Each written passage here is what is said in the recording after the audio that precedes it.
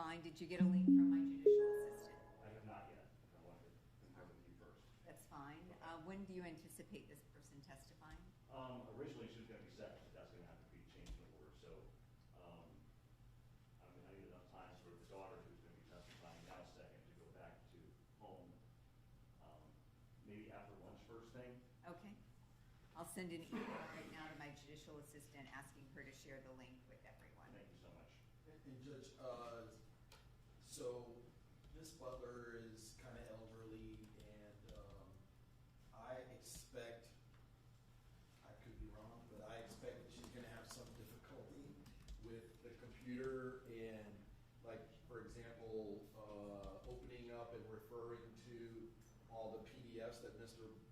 Buxman has sent her of her two statements and her deposition transcript and stuff. So I may ask the court for some latitude in terms of being able to impeach her, because I may not be able to do it the way we normally do it with a piece of paper. Okay. Your Honor, I'm not to object to whatever procedure is needed to accommodate the state. Thank you, Your Honor. Thanks, Rich. We have been testing the AV stuff. Everything is connected. We're just having a little bit of issue with volume on the perpetuated testimony because my computer is not seeing, it's not linking up with the courtroom speakers. So I'm trying to find another way around that right now. I've got a where's AV? They were here. State calls Marissa Kuzma. It's playing out of this song. What they suggested I do is yes. It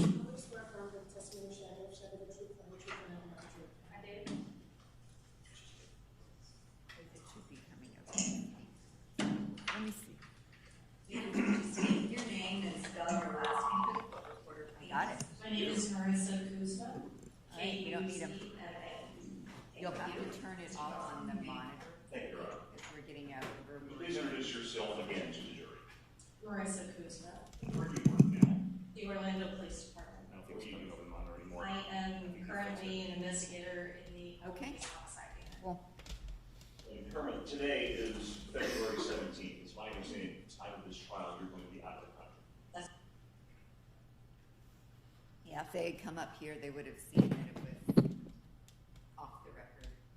I think they put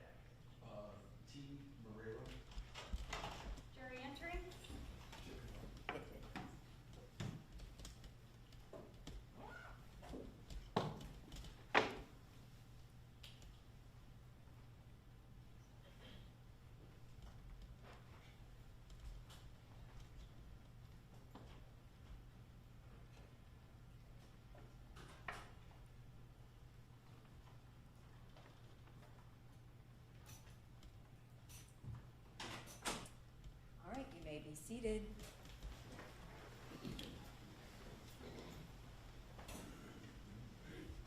Welcome back, ladies and gentlemen. Did everyone heed my admonition not to discuss this case with anyone? Yes. Not to let anyone discuss it with you? Not to do any independent research while you're away from us? Yes. And not to read or listen to any news accounts of this case? Yes. All right, thank you. I'm going to read to you some instructions, and then the attorneys will begin their opening statements. Ladies and gentlemen of the jury, you have been we need to swear them. Let's do that real quick. Please raise and stand and hold your right hand. Yeah, everyone stand and raise your right hands to be sworn, please. Do each of you solemnly swear or affirm that you will well and truly try the case between the state of Florida and the defendant and render a true verdict according to the law and the evidence? So what you got? Yes. Thank you. You may be seated. So now I'm going to read some instructions that apply to this stage of the case. Ladies and gentlemen of the jury, you have been selected and sworn as the jury to try the case of the state of Florida versus Demorris Hunter. This is a criminal case. Mr. Hunter is charged with first-degree murder. The definition of first-degree murder will be explained to you later. You must decide this case based on the evidence presented and the law that I give you. Evidence consists of the sworn testimony of witnesses, exhibits admitted into evidence, and anything else that I tell you to consider as evidence. The state's charging document, which is called an indictment, is not evidence and is not to be considered by you as any proof of guilt. It is my responsibility to explain the law to you. It is your solemn responsibility to determine if the state proved its accusations beyond a reasonable doubt against Mr. Hunter in accordance with the law that I provide to you.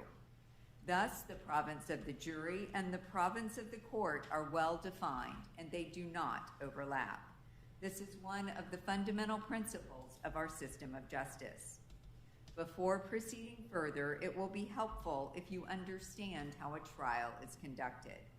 At the beginning of the trial, the attorneys will have an opportunity, if they wish, to make an opening statement. The opening statement gives the attorneys a chance to tell you what evidence they believe will be presented during the trial. What the lawyers say is not evidence, and you are not to consider it as such. Following the opening statements, witnesses will be called to testify under oath. They will be examined and cross-examined by the attorneys. Documents and other exhibits also may be produced as evidence. After the evidence has been presented, the court will give you instructions on the law. The attorneys will then have the opportunity to make their closing arguments. Following the closing arguments by the attorneys, the court will conclude with final instructions. After the instructions are given, the alternate jurors will be released, and you will then retire to consider your verdict. You should not form any definite or fixed opinions on the merits of the case until you have heard all of the evidence, the arguments of the lawyers, and the instructions on the law by me. Until that time, you should not discuss the case among yourselves. Your verdict must be based solely on the evidence or lack of evidence and the law. Jurors must decide this case without distraction and only on the evidence presented in the courtroom. Jurors must not conduct any investigation of their own. This includes reading newspapers, watching television, or using a computer, cell phone, the internet, any electronic device, or any other means at all to get information related to this case, or the people and places involved in the case. You may not visit places mentioned in the trial, or use the internet to look at maps or pictures to see any place discussed during the trial. If you investigate, research, or make inquiries on your own, I have no way to make sure that the information that you obtain is proper for the case. The parties likewise have no opportunity to dispute or challenge the accuracy of what you find. This is contrary to our judicial system, which assures every party the right to ask questions about and challenge the evidence being considered against it and to present arguments with respect to that evidence. Any independent investigation by a juror unfairly and improperly prevents the parties from having that opportunity our judicial system promises. You are also not permitted to communicate about this case with anyone, including your spouse, family members, friends, neighbors, and even your fellow jurors. No communication includes no in-person, telephonic, or electronic communication, such as emailing, text messaging, posting information on social media or a website, or any other form of communication. During the trial, the court may take recesses, and you will be permitted to separate and go about your personal affairs. It is important to remember that the prohibition on communicating about this case applies during these recesses, whether you're in the courthouse or elsewhere. If at any time you find yourself in a situation where others are discussing the case in your presence, leave the situation at once and immediately report the matter to the court deputy who will advise me. All cell phones, computers, tablets, and other types of electronic devices must be turned off while you're in the courtroom. Turned off means that the phone or other electronic device is actually off and not in silent or vibrating mode. You may use these devices during recesses, but even then you may not use your cell phone or electronic device to find out any information about the case or communicate with anyone about the case or the people involved in the case. Do not take photographs, video recordings, or audio recordings of the proceedings or of your fellow jurors. After each recess, please double check to make sure your cell phone or electronic device is turned off. At the end of the case, while you're deliberating, you must not communicate with anyone outside the jury room. You cannot have in the jury room any cell phones, computers, or other electronic devices during deliberations. You cannot have in the jury room, if someone needs to contact you in an emergency, the court can receive messages and deliver them to you without delay. A contact phone number will be provided to you if you need it. Any juror who violates these restrictions jeopardizes the fairness of these proceedings, and a mistrial could result that would require the entire trial process to start over. A mistrial is a tremendous expense and inconvenience to the parties, the court, and the taxpayers. If you violate these rules, you may be held in contempt of court and face sanctions such as serving time in jail, paying a fine, or both. In every criminal proceeding, a defendant has the absolute right to remain silent. At no time is it the duty of a defendant to prove his innocence. From the exercise of a defendant's right to remain silent, a jury is not permitted to draw any inference of guilt. And the fact that a defendant did not take the witness stand must not influence your verdict in any manner whatsoever. The attorneys are trained in the rules of evidence and trial procedure, and it is their duty to make all objections they feel are proper. When an objection is made, you should not speculate on the reason why it is made. Likewise, when an objection is sustained or upheld by me, you must not speculate on what might have occurred had the objection not been sustained, nor what a witness might have said had he or she been permitted to answer. During the trial, it may be necessary to confer with the attorneys out of your hearing to discuss matters that require consideration by me alone. It is impossible to predict when such a conference may be required or how long it will last. When such conferences occur, they will be conducted to consume as little of your valuable time as is necessary for a fair and orderly trial of the case. If you would like to take notes during the trial, you may do so. On the other hand, of course, you're not required to take notes if you do not want to. That will be left up to you individually. You have been provided with a notepad and pen for your use if you wish to take notes. Any notes that you take will be for your personal use. However, you should not take them with you from the courtroom. During recesses, the court deputy will take possession of your notes and will return them to you when we reconvene. After you've completed your deliberations, the court deputy will deliver your notes to me, and I will personally destroy them. No one will ever read your notes. If you take notes, do not get so involved in note-taking that you become distracted from the proceedings. Your notes should be used only as aids to your memory.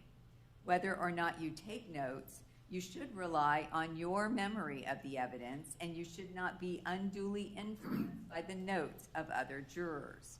Notes are not entitled to any greater weight than each juror's memory of the evidence. During the trial, you will be permitted to ask questions of witnesses in case you missed something, you did not understand something, or you need to clarify a pertinent issue.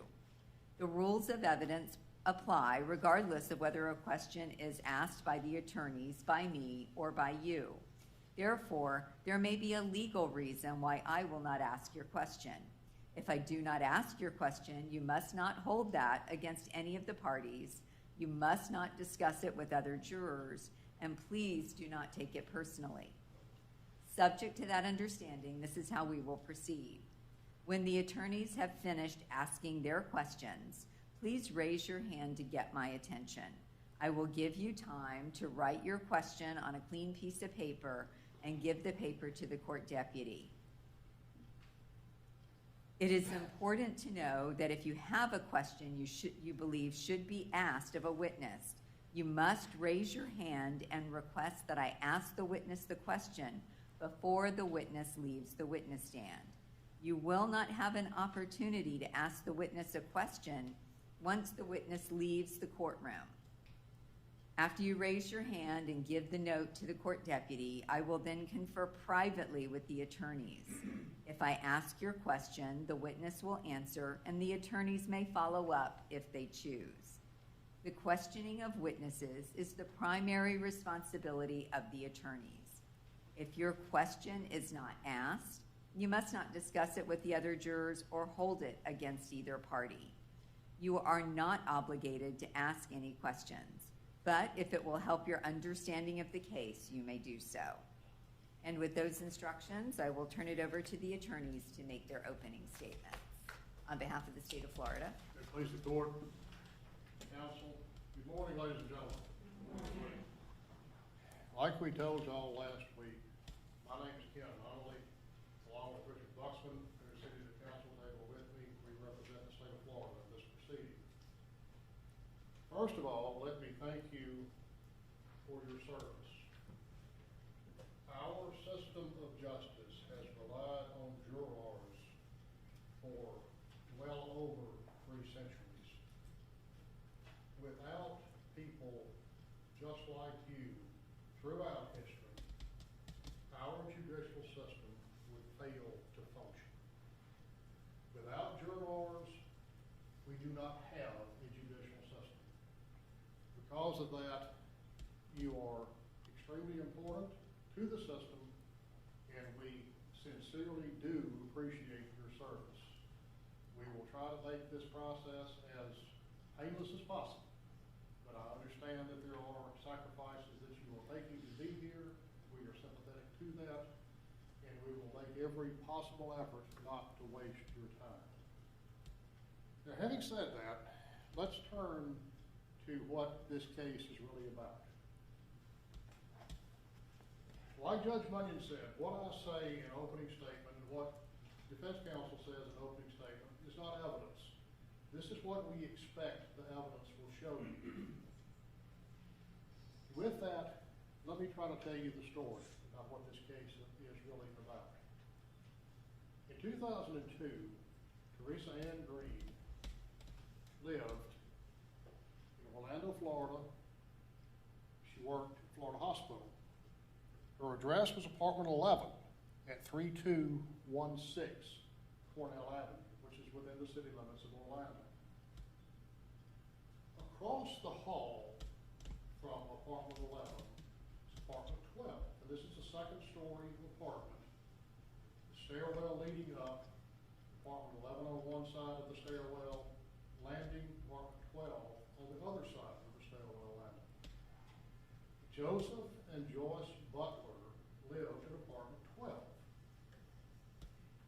Mr. Hunter, who was known to the residents of this apartment building as Mike, was renting a room from an individual who lived in apartment 9, which was downstairs from apartments 11 and 12. On the evening of May the 26th, 2002,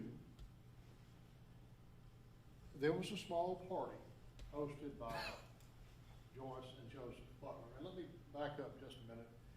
You will hear from both Joseph and Joyce Butler. However, you will hear from Joyce Butler somewhat out of order. She came down sick over the weekend and will be testifying remotely, so she will be later in the day. Logically, she would testify right after or right before Joseph Butler, but we're having to make accommodations because she came down with COVID. So we're adjusting on the fly for that. Anyway, Theresa Green was last seen alive about 2:30 in the morning, May the 26th. 2:30 in the morning is when Joyce Butler shut the party down because she had to go to work the next day.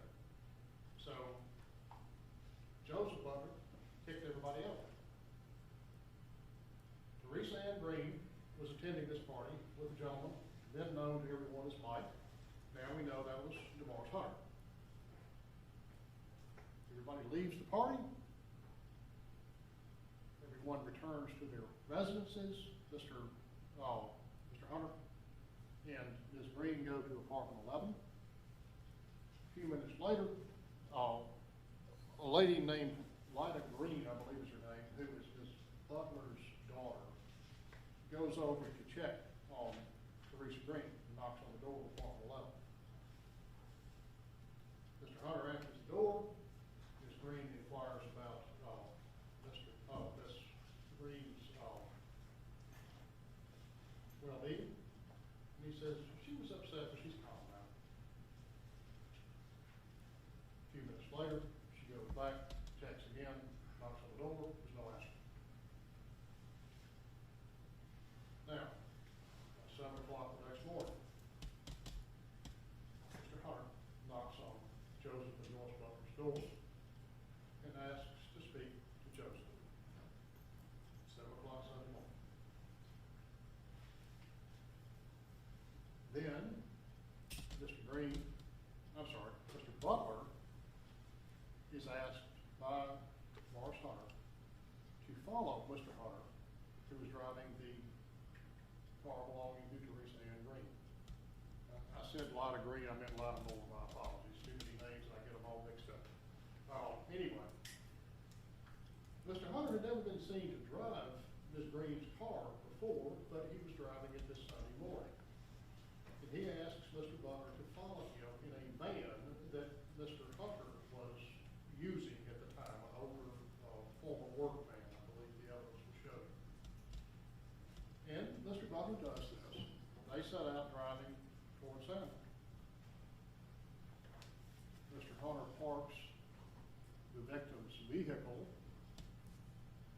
Mr. Butler waits in the van, moves over to the passenger seat eventually, and then I think he may have gone in the Walgreens perhaps to get an aspirin or an Alka-Seltzer or something, or maybe cigarettes, I'm not sure which it was. Realized he didn't have his money with him, so he came back, got the passenger seat, and waited till Mr. Hunter got back in the car, or in the van. Mr. Hunter says to Mr. Butler, I did something really bad. Mr. Butler said, nope, I don't want to hear anything else. Let's just go back home. So they drive the van, Mr. Hunter driving, return back to Cordell Avenue. It's the last time Mr. Hunter's seen. Ms. Green, like I said, works at Florida Hospital. She did not report for work on the 26th or on the 27th. So then her son and relative call law enforcement. Law enforcement arrives, they go in or enter Ms. Green's apartment. They find a hole in the drywall that's roughly shoulder width. You'll see a photograph of it, I believe. They find a lady's purse on the bed. It's been dumped out, all the contents strewn all over the bed. And they find a broken lady's wristwatch in the bathroom that has blood on it. Law enforcement, like I said, is on the scene. They speak with the Butlers. They learn about the trip to Sanford. They ask Sanford police to look for Ms. Green's vehicle, and they find it in the Walgreens parking lot, just where Joe's Butler said it would. Sanford Fire is called to the scene as well to assist in gaining entry into the vehicle. And by this time, Orlando Police Department detectives and crime scene personnel are on scene, as well as Sanford Police and Sanford Fire. They ultimately succeed, fire ultimately succeeds in forcing entry into the vehicle. I believe they popped one of the little vent wings that you don't have anymore on cars that you had back then. Somehow you either broke it or popped it out, gained access to the car. Found a body in the trunk, wrapped up in a sheet. That body turned out to be that of Theresa Green. And while this is happening, the investigation is also ongoing at the apartment. You've got two things going on at the same time here.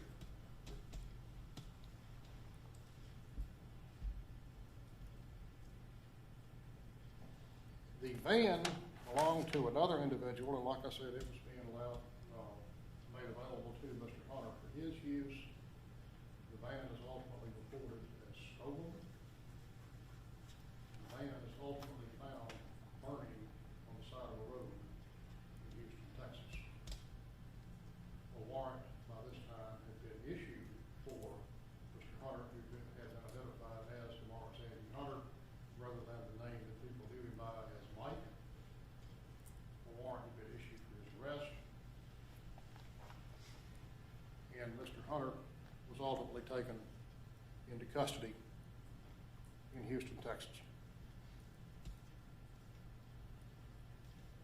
This is an overview of what we expect the evidence to show. I've not talked about every single witness. That's for a later time. This is an overview. You will hear from various technical witnesses. You will hear from the medical examiner who will describe Ms. Green's death by strangulation. You will hear from an arson investigator.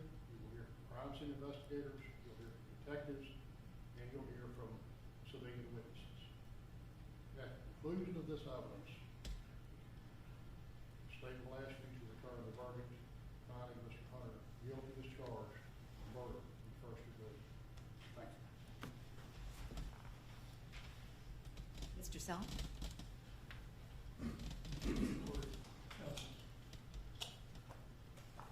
Good morning, members of the jury. On behalf of Mr. Marrero and Mr. Hunter, again, we would like to thank you for your service as well. As counsel said, we could not do this without your participation. And we know that you will pay attention to the evidence that is presented and do your job as instructed by the court. This case is not about speculation. It's not about suspicion. It's not about assumptions. It's about proof. Whether the state of Florida can prove beyond a reasonable doubt that this was a premeditated first-degree murder. They cannot. What you will hear in this courtroom is a tragic story. A tragic story about too much alcohol on the part of Ms. Green and Mr. Butler, tempers that were flaring, a series of chaotic events that spiraled out of control.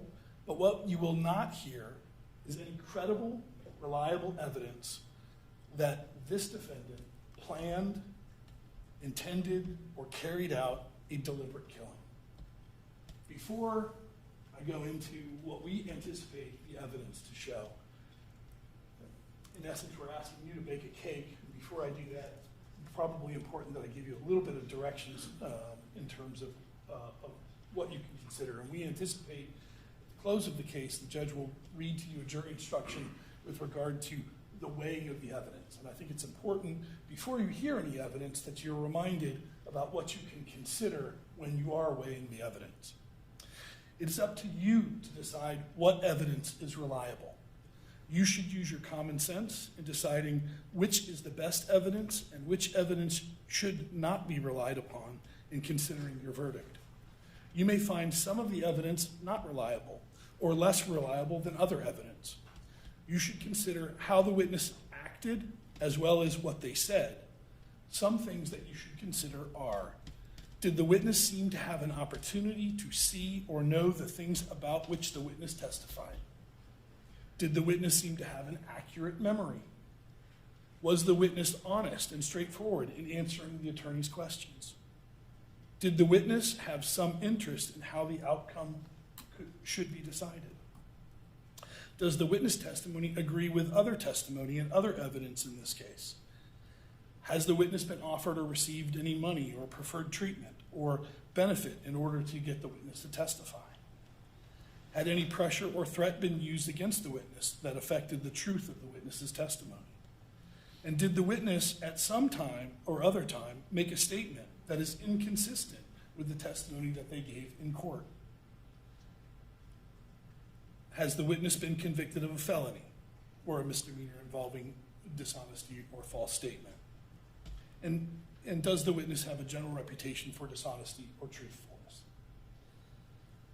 Whether the state has met its burden of proof does not depend on the number of witnesses that are called or upon the number of exhibits that are offered, but instead upon the nature and quality of the evidence presented. The fact that a witness is employed as a law enforcement officer does not mean that his or her testimony deserves more or less consideration than that of any other witness. Expert witnesses are like other witnesses, with one exception. The law allows and permits an expert witness to give his or her opinion. However, an expert's opinion is only reliable when given on a subject about which you believe them to be an expert. Like other witnesses, you may believe or disbelieve all or any part of an expert's testimony. It is entirely proper for a lawyer to talk to witnesses about the testimony the witness would give if called to the courtroom. The witness should not be discredited for talking to the lawyer about their testimony. And you may rely upon your own conclusion about the credibility of any witness. A juror may believe or disbelieve all or any part of the evidence or the testimony of any of the witnesses. Let's start with what we actually know. We know there are 3 locations that are involved in this particular case. The first location, and you're going to hear the whole testimony with regard to the Bay Run apartments. They're flat, 2-story apartments. There's separate units. For a square rectangular unit, there's 4 units per building, 2 upstairs, 2 downstairs, connected by a very long and narrow stairwell. It's about 14 steps from top to bottom, and when you walk down the stairwell, you can touch both sides. And that turns out to be very critically important in this case. Mr. Hunter was renting apartment 9, which was sort of, if you're looking at the building downstairs on the left, renting a room in that location. Theresa Green lived in apartment 11, which was the upper left-hand quadrant apartment, and the Butlers resided in the upper right-hand apartment. And we believe the testimony is going to show that on the Saturday night of the 25th and into the morning of the 26th, there was a party that was going on in the Butler's apartment. And in that party, they were having a good time. They were sitting around the table, talking. Theresa Green had been drinking. Mr. Butler had been drinking. And at some point, Mrs. Butler, who had to work at Florida Hospital the next morning, asked him to keep it down. He comes storming out of the bedroom, slamming the door, visibly upset. She eventually comes out and asks him to turn the music down. He gets even more upset. He knocks over a lamp. He knocks over a fan. And he opens the door and orders everybody out of the house. On the way out of the house, Theresa Green slaps Mr. Butler across the face. And Mr. Butler slaps Theresa Green across her face, such that it causes her nose to bleed. And her blood is left on the door frame of apartment 12. Lisa Moore, we anticipate, who is the adult daughter, Lisa Moore Turner is actually her name at the current moment, is the adult daughter of the Butlers. And she says that she leaves the apartment at that point when Joseph is so upset because he won't let her use, his own stepdaughter, won't let her use the house phone. Remember 2002, this is pre-cell phones, right? We had to rely on house phones to make phone calls. But she wants to call her brother for a reason that you'll hear, whatever reason you'll hear during the testimony. And her son, who's a child at that point, is, in her words, sleeping in Miss Green's apartment. So she's going to check on him and retrieve him and bring him back. She goes into the apartment, she uses the phone, she calls her brother, she checks on Theresa Green, who's still hot under the collar, and we anticipate that Lisa Moore will testify that Mr. Hunter, who's known as Mike to all of these folks in the apartment complex, was attempting to, he had been attempting to keep Miss Green and Mr. Butler apart from each other because they're still mad at each other and they're still having words and they're still trying to get at each other. And he's trying to play Switzerland and keep the two of them apart.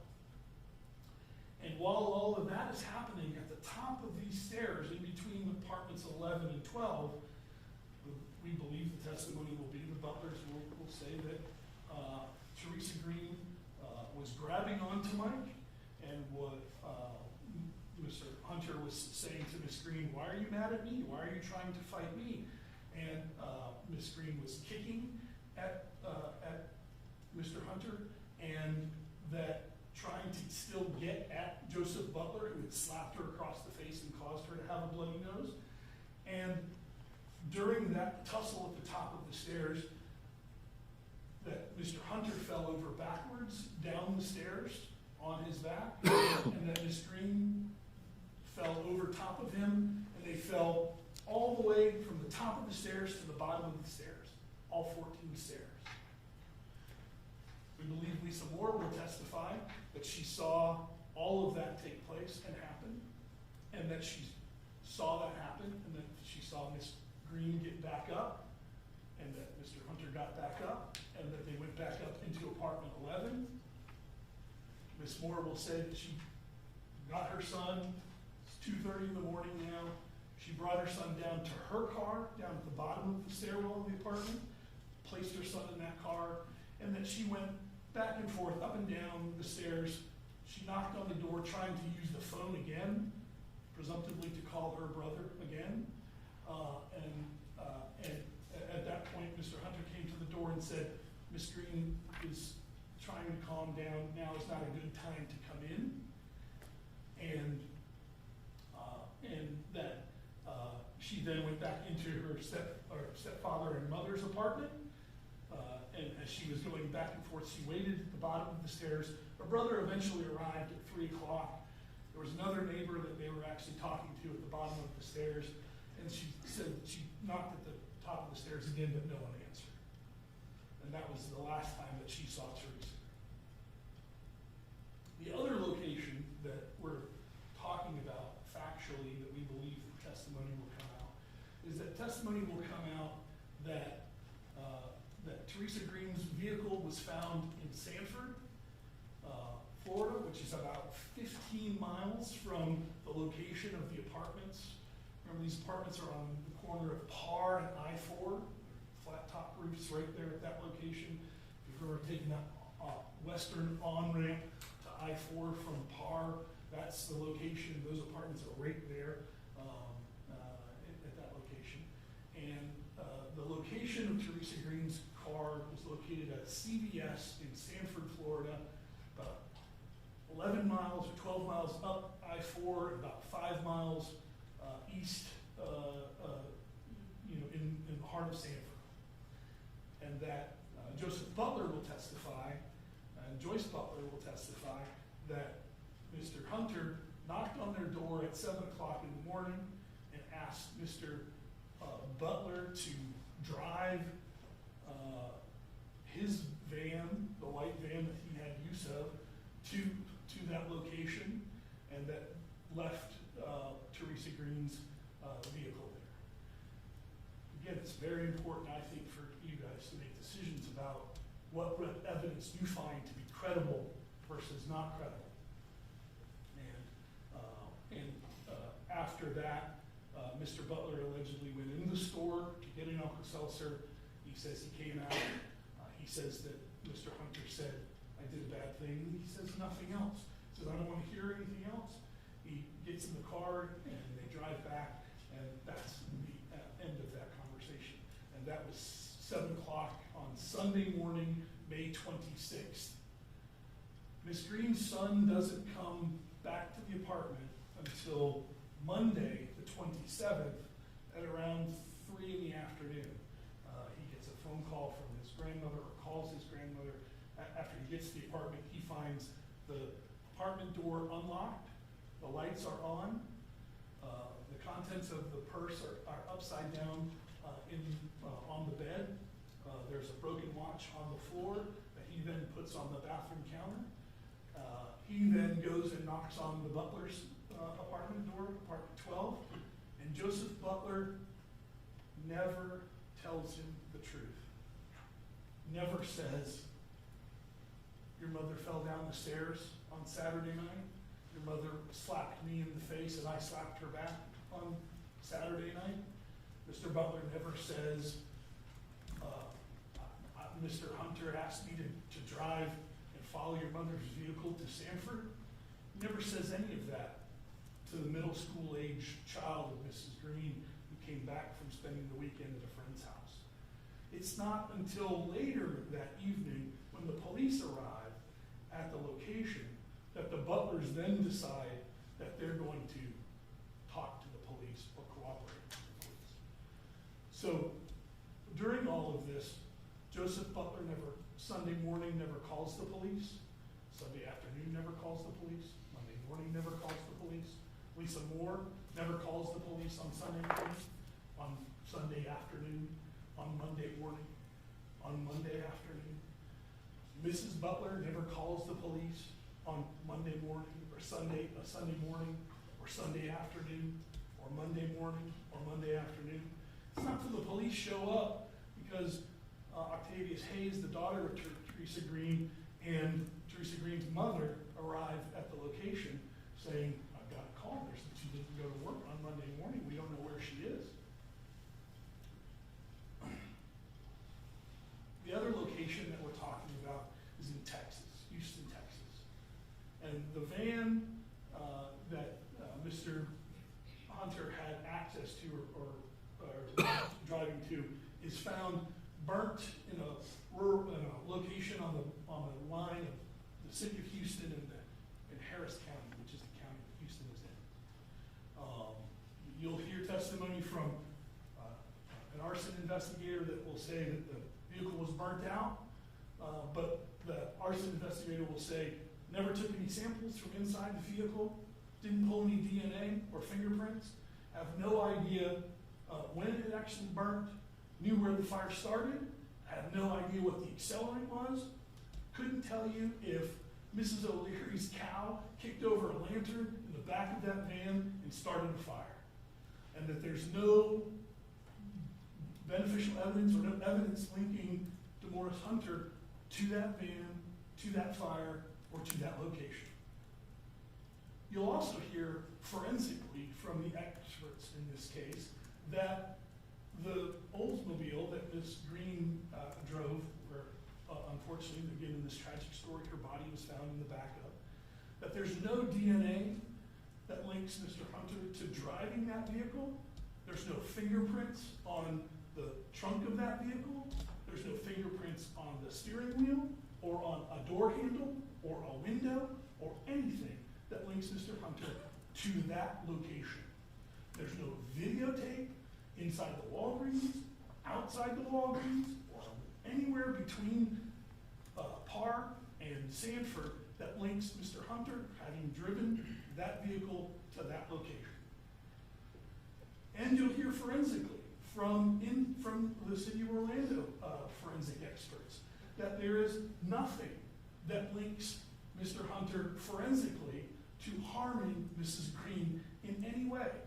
Not his DNA transferred onto her, not any DNA in the apartment, not a fingerprint on anything with the exception of some dishware in the kitchen, which would indicate that he had been in the apartment previously socially and had either touched a bowl or touched a coffee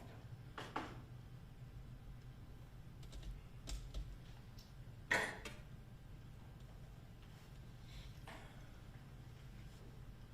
You will hear from a medical examiner that this is not a calculated execution. This is obviously the events of that Saturday night and Sunday morning are confusion and instability as to what happens to people whose judgment is clouded by alcohol consumption. You will hear that Ms. Green had a blood alcohol level of almost a 0.30, which is almost 4 times the legal limit to drive. And that at that level of alcohol impairment, that is severe impairment, which can cause death. You'll hear the medical examiner say, if her body was found in her bed, in her apartment, I would have believed that she died of alcohol poisoning. In addition, you'll hear the medical examiner say that the hyoid bones in the neck, which often fracture during manual strangulation, that those were not fractured, that those were dislocated. And that's a critical piece of evidence, we believe. You will see no signs of manual strangulation in terms of bruising, or there's a specific scientific word called petechiae, which looks like little ant bites when someone has been strangled. The blood vessels in their neck pop, and the blood vessels in their eyes get little red dots. That's called petechiae.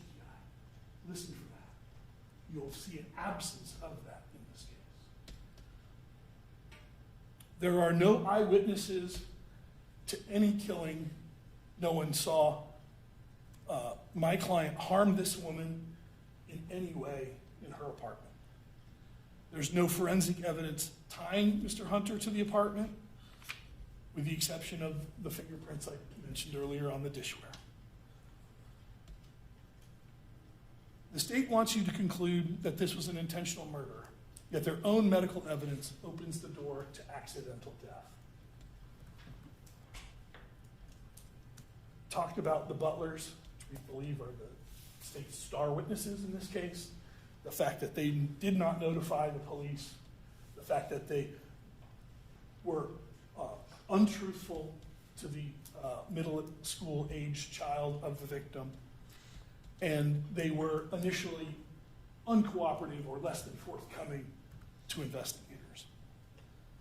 Their testimony is inconsistent, it is self-serving, it is unreliable, and they have every reason to distance themselves from this situation that started in their apartment under their own roof.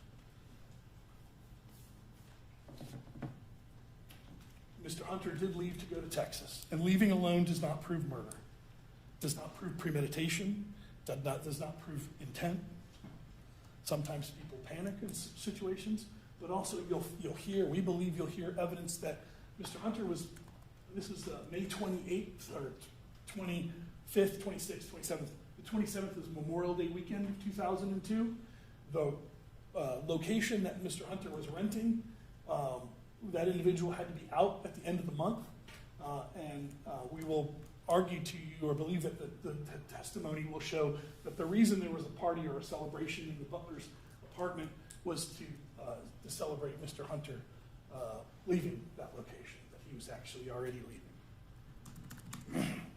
At the end of this trial, when you've heard all the evidence, not assumptions, not speculation, but evidence, you will be left with reasonable doubts. Doubts about how this woman truly died, doubt about what happened in that apartment, about perhaps what happened on that stairwell, and doubt about who, if anyone, is criminally responsible for her death. In our system of justice, doubt is not a weakness, it is a safeguard. It is the law. And at the end of the case, we will come and we will ask you to render what we believe is the only verdict that the evidence proves in this case, or doesn't prove, and that's a verdict of not guilty. Thank you. Thank you, Mr. Self-State. You may call your first witness. Thank you, Your Honor. State calls Joseph Butler.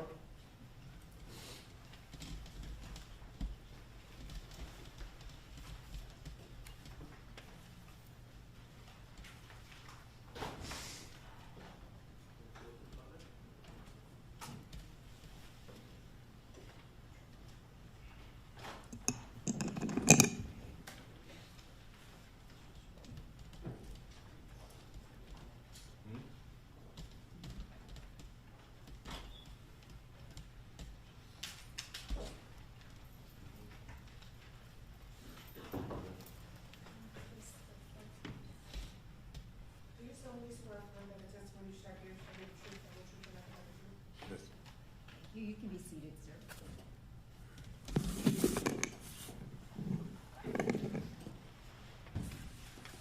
Sir, could you state your name and spell your last name for the court reporter, please? Joseph Butler, Butler. Thank you. You may inquire. Thank you, Your Honor. Good morning, sir. Morning. What do you do for a living now? I do floors and crossing guard. Okay. What kind of work have you done in the past? Floors. Worked in the recovery room. Did maintenance. That's about it. Did you say you're a crossing guard now? Yeah. Where do you do that? In Orlando. For like a school crossing or? Yeah. Let me direct your attention back to 2002. What did you do for a living back then? I was working at the hospital. What did you do for the I hospital? was doing floors at the time. Okay, I see.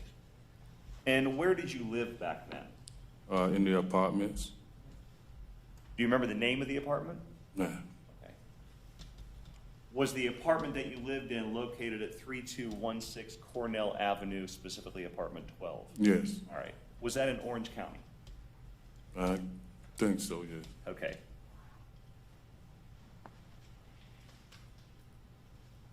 May I approach her? Yes.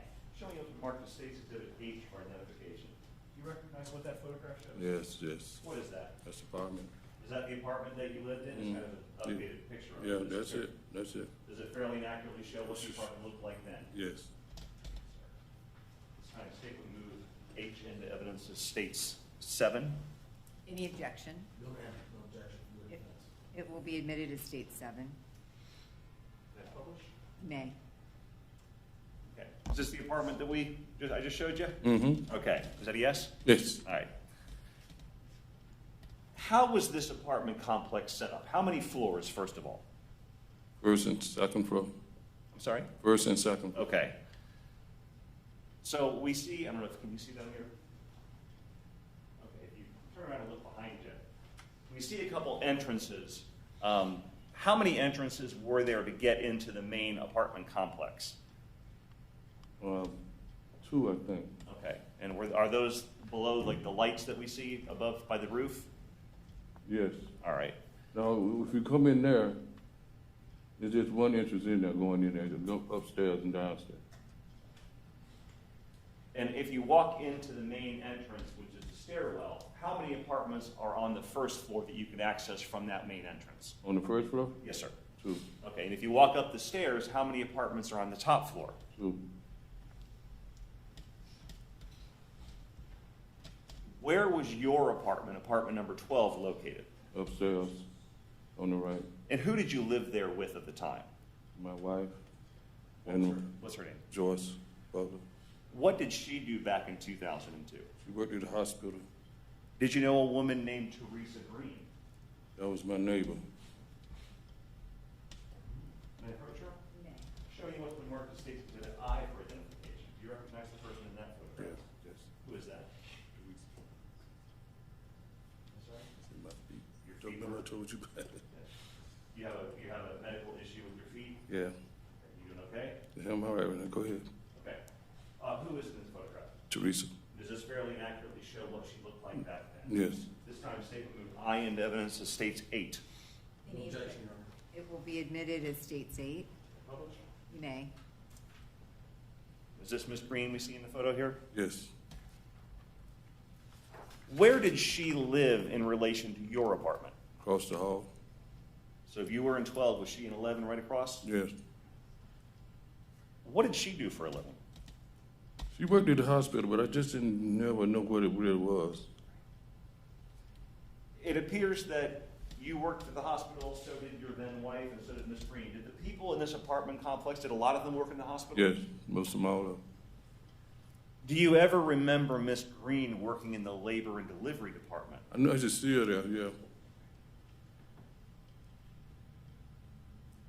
Did you meet Miss Green by virtue of just her being your neighbor? Yes.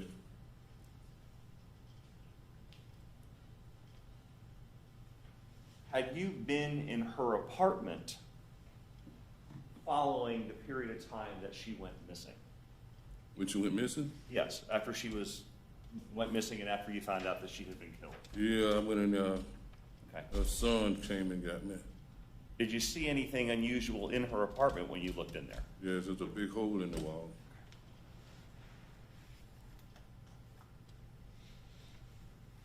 How long had you known Miss Green by the time she was killed?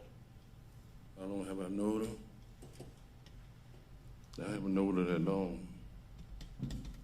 Probably about 3 months, maybe 3 or 4 months, something like that. I don't know for sure. You mentioned her son. Did she have children? Yes, Do you know how many? I think two boys, as far as I know. Were there times that you would invite her over to your apartment just to hang out with you and your wife? Well, not really. It was every now and then my wife would be talking with her, but I never invited her over like that. Were there times that you kind of had get-togethers and she would come over with some other people? We just had one time. Okay, I see. At this time, pursuant to judicial notice, Your Honor, the state would move States G into evidence. It's a calendar from May of 2002 as States 9. 9. Any objection? No objection, Your Honor. It will be admitted as State's Exhibit 9. Let me direct your attention to late Saturday, May 25th of 2002, into the next morning. You mentioned you had a get-together at your apartment this one time. Yes, Okay. Was that the last time that you saw Theresa Green? yes. About when did this party start up? It really wasn't a party. Okay. It was just that we was planning on having a barbecue the next day. And she had got her drinks and everything, and She meaning who?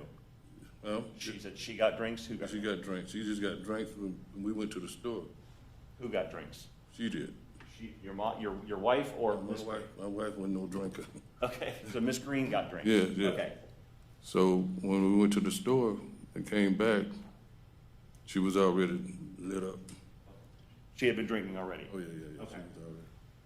Where'd you guys go to get the meat? Publix. Who'd you go with? Well, I'm sorry, Mars. Morris? Oh, What did you know Demorris by then? What was his name back then? Mike. Okay. So you guys go and get the meat at Publix, you get back. Who was at your apartment? When we got back, Yes. Teresa and my wife. Okay.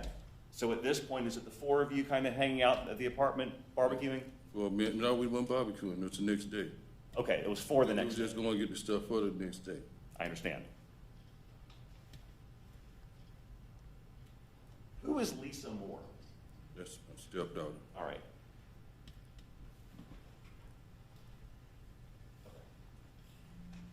I know it's been a while, but do you see the person that you knew as Mike here in the courtroom? Yes. Would you please point him out and tell me what he's wearing? White shirt, Does he have a jacket or no jacket? no jacket. May the record reflect the witnesses identified the defendant? Record will still reflect. May I approach? You may. Showing you Mr. Marcus Stacy's J for identification. You recognize the person in that photo? Yes. Who is that? Mike? Does that fairly accurately depict what he looked like Yes. back in 2002? Yes. Yes. This time state would move J into evidence as states 10. No objection. It will be admitted as states 10. Was this a photo, may I publish on? You may. Yep. Was this a photograph that you actually provided to the detectives when they were investigating this case? Yes.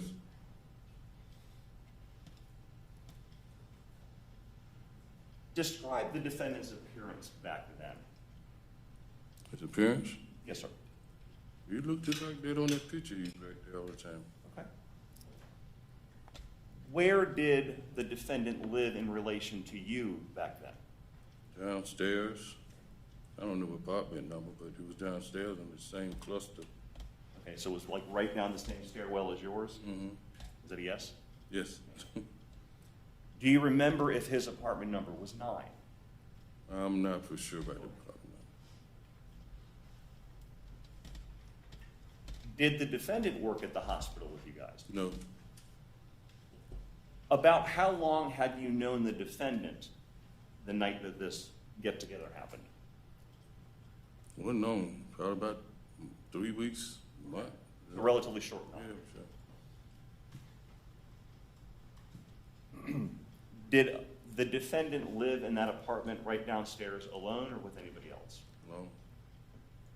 Did other people live in that apartment before he did? Yes. Do you remember who?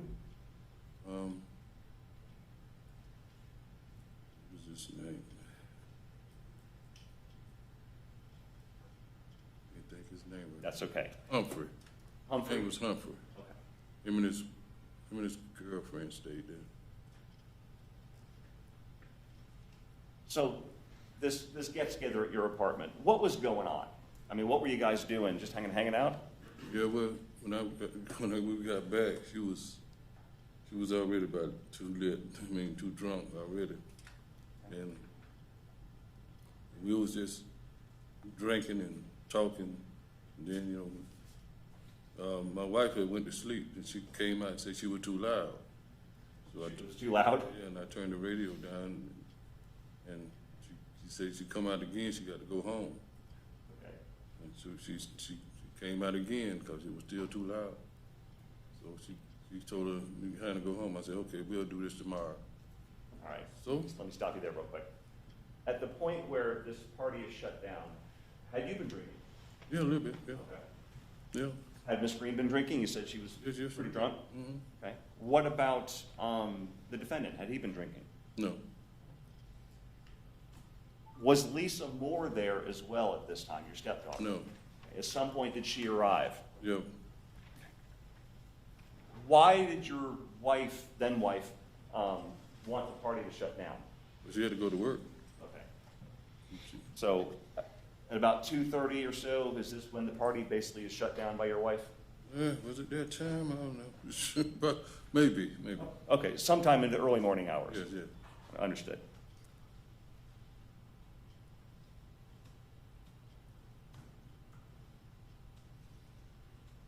Except for your wife, your then wife, Joyce Butler, getting a little upset at you guys for being loud, and she's got to go to work the next morning. Were there any problems with anybody at this point during this party? No.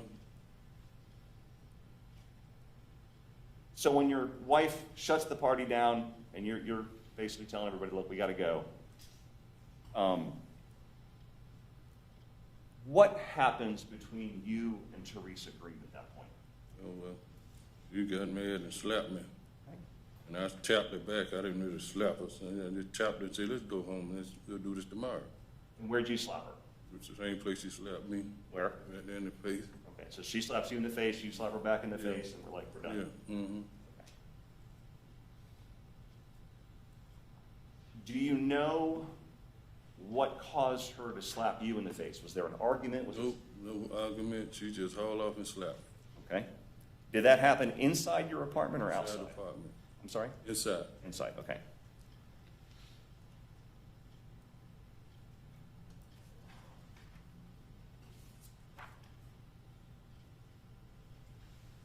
After she slaps you in the face, you slap her in the face, tell the jury what happens then.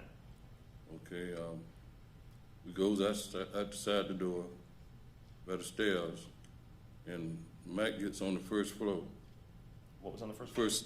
First steps on the stairs, and she steps in front of him and say, "Why you let Joe slap you? Slap and hit me." She said, "You hit him first, so he really didn't hit you, he just tapped you." And the next thing I know, she put her foot up and kicked him, tried to kick him downstairs, and he grabbed her foot, and they both went down there. And then I was asking him when he got up, was he all right? She went to cussing and fussing. I said, "Well, I'll see y'all tomorrow." So I went back in the apartment, and I went to bed. Okay, let me stop you there.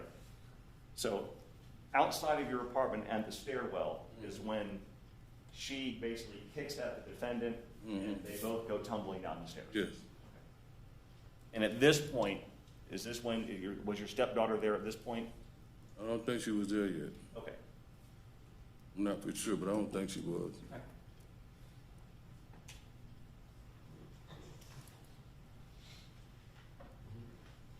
May I approach, Your Honor? Nay. Show me State's Exhibit K for identification. Can you take a look at those two photos and tell me if you recognize what they show? Yeah.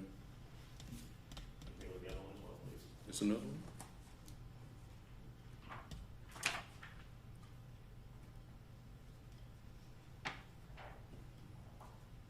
I can't see but one. Oh, it's on the other side. Oh, yeah. Okay, do you recognize Yes, those photos? yes. What do they show generally? Hmm? What do they show? A rug.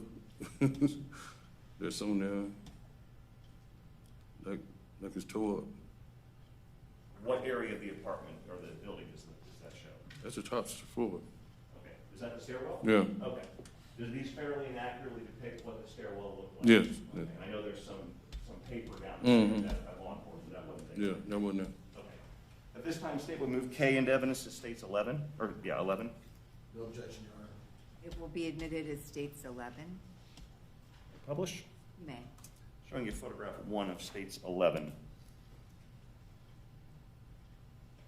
Where is the entrance to your apartment if you walk up? Are you the right or the left? I'm right. And Miss Green's then would have been to the left? Yeah. And showing you photograph 2 of State's 11. It's just, what does this show? You can turn around and look if you have to. Oh, that's the stairwell. Okay, looking down from your apartment area? Yes. And is that the stairwell that they tumbled down that Yes. way? Yes.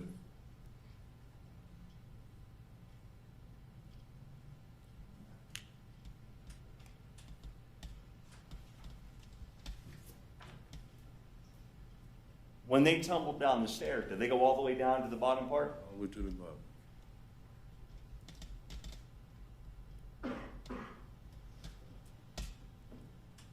When they landed at the bottom of the stairwell, did you see them actually get up? Yes. Did anyone appear to be severely injured in any way? No. Anyone screaming in pain or anything like that? No. Did you see what they did after they got up? The only thing I seen was her cursing and fussing, and me and my wife went back in the apartment. Okay.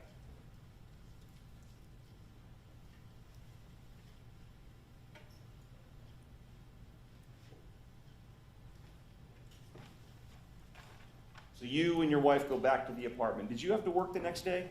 No. Just your wife? Yes. Just Joyce Butler, okay. Let me direct your attention to several hours later, now still on Sunday morning, May 26th. What happened Sunday morning at around 7 o'clock in the morning? Well, that's when I got up, but stuff happened before then. You still had what, I'm sorry? Say some stuff happened before then. Like, I was asleep, and she kept telling me that he kept coming up, trying to get me to follow him in the car to go take the car back to the car lot. And I looked at the clock and said, ain't no car lot open this time on. I'm not going nowhere. So I just went back to sleep. Okay. Were you woken up again shortly after? Yes, I woke up again. So, and I still didn't move right then. So, but when that time you was talking about 7, that's when I really got up, and he had left the keys in there. No, who did? Who came with the keys? Mike. Okay, the defendant. Yeah. All right. So explain to me how that happened. Did he come into your apartment? Did he come into the bedroom? What Came happened? in the bedroom. Okay. And I was still laying there. And he left the keys, and he said, man, I'll be downstairs. Okay. Did he tell you what he wanted you to do? You had to follow him to the gas to take the car back. We supposed to do that anyway. She wanted me to follow him yesterday too, but that day too. But I didn't see her. Okay. So he asked you to take the keys and follow him to the Yeah, car. I was in the van.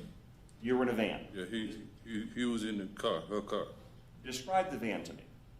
Oh, the van was white with a green something, green and white van. It's an old van. Okay.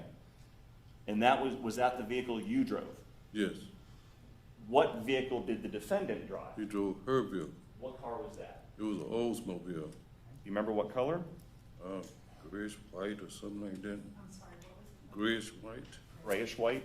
yeah, something like that.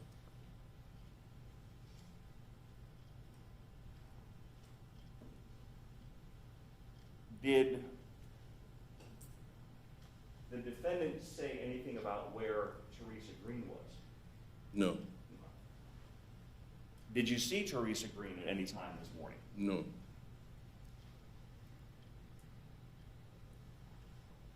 So when the defendant asked you to follow him while he's driving the victim's car, follow him in the van, did you agree? mm-hmm, Is that a yes? yes, yes. She can't take Okay, my bad.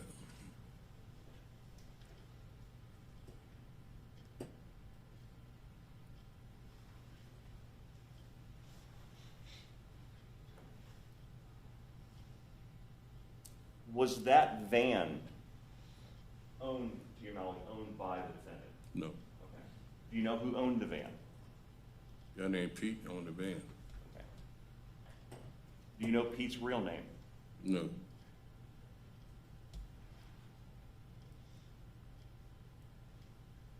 Did you ever know a man named Henry Fields? Henry, yeah. Yeah. Henry Fields? Yeah. I think that's his last name. I'm sorry? No, not Henry. Oh, it's Humphrey. I know Humphrey, not Henry. Okay. So, to your knowledge, the defendant is driving Pete's white van. Yes. Understood. Had you ever seen the defendant drive Teresa's Oldsmobile before that day? No.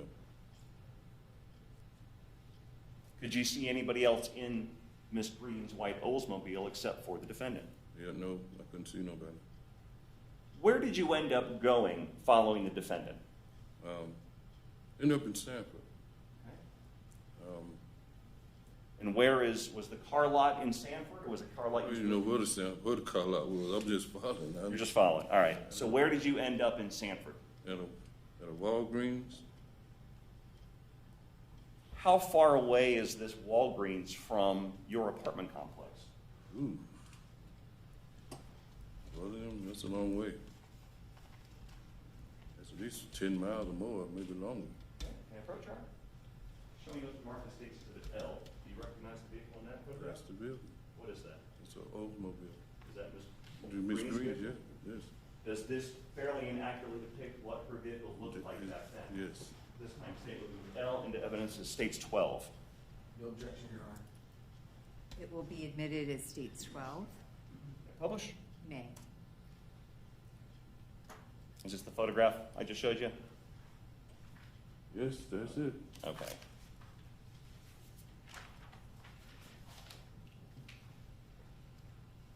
Now, obviously, we see in the photograph here the trunk is open, but when we left the vehicle at Walgreens, was it closed? Yes. All right. So what happens when you and the defendant arrive at Walgreens? Well, when they put it in there, He pulled to the little side of the building, and I went inside the store to get an Alka-Seltzer because I had a hangover To get Alka-Seltzer Yeah, for yeah. your hangover? Okay. and forgot my wallet and couldn't get it, so I had to come back and sit in the van. I sat in the van. He stayed in the car for a good while. I don't know what he was doing, but he was in there doing something. I don't know what it was. Okay. And I just sat there and waited. Then he comes back. Then he said he messed up. I told him I don't want to hear. Just take me back home. Let me back you up. When you said you waited in the van, Yes. when the defendant got back to the van, where did he sit? Driver's or passenger seat? He got it. I think first he was in the passenger seat and then he drove. Okay. So who drove the van back to the apartment complex? I think he did. Okay. Bless you.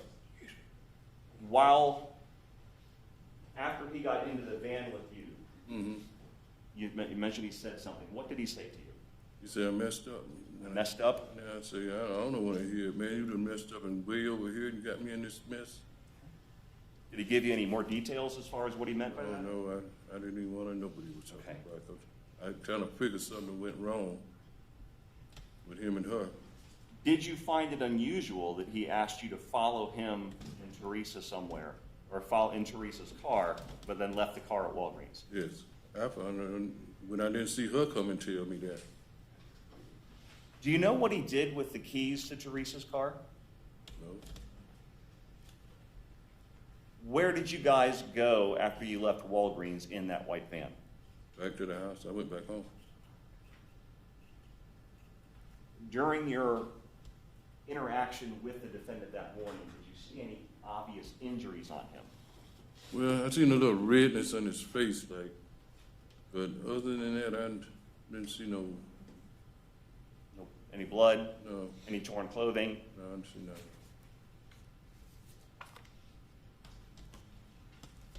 Once you guys arrive back at your apartment complex, what happens? What do you do? I told him I'm going back to bed. Okay, and did you? Yeah, Do you know where he went? I don't know, because when I woke up, he was gone.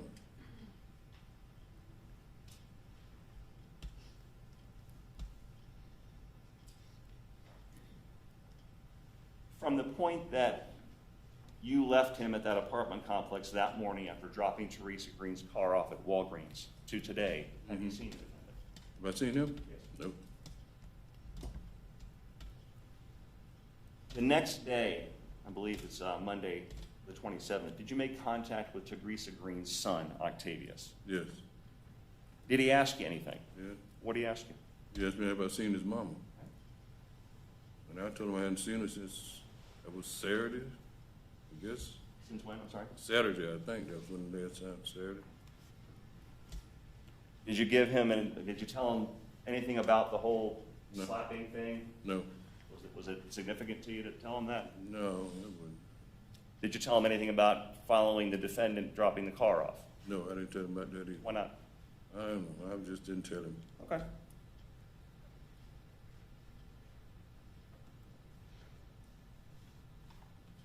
At some point that same Monday evening, did law enforcement come and interview you? Yes, Is that the time that you provided law enforcement the photo of the defendant that we saw earlier? yes, Did they also ask permission to go into your apartment and look around and take photographs? yeah, Did you allow them? yeah. A couple of days later, did a female detective come to you and show you a series of photographs? Yes, Did she ask you if you recognized the person you knew as Mike? yes, Were you able to pick Mike out? yes,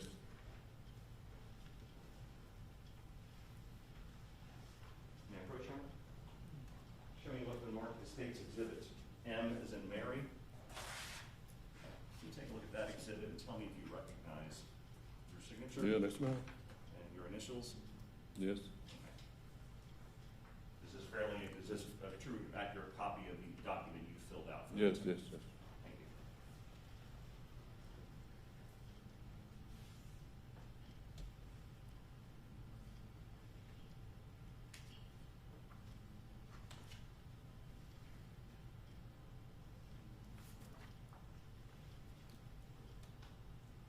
No further questions at this time, Your Honor. Thank you, sir. Cross-examination.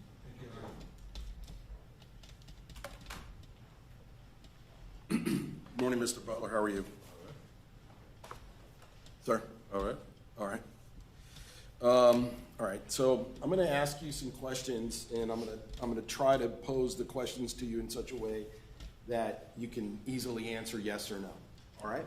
Okay.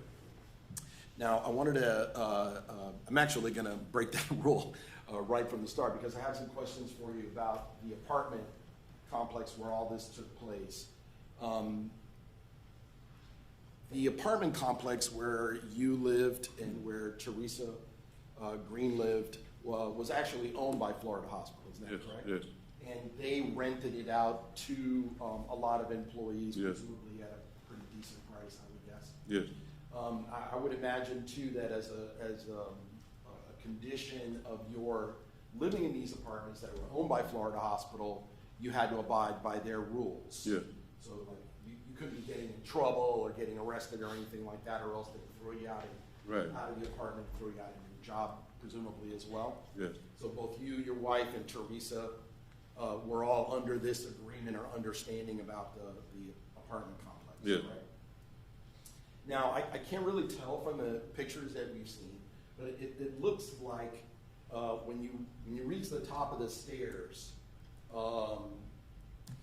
the doors are really, the doors to the apartment are really no wider than the hallway itself, correct? In other words, like, you don't like get to the top of the stairs and then go down a hall No. to get to the door. The door's right there. yeah, yes. It looks in the pictures that you could, with two hands, and I'm not a big guy, but Oh, well, I can you won't- touch both doors. You won't reach them. I'm sorry? You won't reach them. You won't reach them? A little bit further than me? Yeah, Okay, so I would suppose my reach might be 5 foot 6, 5 foot 7. I'm not a big guy. Probably you could touch both doors with your maybe, hands. but I don't think it.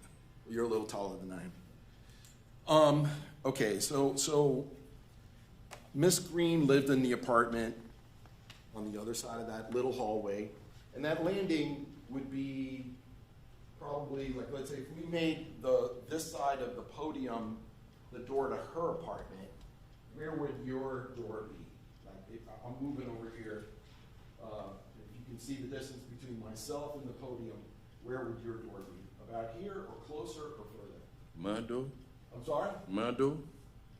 My door Yes, your door. to her door? Right, yeah. It's a little bit wider than that. I'm sorry? It's a little bit wider than that. A little bit wider than that? Yeah. Around here? Yeah, Okay. So, pretty close. yeah.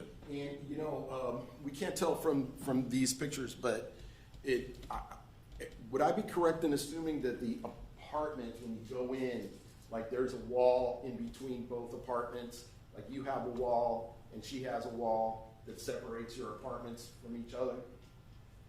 In other words, like if you go in your apartment, there would have been a big wall over here that separated your apartment from her apartment, correct? I don't get you. In other words, all of that space up there was all one big space, and then it was divided in half. Well, let me ask you this way: do you know if both apartments were about the same size? Yes, yes, Okay, so that whole space was divided roughly in half yes. between both apartments. Somewhat like that. Yeah. Okay. All right. So now, and I want to remind you. I know this has been a really, really long time since this happened, and you've given a number of statements. Like, do you remember talking to the police the first time? It would have been really late at night, like after midnight. Yes, And then they came back and talked to you a second time. yes, And then probably around 10 years ago, you were deposed by lawyers, not us, but you had to come in and give a testimony under oath, and you were asked a lot of questions about it. Yes. Do you remember that too? Did you have the opportunity to read all that stuff No. before you came in here? Okay. And like I said, it's been a long time, about almost 24 years since this happened. All right, so on the night that this you guys had this get together. Theresa Green, and you mentioned earlier under direct examination that Theresa Green had been your neighbor for a couple of months. Yeah. Isn't it true that she'd actually been your neighbor for like over 2 years? Well, I don't even know about that. You don't know? Do you remember ever telling the police that she had been your neighbor for like 2 years before? No. If would anything refresh your recollection if I showed it you?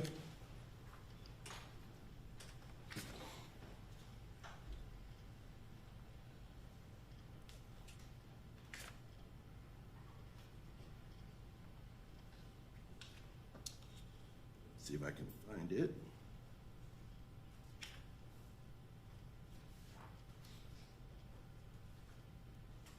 Well, you remember on the night of May 28th, this is when you gave the first statement to the police a little after midnight.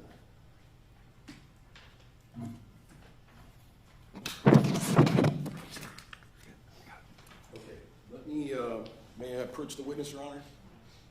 Mr. Butler, let me show you a document. Do you recognize that? Have you seen that? No. Okay. Can you read what it says on the top? Orlando Police Department, Orlando, Florida. Statement transcript. Okay. And so, do you remember giving a statement to the police the very first night, late at night, about what had happened? Yeah. Okay. Do you remember being asked by Detective Philippi, how long have you lived there in the apartment? And your answer was about 2.5 years. Do you remember that? Mm-hmm. No? And then the detective asked you, have you ever had the opportunity to meet Theresa Green? And you said yes. And then he asked you, how long have you known Theresa? And you said about 2 years since I've been there. Well, maybe that's true. I don't know. Does that sound right? I don't know how long I've been there. I'm sorry?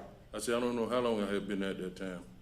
Okay. Well, but I mean, that's what you said. Yeah, that's what I said. Back in 2002. Okay. Okay. And do you remember describing your relationship with her and saying to the police that she was a good friend to you? Yeah. Is that a fair Yes. thing? I mean, she was a nice person to you? Yes. Okay. So,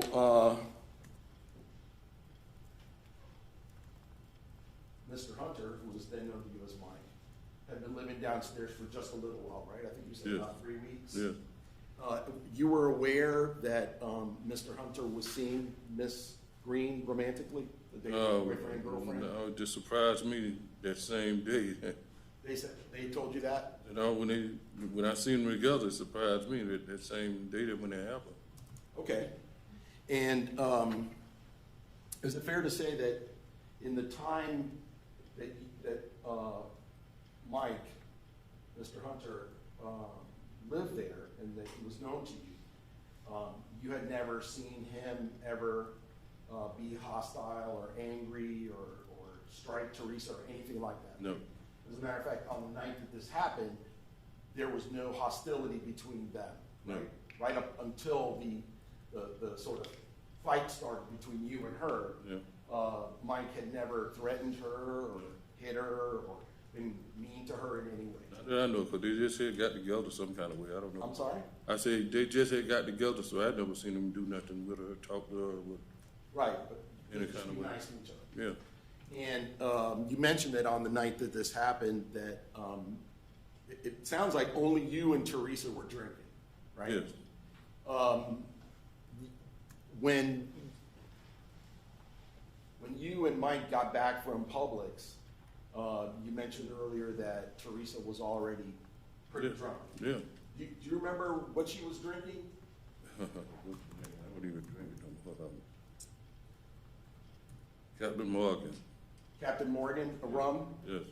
And do you know if it was a handle or just a regular bottle? Regular bottle. I'm sorry? Regular bottle. A regular bottle. Yeah. And she had drunk what? I don't know how much. You didn't know how much, but it was quite a bit. Yeah. And were you drinking the same thing that night? Yes. All right. Now, so at the time, you and Joyce had been married for how long? Do you recall? Probably about a year or two. About a year. You're not married now, right? Still married. You're still married? Okay. All right, so the evening that this happens, you guys, your wife, Mr. Hunter, and Theresa Green were in your apartment. Mm-hmm. Is that a yes? Yes. Okay. And you're playing music. Yes. You have some kind of stereo or boombox Yes. or something along those lines. You're playing Yes. some music. And Theresa goes, your wife, Joyce Butler, goes to bed around 10 o'clock. Somewhere around there. So you had, the party, or this get-together had been going on for a little while before she went to bed. Yes. But she didn't have anything to drink. No. Now, you mentioned in your direct that you were pretty hungover the next morning, Mm-hmm. to the extent that you tried going to the Walgreens to get some Alka-Seltzer for your hangover. Now, would it be fair to say that your recollection of all the details of that evening might be slightly clouded by the fact that you were pretty intoxicated? No. Is that a yes? No. No? You think your recollection of that evening is clear? Yes. Okay. So if anyone else said that when you struck Theresa Green on the nose or on the face, that you caused her nose to bleed, that would not be true. It won't be true. You don't have any recollection of that ever happening at all? No, not her bleeding or nothing. And you don't have, do you have any recollection of slamming the bedroom door to your wife's bedroom? No. Or knocking over stuff inside your apartment, like No. a fan and whatnot? No. You don't have any recollection of how the Theresa Green's blood ended up on the frame outside of your apartment? No. But your testimony here today is that it was definitely not from your having struck her and No, it wasn't. a bloody nose. No.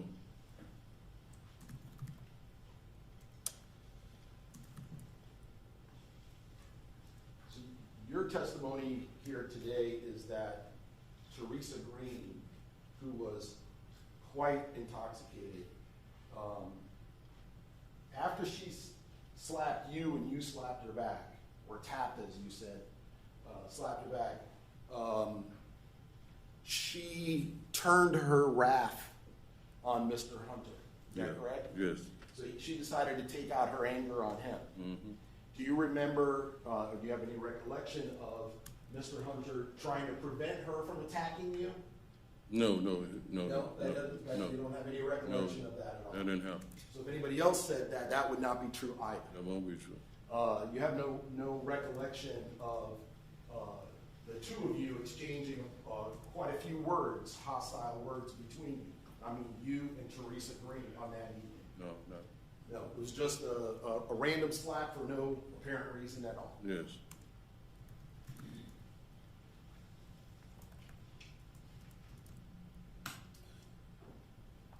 Now, your story here today is that Theresa Green was on the landing outside of your apartment. Mm-hmm. Is that correct? Mm-hmm. And then she was in a struggle with Mr. Hunter. No, she wasn't struggling yet. What happens, he stepped on the first step. She was on the main landing, and she asked him, why you let Joe hit me? And then she said, you hit him first, and he just tapped you anyway. So next thing you know, she put her foot up and kicked him, and he grabbed her foot, and they went downstairs. Now, was he, according to your recollection now, was he facing her? Yes. When he fell back? Yes. So he fell over backwards? Yeah. Down the But he stairs. had grabbed her leg, and they fell together. And so she fell over the top of him, presumably? Yeah, something like on the that. way down the stairs? Something like that. Yeah. Now, in the photograph there, she seems to, appears to be a fairly substantial woman. In other words, she was not a thin, frail No, she was. individual. She was Yeah, pretty hefty. yeah. And she fell over the top of him. I don't know exactly what it is, but I know they both went downstairs. Well, I mean, you were standing there watching. Yeah, I was standing there. Okay. So she didn't just walk down the stairs. She She fell got pulled downstairs. downstairs. I'm sorry? She got pulled She downstairs. got pulled downstairs. She fell down with him. Yes. Down the stairs, all the way down to the All the bottom. way to the end. So would it be fair that they were tumbling as Yeah. they were falling down? Yes, yes. All the way down to the bottom, which is a The bottom. concrete landing. Landing, Is yeah. that right? Mhm. At that point, you decided that,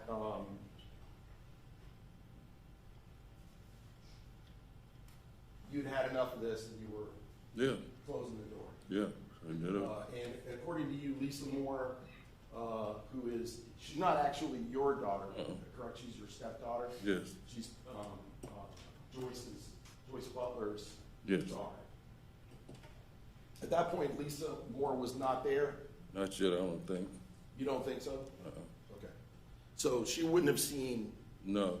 that One person event. saw it, that was Joyce. I'm sorry? Joyce have seen that, Joyce would have seen it. yeah.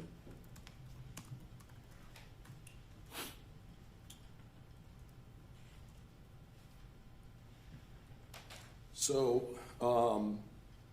at this stage of the game, you've decided you've had enough of this. Do you remember Joyce's son showing up that evening? Son, Her son? no, not that evening. Not that evening? Not that I know of. You would never have talked to him or anything along those I'm gonna lines? object to which evening are we talking about? Yeah, I'm 'cause sorry? The evening of the fall, the evening of the party at your house. The same evening, we're talking sometime after 2:30 in the morning. Do you remember her son showing up? no, Or talking to him about anything at all? no, Did you know that Lisa Moore's son was staying in Theresa Green's apartment? Theresa Green's son was staying there? No, Lisa Moore. At that time, Lisa Moore had a son, correct? Yes, And do you remember how old he was about back then? 8 or 9, somewhere around 8 or there. 9 years old? Do you remember seeing him that night at all? No, not at that place there, no. I'm sorry? No, No, you don't remember seeing him that Uh-uh. night? Okay.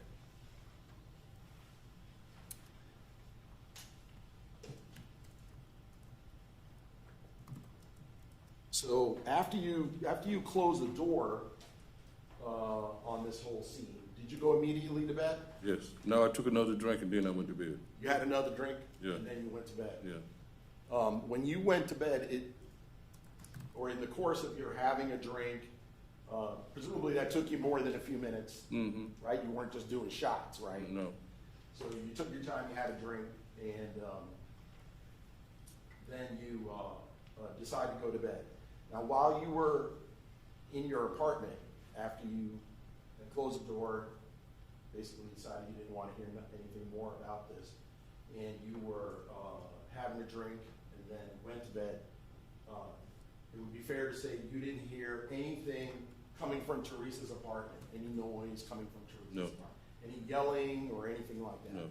Anything that would have alerted you? no. I You heard, didn't hear a crash, no, like a loud bang? no, Something like a piece of furniture falling over or someone being smashed into a wall? You never heard that? no, So you had no reason to go check on the apartment at no, all? no.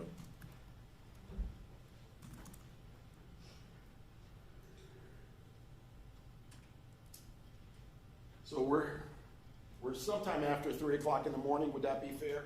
Is when you finally get to sleep? Maybe about right. Okay, I mean, it's late, whatever it is, it's Yeah. really late. So the next thing you know, this is what you've testified to today, is that Mr. Hunter comes knocking on your door trying to wake you up. Yes, And it's your testimony that your wife, Joyce, let him into the apartment? not the first time. Not the first time. Uh, So who would have answered the door and known who it was at the door? she answered the door. Okay. and you're still asleep. Yeah. So you don't actually know this. This is what Joyce told you. Yeah, she came, yeah, right at that time, she told me, and I told her, I said, well, I'm not going within the car that I open this time of morning. Okay, so the first time that you are told that Mr. Hunter is coming to see you, or he's at your door and asking you for a favor, is pretty early in the morning. Yeah. Right? About 7 o'clock. No, Earlier than that, yes. 6 o'clock. I think it was 5. 5 o'clock in the morning? Okay, did you ever tell anybody that happened at 5 o'clock in the morning? I'm not one for sure, but I know it was around that time, it was early. How did you know? Did you look at your watch? Yes, Did you- when I looked at the watch, my clock on the wall, it was saying something like 5 or So something. you've been asleep for a couple of hours. Yeah. And it's still dark. Yes, And again, did you ever tell anyone, any detective, that this Mr. Hunter had come trying to wake you up at 5 o'clock in the morning? not that I know of. No. Is that because your memory is better today, or because it was better back then? But yeah, it probably was better back then. It would have been better back then, right? Mhm. So, and that's the kind of thing that you would have thought was important to tell law enforcement, right? Because it helps to set the time frame of when things are happening. Yeah, I told him everything I knew. Okay.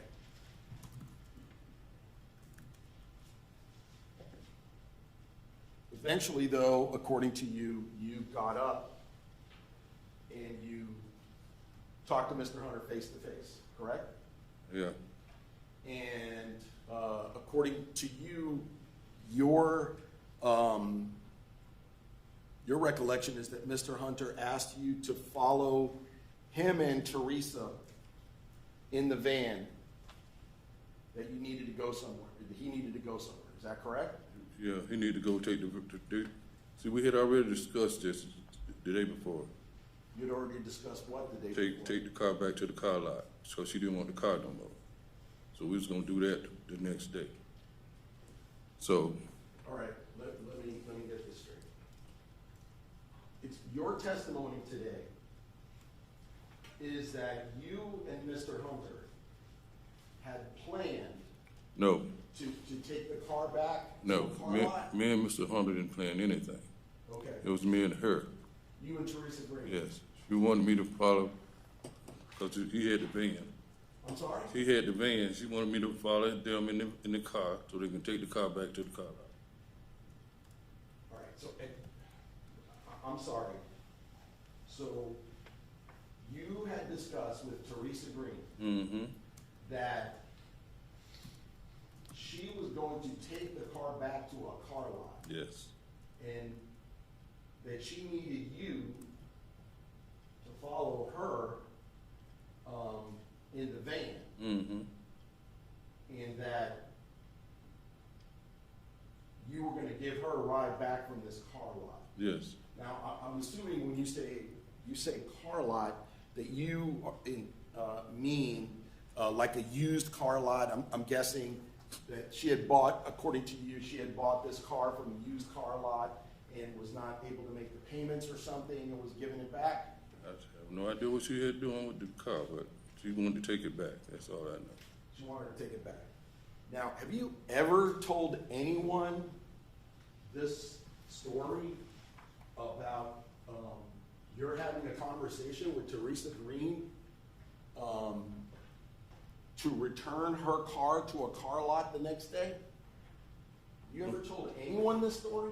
I told my wife. You told your wife? Yeah. So she would have known this? Yes, And since it's kind of important what happened with her car, presumably she would have told the police this story as well. I don't know.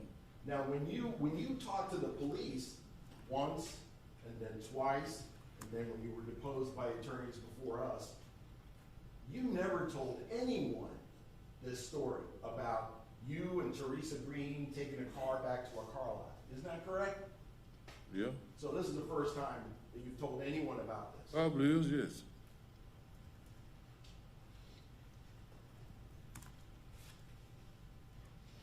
So according to you, when Mr. Hunter came to see you that morning and said, I need you to follow me and Theresa in the van, then what you assumed was that the car was being returned to a car lot and he was just helping along, Yeah, correct? yes.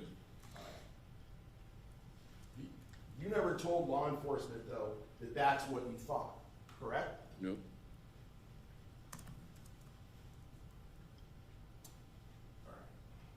So when Mr.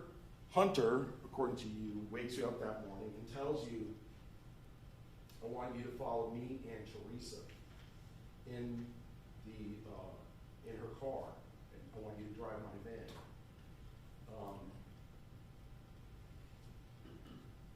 At no point that morning did you ever see Theresa No. in the car.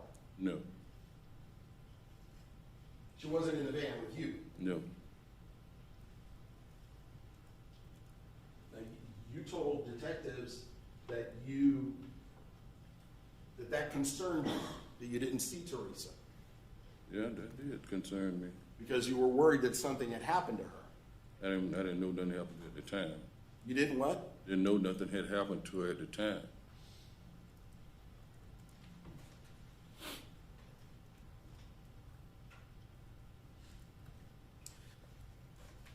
When Mr. Hunter showed up that morning to speak to you, in fact, you told law enforcement that you saw no injuries on Mr. Hunter whatsoever. Isn't that correct? Not at that time. I didn't. I'm sorry? No, I didn't. You didn't?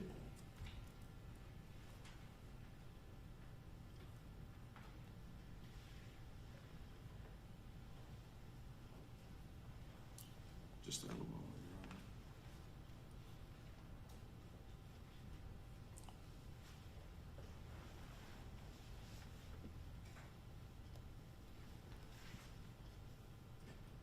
When on December 29th, this is the same, the second interview when the law enforcement spoke to you, they asked you how Mike was acting that morning when he came to wake you up. Your answer was, he acted like regular Mike to me. He didn't act no different. That sound right? Mm-hmm.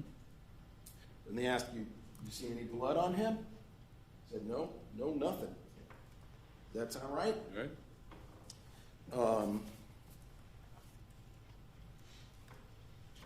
At no point during that interview or any other interview that you ever came, have you ever told anyone that Mr. Hunter had a red mark on his face, as you testified on direct here this morning? No, I didn't. You've never told anyone No. that?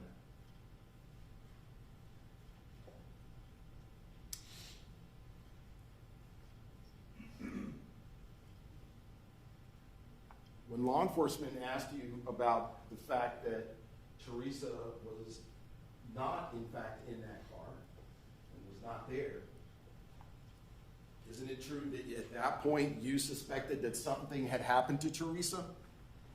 When she was what now? I'm sorry? Repeat that? Your story is that Mr. Hunter came, got you up, and said to you, I need you to follow me and Theresa in the van, right? Mm-hmm. Yes? Yes. I'm sorry that, I'm not trying to be a bother about that. It's just that when the court reporter transcribes things, comes out as M. Yeah. And nobody can tell later on if it was a yes or a no. So Okay. that's why and I do this with all witnesses, not just yourself. So that morning, he comes, wakes up, says, I need you to follow me and Theresa. You'll be in the van. And then you don't see Theresa. I didn't even see the car until I get at the door. You got the car around the corner.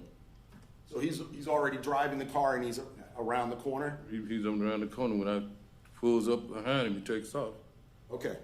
So, but again, my point was you never saw Theresa in the car. You No. never saw when you got to the No. parking lot at the Walgreens. No. You never saw her. No. And isn't it a fact that you told the police that morning, after you told them that you hadn't noticed any injuries on Mr. Hunter, that, quote, in my mind, they did something, they had done something to Theresa, really? Like, you were actually concerned that something might have happened to her? Yeah, because he came back and got in the van and left the car there. Right. And I said, And oh. she was nowhere in sight? Yeah, and I said, oh, man. Then that's when he told me, he messed up. And I told And him, that's as far as the I told him I don't want to hear it. Take me back home. You didn't want to hear it? No. You didn't want to know what might have I happened didn't to want to your know. next door neighbor and your friend? I didn't want to know nothing. You didn't want to know nothing? Nothing.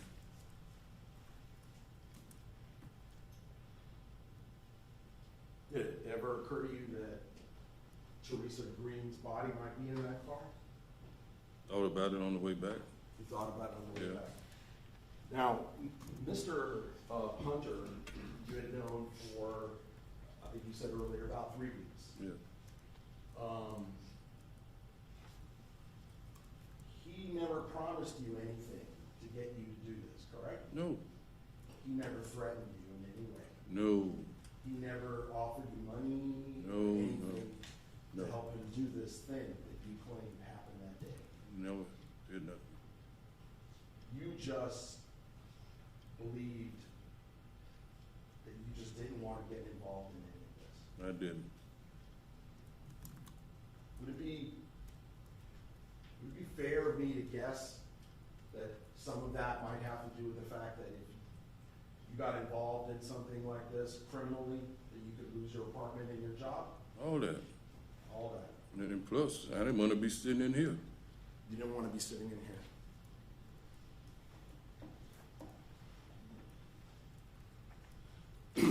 So,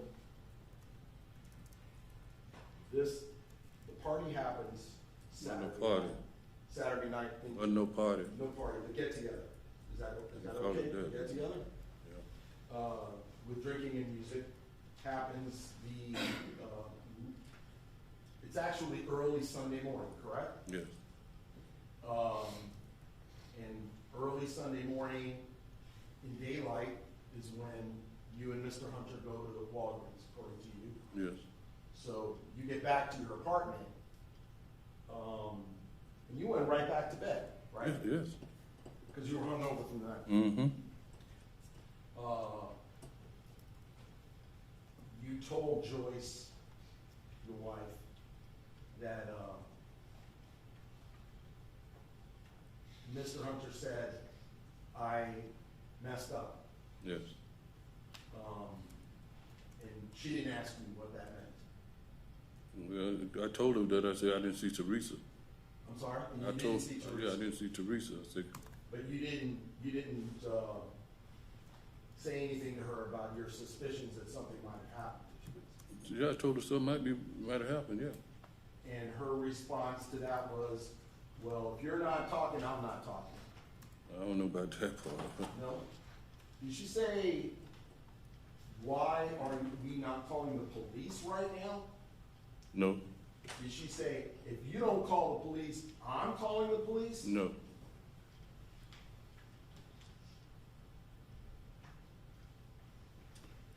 As a matter of fact, neither one of you ever did call the police. No. right?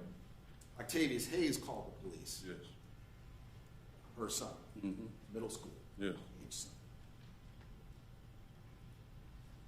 son. Had you and Joyce agreed that if and when Octavius showed up, which is bound to happen, that neither one of you would confirm to him your suspicions or say anything to him about what had happened? We didn't make no plans like that. But somehow, when he shows up at your door that morning, Yeah. Monday morning, after Theresa's been missing now for 36 hours or more, when he knocks on your door and says to you, have you seen my mom? Your response and Joyce's response was, we ain't seen her. No, we didn't see it. We didn't see her since Saturday. That's something like that. We hadn't seen her that day. Sir,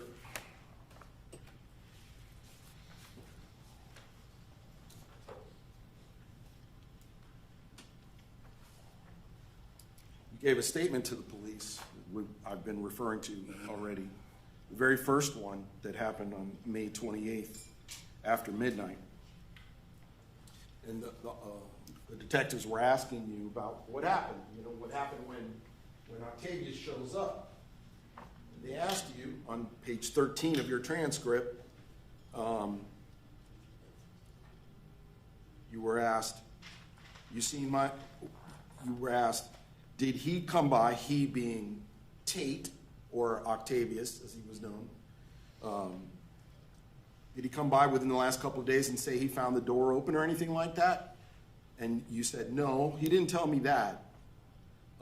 That's when he came this morning and said, you seen my mama? And I said, I haven't seen her. That day I hadn't seen her. Right, yeah, you hadn't seen her that day. You didn't tell law enforcement, and you didn't tell Octavius that you had seen her on Saturday night at your house. You didn't tell him that. No, You didn't tell him that you hadn't seen her since that Saturday night. no. You didn't tell him about the fight that happened essentially between you and her, and how she slapped you and you slapped her back, and how she and Mr. Hunter fell down the stairs, and you didn't tell him about any of that. About none of that. And neither did Joyce, right? No. Your wife.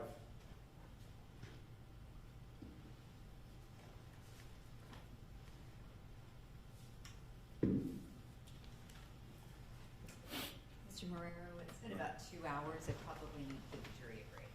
Yes, ma'am. I understand. Thank you. All right, ladies and gentlemen. I'll be brief after that. I will give you a 15-minute break at this time. Do not discuss the case among yourselves. Don't discuss it with anyone else. Do not do any independent research while you're away from us. Leave your pads and pens on the chairs. They will be there when you return.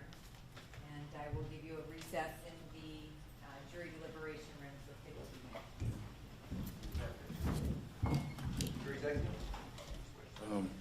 I got a foot problem. You can put this. I'm saying my foot. Okay. I need to do something to him. All right, that's fine. Okay.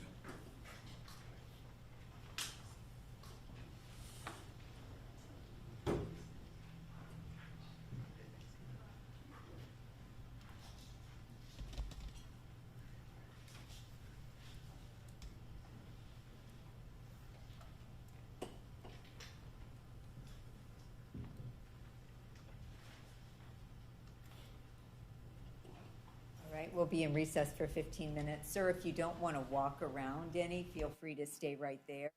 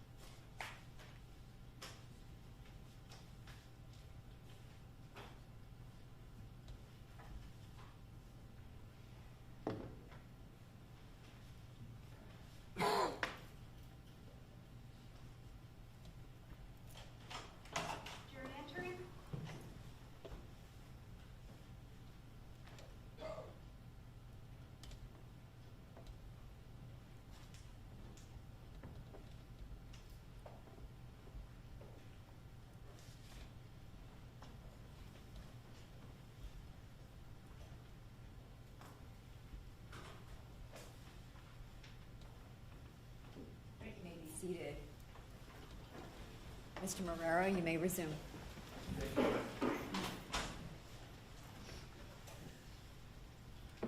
I'm almost done, Mr. Butler, so you can relax.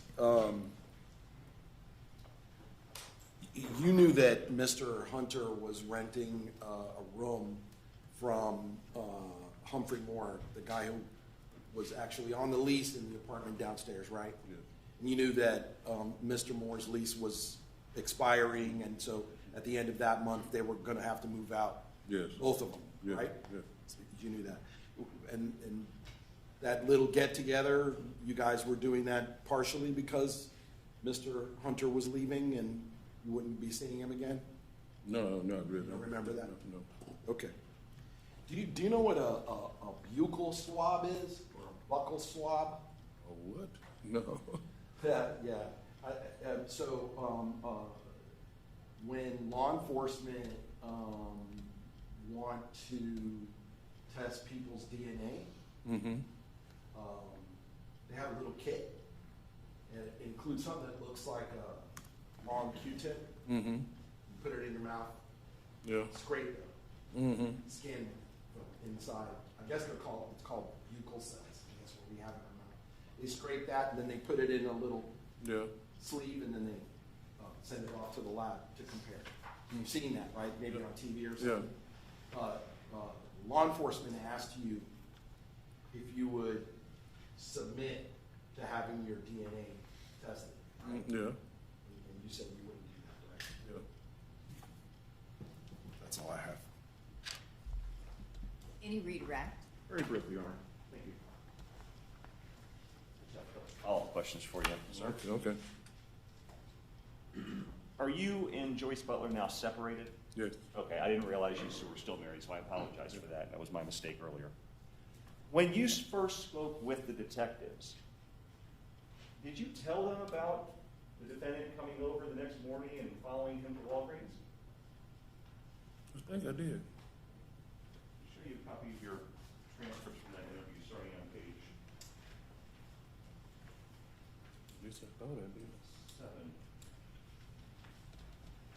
Take a look at that. Let me know that refresh your memory as far as whether you told the police about that.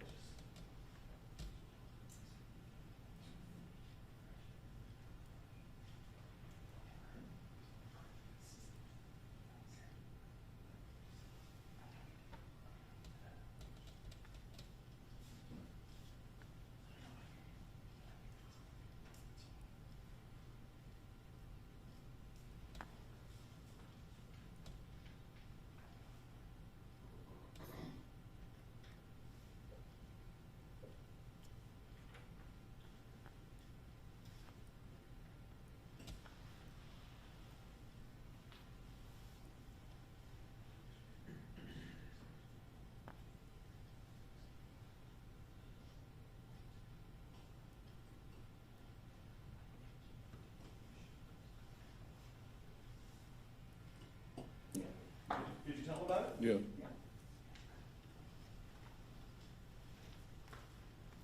And Mr. Barrera asked you some questions about Ms. Green's son, Octavius, coming over. Yeah. And did he ask you if you had seen his mom? Mm-hmm. Yes. And what'd you tell him? I didn't know, not that day. Not.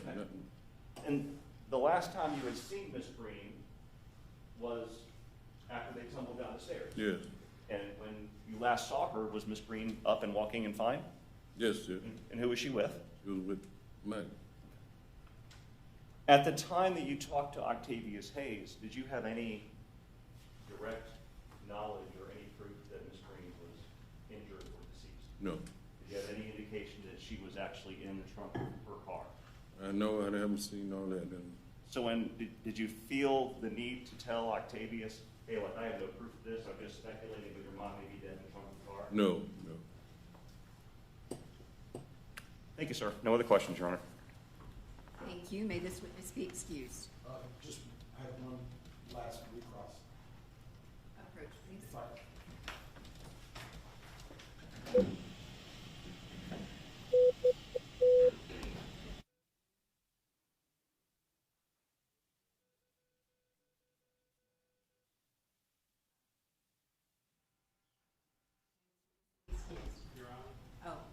question from the jury?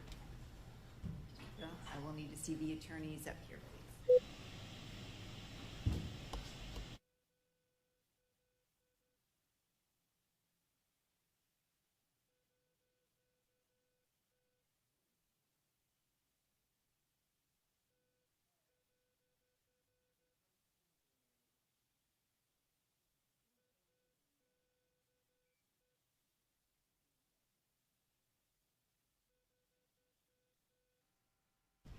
Sir, one question for you.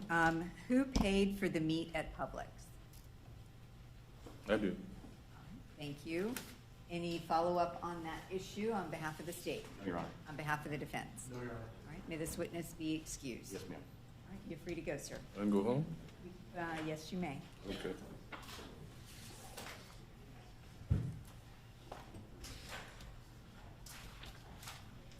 State, you may call your next witness. State calls Lisa Moore.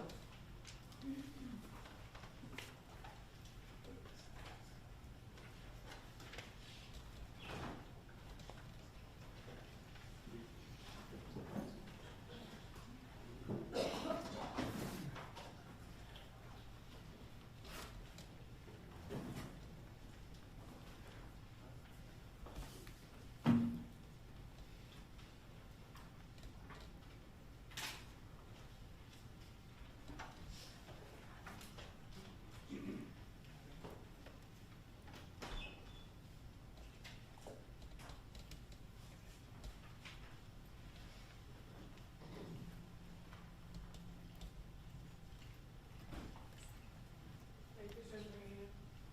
Do you solemnly swear or affirm that the testimony you shall give shall be the truth, the whole truth, and nothing but the truth? I do. Thank you. You may be seated. Good morning. Morning. Ma'am, could you state your name and spell your last name for the court reporter, please? Lisa Moore, Moore. Thank you. Fire. Thank you, Your Honor. Good morning, Ms. Moore. Good morning. What do you do for a living now? Right now, I am a transit driver. Do you know a woman named Joyce Butler? Yes, Who is she in relation to you? she is my mother. Do you know a man named Joseph Butler? Yes, I do. Who is he in relation to you? Joseph is my mother's husband. Let me direct your attention back to May of 2002. Where were you living back then? At the time, I believed I lived in Orlando, in some apartments off of Forest City Road. Where did your mom and stepdad, or your mom and your mother's husband, Joseph, live back then? They lived in, I believe they were called Bay Run or something to that extent. It was in Orlando. Was that off of Cornell Avenue, do you remember? Correct. Was that an apartment complex? Yes. And did they live upstairs or downstairs? They lived upstairs. About how far away did you live from that apartment complex? I would say driving distance, maybe 15, 20 minutes. Back in 2002, you visited them frequently. Yes. Did you also know a woman named Theresa Green? Yes. And how did you know her? She was my mother's neighbor. How long had you known her prior to her death? I had not known her prior to her death. I guess however long she was my mother's neighbor. Were you close with Miss Green, or just kind of saw her when you came over to visit? Yes, just whenever I saw her.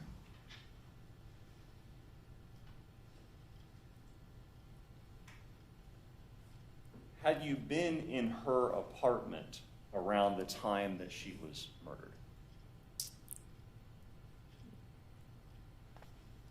I can't say that I have and can't say that I didn't. I don't recall. Let me direct your attention to Saturday evening, May 25th, 2002, into the early morning hours of Sunday, May 26th. Was there some kind of a get-together at your mom's apartment that evening into the next morning? Yes. And do you remember what the purpose of that get-together was?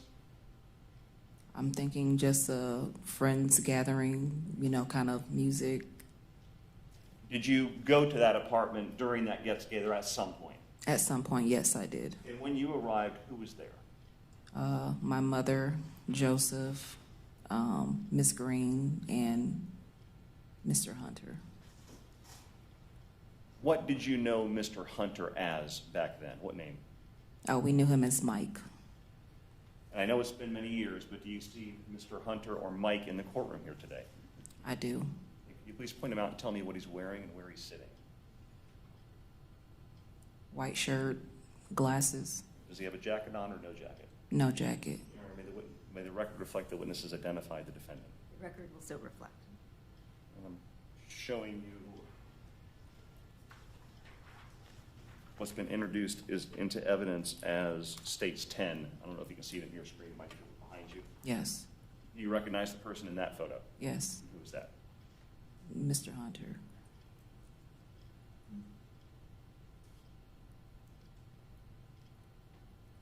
Do you remember whether Ms. Green and the defendant were dating back then? They were together, so I assume that maybe they were seeing each other. And where did the defendant live in relation to your mom and Joseph Butler? Downstairs. Do you remember the apartment number? I do not. Do you remember the name Humphrey Moore? Yes, And where did Humphrey Moore live? downstairs. Did the defendant kind of move into Humphrey Moore's apartment at some point? Yes, Do you have a son? I do. What's his name? Rayshawn. Back in May of 2002, how old would he have been? He was school age. He's 29 now, so When was he born? What year? 96. So 96, 2002, put him around 6 or so? give or Yes, take. Was your son at the apartment that night as well? yes, Okay. In your mom and stepdad's apartment, or your mom and Joseph's apartment? yes. Was he ever in Miss Green's apartment that night? No. So what was going on when you arrived at this get-together? Just music, talking, you know, probably a little drinking. Were you drinking, do you remember? No, What about your mom? she probably wasn't. Did she have to work the next morning? I believe so. And what about Joseph? Was he drinking? Yes, What about the defendant? You remember seeing him drink? probably. I'm not. It's been too long. Okay, not sure? Not sure. That's fine. What about Miss Green? Do you remember if she was drinking? Unsure.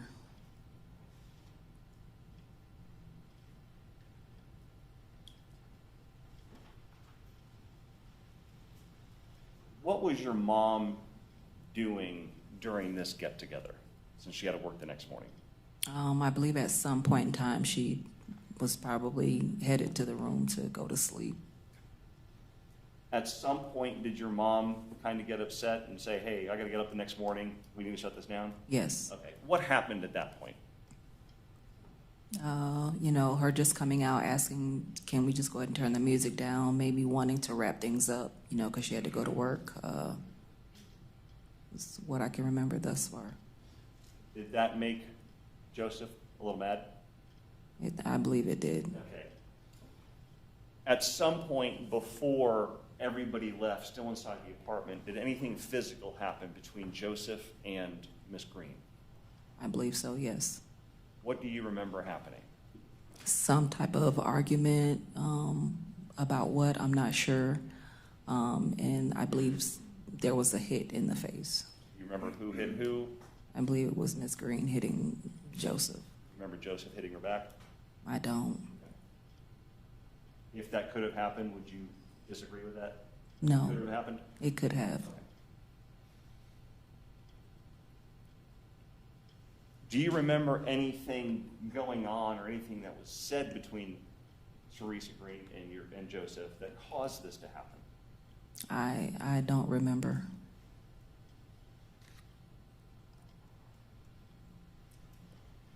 What happened after this slapping incident?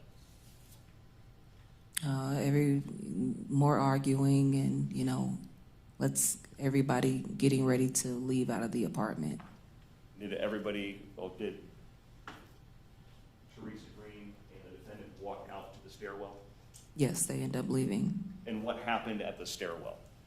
More disagreement between the two of them, and at some point they fell down the stairs. Disagreement between the two of who? Ms. Green and Mr. Hunter. Do you remember anything specific about that disagreement? I do not. That's okay. So you said they tumbled down the stairwell? Correct. Do you remember how that happened, or did you see what caused that to happen, or you just know it did? Yes, I just saw it happen. And what do you remember? As far as them falling, they were both kind of facing each other. You know how, like, if you're on a seesaw, you're facing each other? That's how they fell going down the stairs. Did they fall all the way down to the bottom? To the very end, yes. Once they reached the bottom, what did you see happen between the two of them? I really don't remember. Probably just more arguing between the two of them. Did it appear that anybody was seriously injured?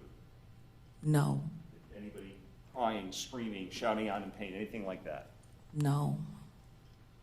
Did you see where the defendant and Ms. Green went after they made it to the bottom of the stairs and got up? Into her apartment. Okay, so they came back up the stairs and went in her apartment? Yes. And where were you at this point to see this? Probably somewhere in the hallway. Not even sure if it was either upstairs or downstairs. Could have been up at the top of the stairs. Did you see any injuries on either one of them as they passed you to go into the apartment? No, not that I could visually see. Where is they went into Ms. Green's apartment? Yes. Okay. Where is Ms. Green's apartment in relation to your mom and Joseph's? It's across the hall.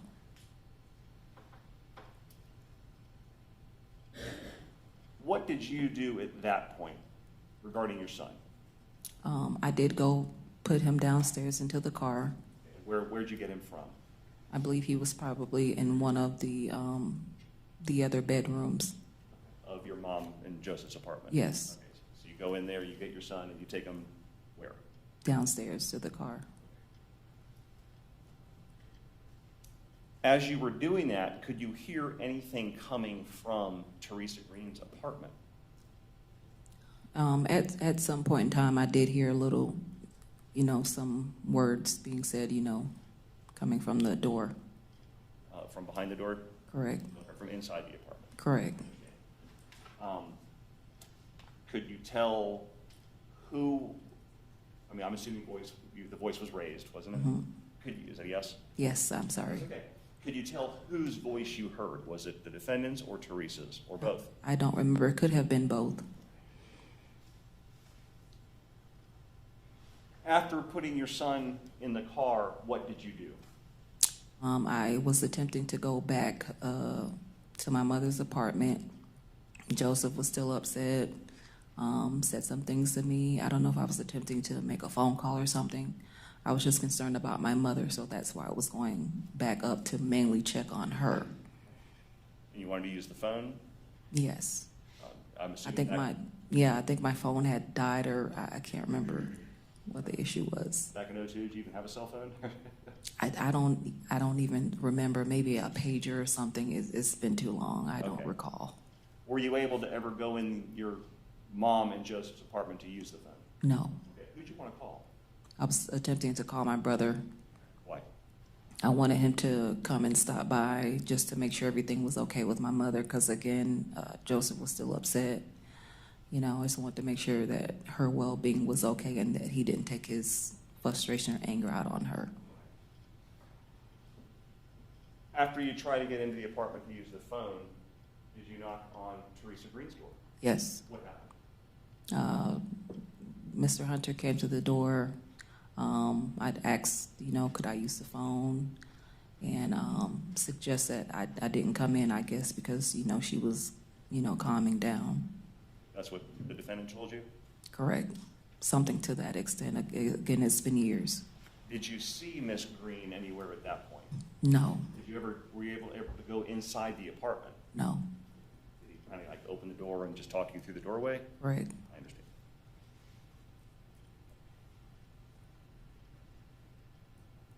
So once the defendant told you it was best for you not to come into that apartment, what did you do? I believe I probably went back downstairs or maybe attempted to go back to my mother's apartment.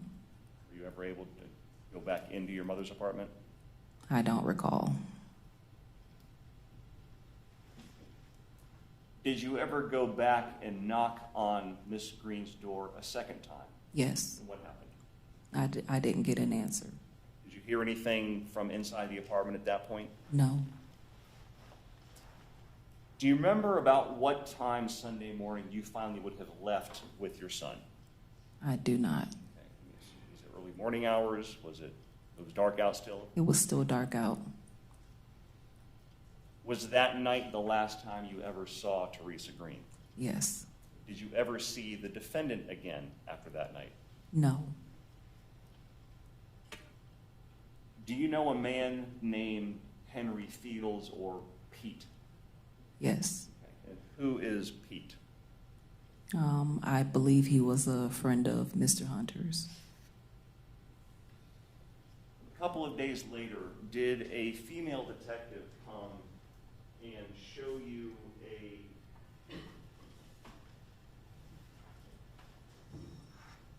an array of 6 different photographs and asked if you could pick out Mike? Yes. Did you do that? Yes. Approach. May. Show me what you marked as Stacy, so that P is in Paul. Can you take a look at that document and let me know if you recognize your writing and your signature and your initials? Did you pick out the person that you knew as Mike? Yes. Thank you. Mrs. Farrell, is this your copy of the document you filled out? Yes.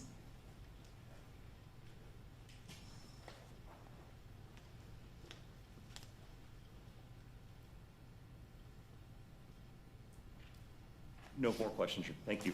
Thank you, Your Honor. Cross-examination?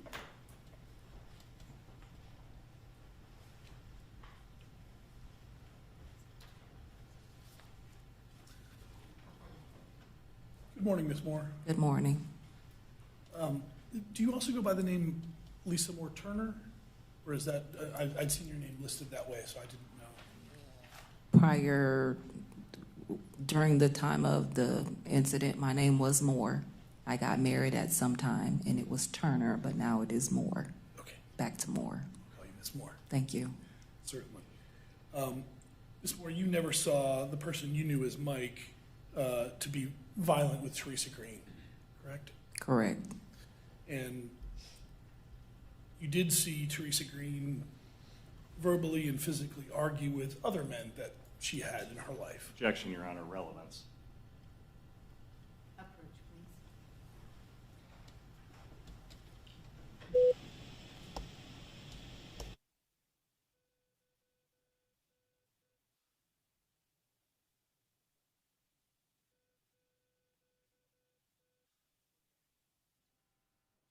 Sustained.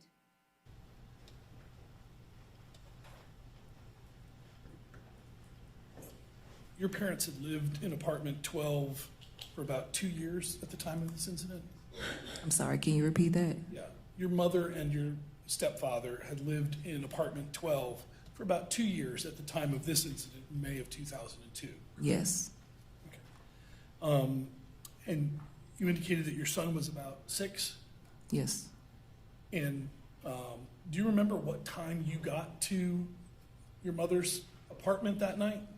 I do not. I do know that it was late. It was in the evening time, night. Was it after 10 o'clock? It's possible. And did your son go to sleep in your mother's apartment while you guys were all listening to music and talking? He could have been there maybe visiting my mother, but like I said, in another room outside of the living area. And at some point, your mother came out of the bedroom and asked Joseph to turn the music down? Yes. And Joseph got mad? Yes. Did he kick a lamp over? I don't recall. Did he break a fan? I don't recall. Did he open the door and ask everyone to leave? I believe so, yes. And is that when Theresa Green slapped him? At some point, yes, I believe so. Did it shock you that she slapped him? I can't say that it did or it didn't. And you said on direct examination that you don't recall Joseph slapping her back, Yes, I don't. It's been too long. that he could have. It's possible. And then there was words or argument, I guess. At that point, the person that you knew as Mike tried to step between Theresa Green and Joseph, correct? Correct. And that's when they were on the little landing at the top of the steps between the two apartments? Yes. And when you said they were facing each other like a teeter-totter, the person you knew as Mike, his back was to the stairs? Back, no, Miss Green is, whose back was towards the stairs. Miss Green's back was to the stairs, and they both went tumbling down the stairs. Correct. And did they tumble over top of each other to get to the bottom? No, they both just kind of slid down facing each other, not a tumble. And They so slid she down. slid down on her back? They were on their bottoms. Okay. Hmm. Did you see her hit her head? No. And you said when they got to the bottom that they got up and continued to have, that Miss Green continued to verbally argue. Yes. And then they went back into apartment 11, Yes. and that you then went and retrieved your son from apartment 12, Correct. Yes. and you brought him downstairs and put him in your car. That's correct. Yes. And at that point, then you went back up to check on your mother. Yes. And at some point, you knocked on the door, and that's when the person you knew as Mike answered the door and said that she was calming down. That was after you had heard the noises, the verbal arguing that was coming from apartment 11, correct? Yes. And at the time he said she was calming down, were things calming down? I would assume I didn't really hear much going on. You never, during any of that, heard a loud banging or crashing sound, like someone crashing through a wall? No. And you then, your son was down in your vehicle? down there? Correct. Yes. Had you already called your brother at that point? I do not recall. Your brother eventually showed up, though, correct? Yes, he did. And this was all around 3 in the morning on Sunday morning? It could have been. I just know it was late. I really don't recall the time. And you recall going to apartment 11 and knocking one more time, but receiving no answer? Yes, that's correct. And then were you downstairs at the bottom of the stairwell by your car talking to your brother or a neighbor, another neighbor from the complex? You remember that? I do not. Could have been my brother, but I don't remember. Do you recall seeing the lights on or off in apartment 11? I don't recall. And then you went back and checked on your mother one last time before you left? Yes. And did you ever see the person that you knew as Mike leave apartment 11 and go back to his apartment, which was downstairs? No, I did not. Could that have happened while you were in apartment 12 checking on your mother? It's possible. And eventually, at some point, 3 or 3:30 in the morning, you left, correct? Correct. Did you leave at the same time that your brother left? I don't remember. And the whole reason you called your brother was to check on your mother because you were concerned about Joseph's angry behavior. That is correct.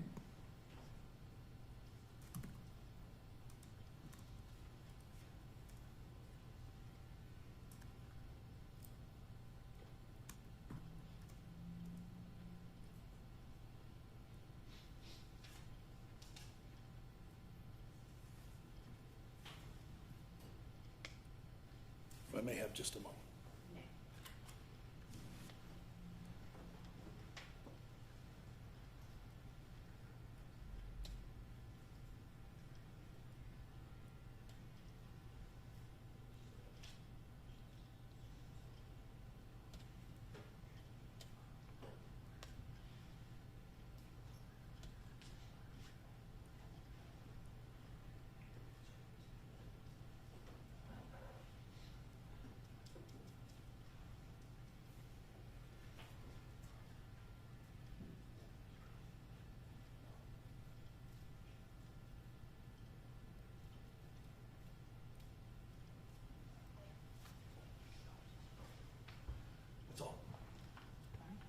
You any redirect? Not from the state.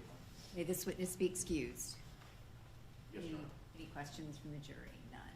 You are free to go, ma'am. Thank you.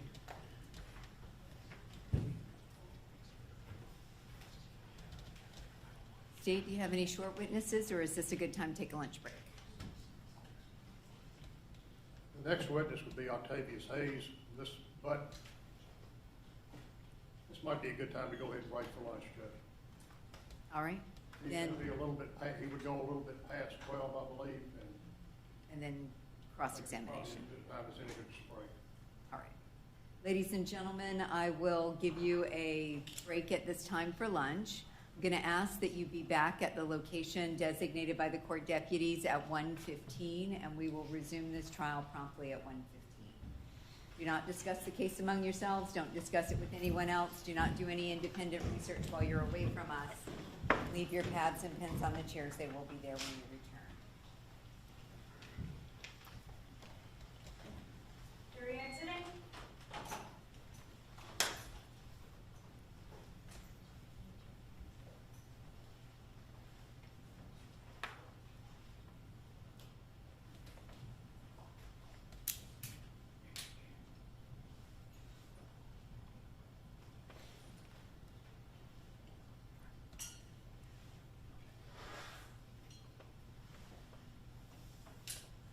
All right, folks, we'll resume at 1:15.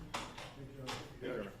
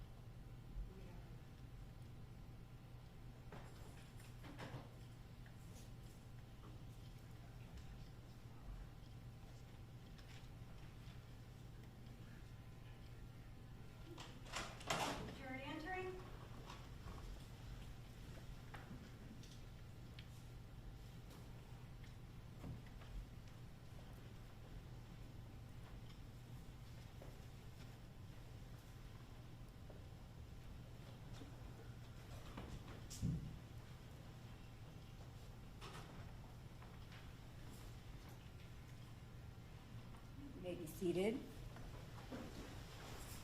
State, you may call your next witness. State calls Octavius Hayes.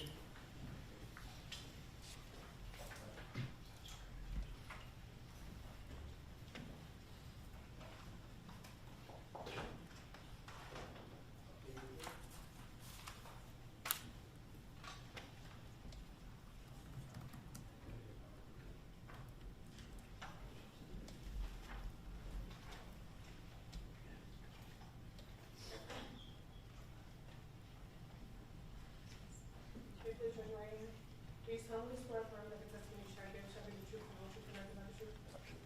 Thank you. You can be seated. Sir, could you state your name and spell your last name for the court reporter, please? Octavius Hayes, Hayes. Thank you. You may inquire. Good afternoon, sir. How are you related or were you related to Theresa Green? That was my mother. Do you recall in 2002 where you and your mother were living? In Bay Run Apartments in College Park. Is that on Cornell Avenue? Yes, sir. Do you recall the apartment number, sir?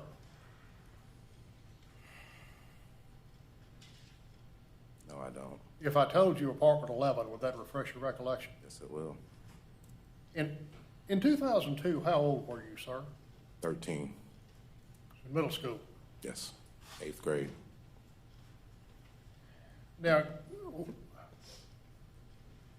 let's go back and think about Memorial Day weekend, 2002. What did you do that weekend? I went over to some friend's house. I was over there for a few days. So you spent the night with friends, in other words? Yes. And on Memorial Day, which would have been Monday, May the 27th, did you return to your and your mom's residence at Bay Run Apartments? Yes. What did you find when you arrived? Well, for starters, there were holes in the wall. Her purse was scattered over the bed. Basically, I knew something happened. Do you recall finding your mother's watch in the apartment? I'm not sure. After you went in the apartment and realized that something was amiss, what did you do next? I called my grandma, And what's your grandmother's name? Lida Jones. Did Ms. Jones actually enter the apartment while you were there? Yes, she came. Was it, and let me ask you this, was it unusual for Ms. Lida Jones to actually be in the apartment where you and your mother resided? Yes. She was in there frequently? Well, no, she wasn't in there frequently, but at times she came over there. Okay, How many times, I don't know. fair enough. And after your grandmother arrived, what happened next? Basically, the police was called, and it's pretty much a blur from there. Okay. Did you know an individual by the name of Mike who lived in the same area? Downstairs, beneath us.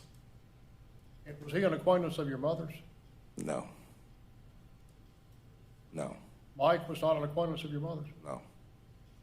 Do you recall having been shown a series of photographs by law enforcement? Yes. If I may approach, Your Honor, and show the witness what is marked for identification as State's Exhibit O that has previously been shown to the defense. You may. Mr. Hayes, let me ask you to take a look at this exhibit, which is marked for identification as State's Exhibit O. Do you recognize this photo array? Yes. Have you seen it before? Yes. When did you see it? Not too long ago after she was murdered. And was this shown to you by law enforcement? Yes.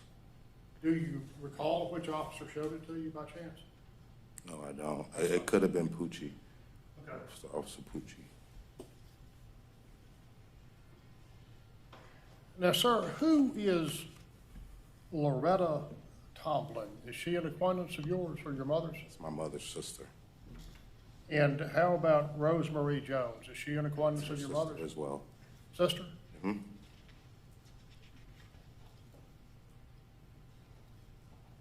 Loretta would have been the oldest daughter, my mom would have been the middle daughter, and Rosemary Jones would have been the youngest. Okay, now let me ask you one other thing, Mr. Hayes. Have you ever been convicted of a felony or of a crime involving dishonesty or false statement? Yes, How many times? one time. No further questions, Your Honor. Cross-examination.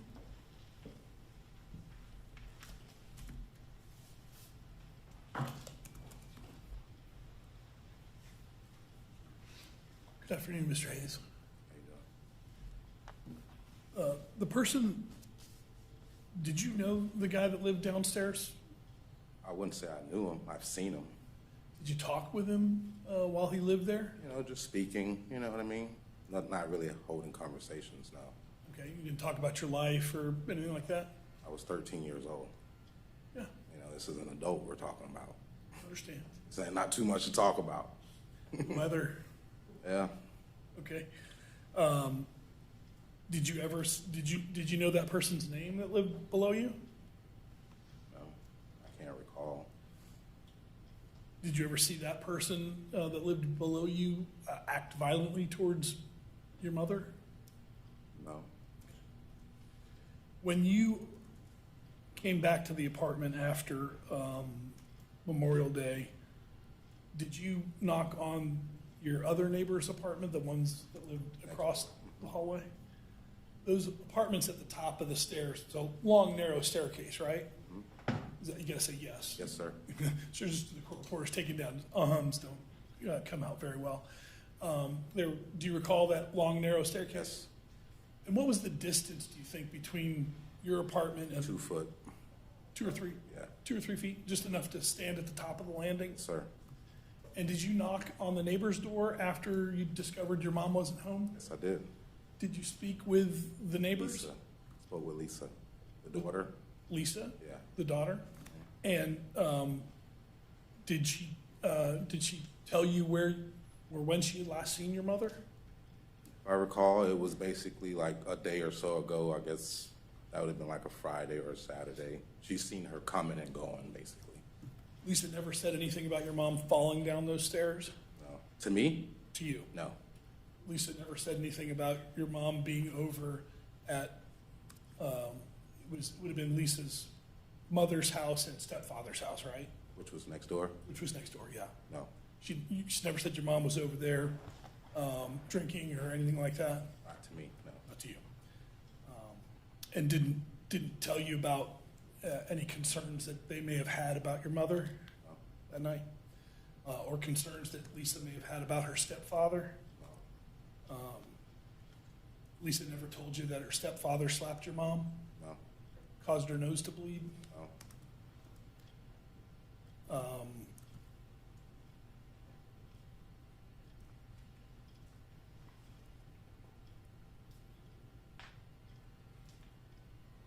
If I may have just a second.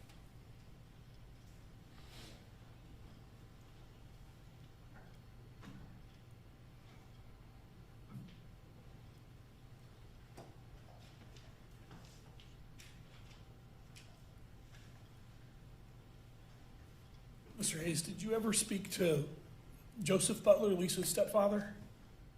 At what time? That Memorial Day when you came and discovered that your house was open or unlocked? I don't recall. You don't recall? Thank you. I don't have anything further. Any redirect? No, ma'am, this witness may be released from this attorney. Thank you. Any questions from the jury? Seeing none, you are free to go, sir. Thank you. Your Honor, if we might approach very, very quickly. You may.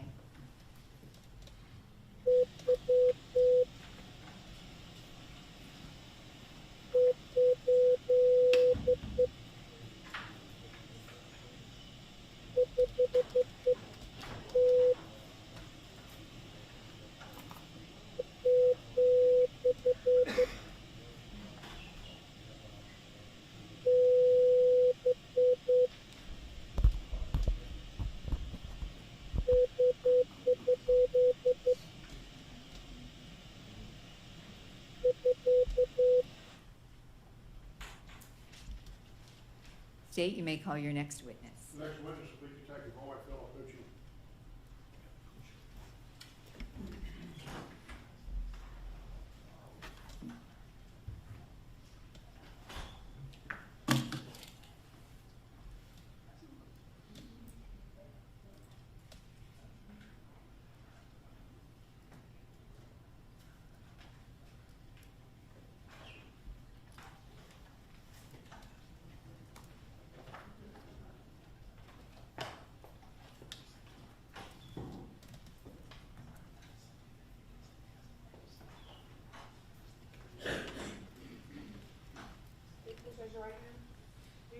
to affirm that the testimony you shall give shall be the truth, the whole truth, and nothing but the truth?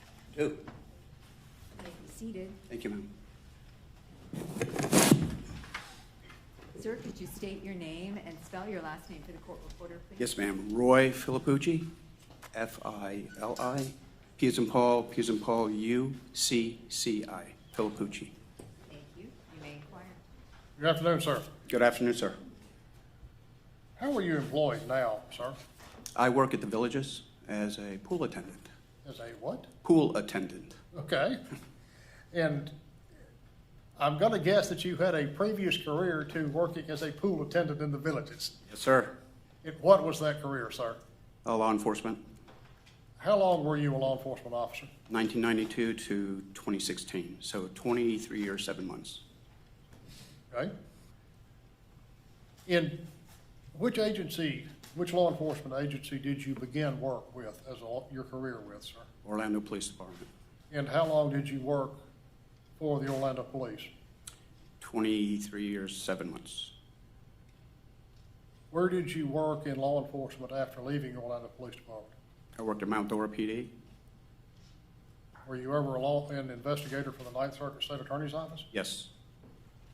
Now, in 2002, specifically May of 2002, how were you employed then, sir? I was employed as a homicide detective with Orlando PD. In 2002, how long had you been with Orlando PD? From 1992 to 2002, And how long had you been assigned to the detective division? 1998 through 2005. Is the homicide division a separate unit within the detective division? Yes, sir. And how long had you been a homicide detective? 2001 to 2005. Okay. Now, directing your attention to May the 27th of 2002, which would have been Memorial Day, were you dispatched or called to respond to 3216 Cornell Avenue in Orlando, Florida? Yes, sir. The Bay Run Apartments. Which apartment within Bay Run Apartments were you to respond to? Apartment 11. This is in Orange County, is it not? Yes, sir. Within the city limits of the city of Orlando? Yes, sir. And when you were, well, first of all, what was the nature of the call that you were dispatched to? I believe it's for a missing person of Miss Theresa Green. And when you arrived on scene, were uniformed personnel already on scene? I believe so. Yes, sir. Would that be typical that uniforms or patrol division would arrive ahead of detectives? Yes, sir. Once you arrived on scene, what did you start to do? What did you do? My supervisor at that time, Sergeant Lou Tanzi, and I don't recall which other detective was with me at the time, at that moment. We entered apartment 11, and we noticed damage to a wall, an emptied out purse on a made bed, a neat apartment, except for the damage, and a watch on I believe it was a gold watch on the bathroom sink of one of the bedrooms. And were all those items of evidence collected at your direction? Yes, sir. I or Sergeant Tanzi. Did you eventually develop information about a vehicle? Well, let me back up. I don't want to get the van before the horse, if you will. Did you, through the course of your investigation, ultimately develop a suspect by the name of Demorris Hunter? Yes, sir. And did you ultimately compile a photo pack containing a photograph of Demorris Hunter? No, sir. Did someone else obtain such a photo pack? Yes. Do you recall showing that photo pack to Theresa Ann Green's son, Octavius Hayes? I don't recall if I was there. Detective Bergen did most of the photo lineups, and she was able to obtain that lineup from another agency. I may approach the witness, Your Honor. You may. And Detective Philippi, I'm showing you what is marked for identification as State's Exhibit O, which is defense. Take a look at this exhibit and tell me if you can recognize it, sir. I do. What do you recognize that exhibit to be? The initials of Octavius Hayes, and shows he is initialing the person pictured in number 3. This time I would offer states O as the next consecutive number. Any objection? No objection, Your Honor. I believe that would be 13. Be admitted as State's Exhibit 13. And Detective, before I hand this over to the clerk, do you know the name of the individual in place number 3? I know him by 2 names. What are those 2 names? That would be Michael Berry and Demorris Andy Hunter. Thank you, sir.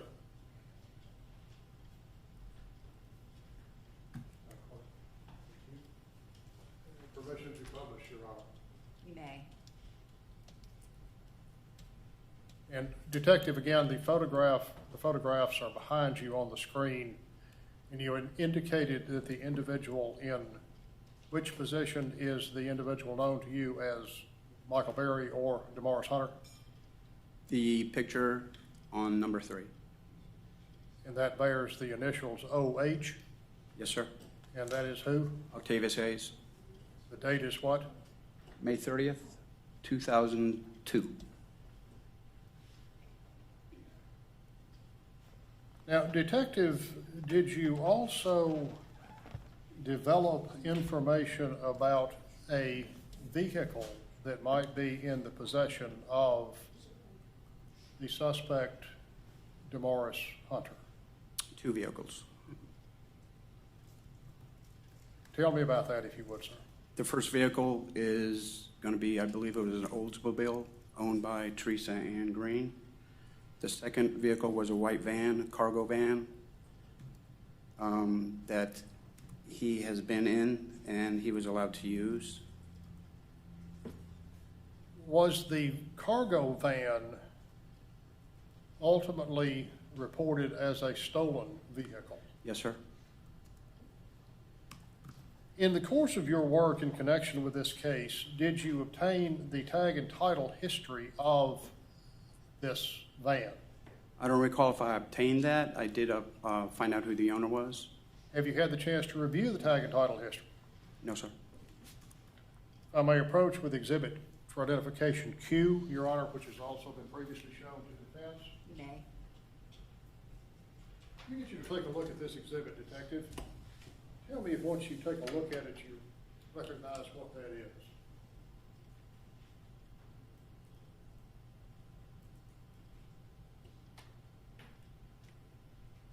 If you turn to the first page, you see the owner's name. Henry Fields? Is that an individual also known as Pete? Yes, sir. This is the individual who owned the van that Mr. Hunter was being allowed to use. Yes, sir. Subsequently listed as stolen. Let me also, sir, get you to turn to the third page, and you probably want to get your glasses. I would like for you to read the VIN number, if you would, sir. Looks like 2GCDG15 Z as in Zulu, SN144373. And is that the same, is that the van that belonged to Henry Fields? If it's listed as on the registration, it would be. But offer states Q was the next consecutive number, Your Honor. And it will be admitted as State's Exhibit 14. May I publish, Your Honor? You may.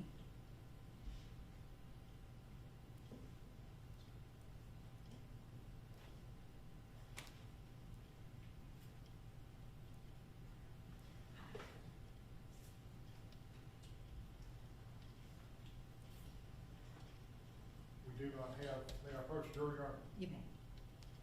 We do not have a PowerPoint of this if you want to pass this around.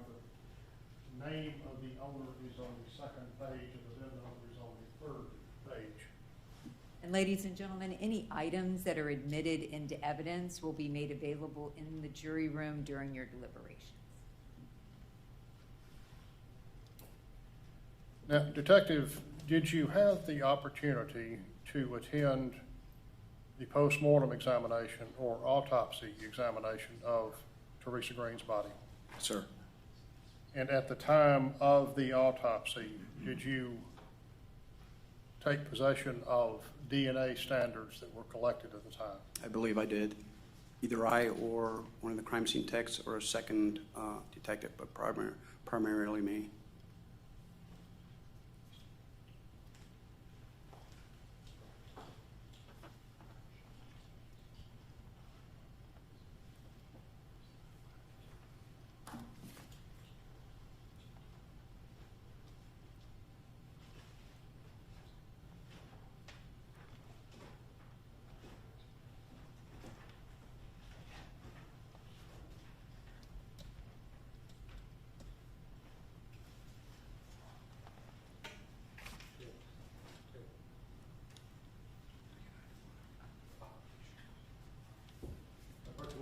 You may.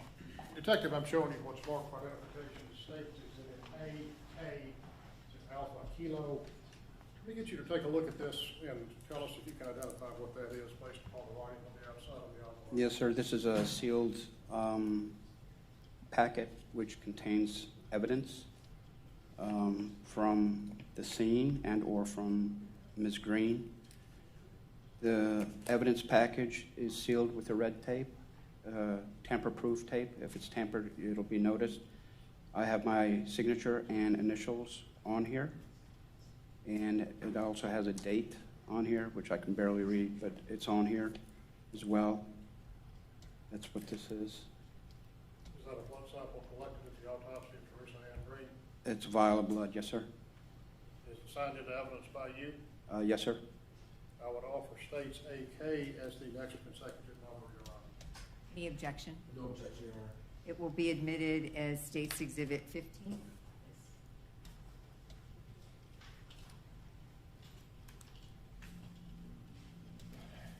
Thank you, Detective. We have no further questions for you. Cross-examination. Your Honor, just on the limited fact scenario that has been brought up. Good afternoon, Detective. How are you? Doing well, sir. Thank you. Glad to hear it. As far as the watch is concerned that you mentioned, Yes, sir. A broken watch. Yes, sir. Did it ever? Did the information ever come across to you that the watch had been moved by Octavius Hayes? Yes, sir. That he had picked it up off the floor and put it on the sink? Off the bathroom floor and put it Off the on bathroom floor Yes, and sir. put it on the sink there? Okay. That's all I have. Thank you very much. Any redirect? No, ma'am, thank you. This witness may be released from his subpoena.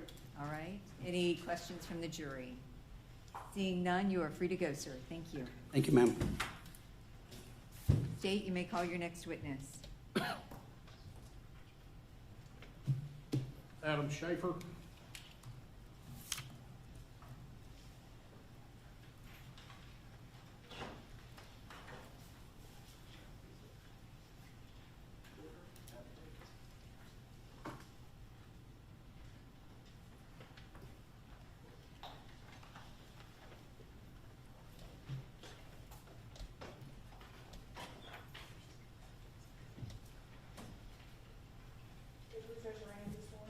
Do you solemnly swear affirm that the testimony you shall give shall be the truth, the whole truth, and nothing but the truth?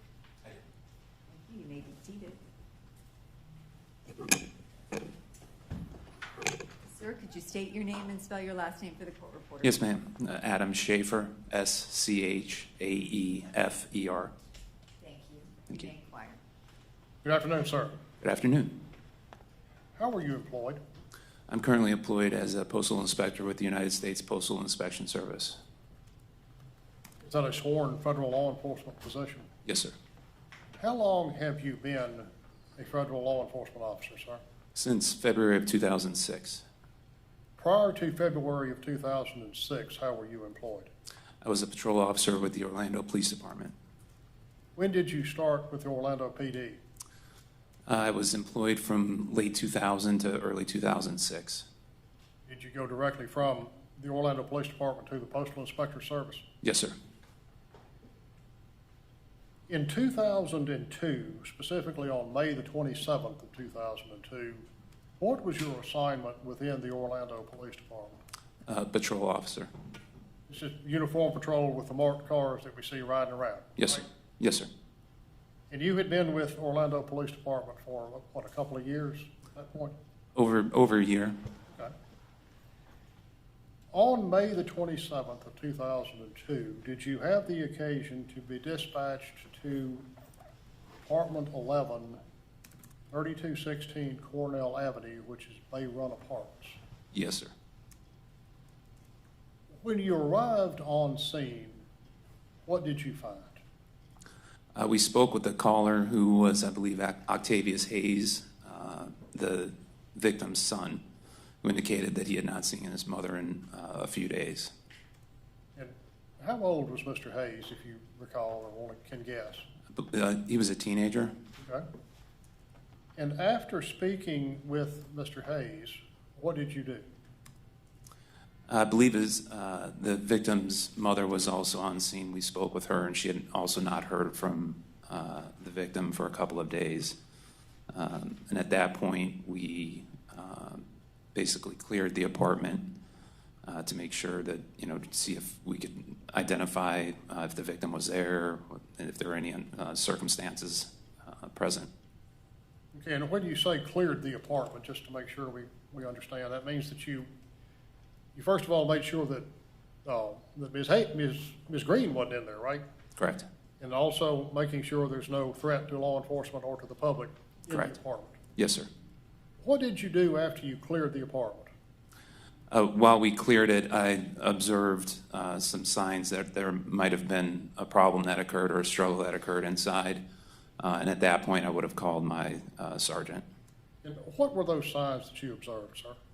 I recall that there was a large dent in the drywall inside the apartment. I believe it was inside the apartment. And on one of the beds in the apartment, there was what appeared to be like a purse, a female's purse. The contents appeared that they were rummaged through or kind of dumped out.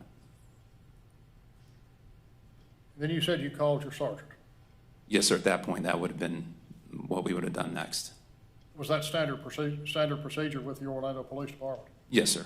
Is it still standard procedure so far? I don't know if it is for the Orlando Police Department, but at the time it was you notify your supervisor, and at that point they would either respond or call whatever investigative, from criminal investigations, whatever unit that would need to know about the incident for any follow-up. After you notified your supervisor or your sergeant, did other personnel from the Orlando Police Department come to the scene? Yes, sir. Who were they? I believe homicide. Not necessarily by name, but just by... I wouldn't be able to remember that far, but homicide detectives, I recall, arrived. And while you were waiting on homicide detectives to arrive, did you secure the scene? We secured the scene, and at some point, I filed my report. I believe I also completed a missing persons affidavit, which would have been entered into teletype. Thank you, sir. Thank you. Cross-examination? No questions, Your Honor. Any questions from the jury? Seeing none, is this witness excused? He is, Your Honor. He may be released from his subpoena to go about his business. Thank you, sir. You are free to go. Thank you, Your Honor. You may call your next witness.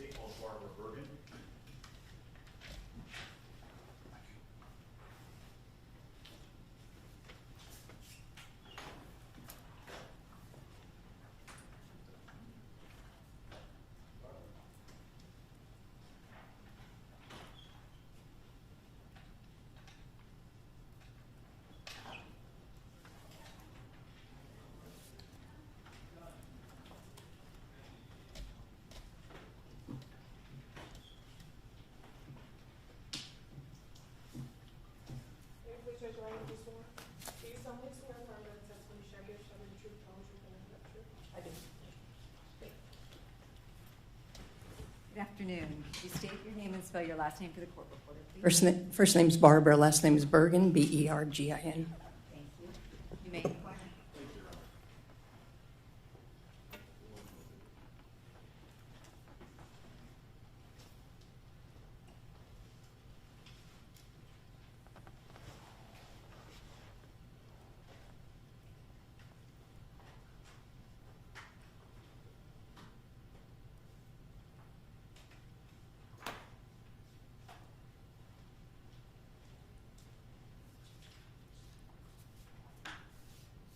do you do for a living now? I'm the executive director of Crime Line. What do you do on a day-to-day basis? Manage staff, anonymous tips, organizational things. Was there a period of time that you worked for the Orlando Police Department? Yes, sir. For what period of time? I was sworn in September of '83 and retired in 2009. And what type of job assignments did you have with Orlando PD during that time? Patrol, field training officer, special TAC unit, and then detective for a number of years, and then I was assigned actually over to Crime Line at the end of my career. Let me direct your attention to Monday, May 27th of 2002. Were you working for Orlando PD then? Yes, sir. In what role? Homicide detective. On May 27th of 2002, did you become involved in the case involving the then missing person and later the death of Theresa Green? Yes, sir, I did. Were you the lead detective, or was your role to assist another detective? To assist the lead. Was it common for you to work in a team on a major case like a homicide? Yes, sir. All homicides worked as teams. Were you also involved in the interviews of Joseph Butler, Joyce Butler, and Miss Butler's daughter, Lisa Moore? Yes, sir. Were you also involved in an interview done with the Henry Fields? Yes, sir. As a result of those interviews, did you attempt to identify the person that those witnesses referred to as Mike? Yes, sir. And did you acquire information during the course of your investigation that Mike was actually a man named Demorris Andy Hunter, African-American male, date of birth 4/18 of 1966? Yes, sir, we did. Based on that information, did you obtain a photo pack, or a photograph of Demorris Andy Hunter? Yes, sir.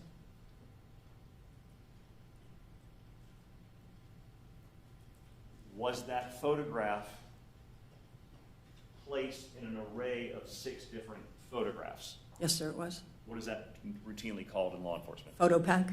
All right. What do you do with a photo pack? What is its purpose? The purpose of a photo pack is to show to witnesses to see if they can identify anybody in the photo pack. And how do you go about, is the goal of a photo pack to find individuals with similar features? Yes, sir.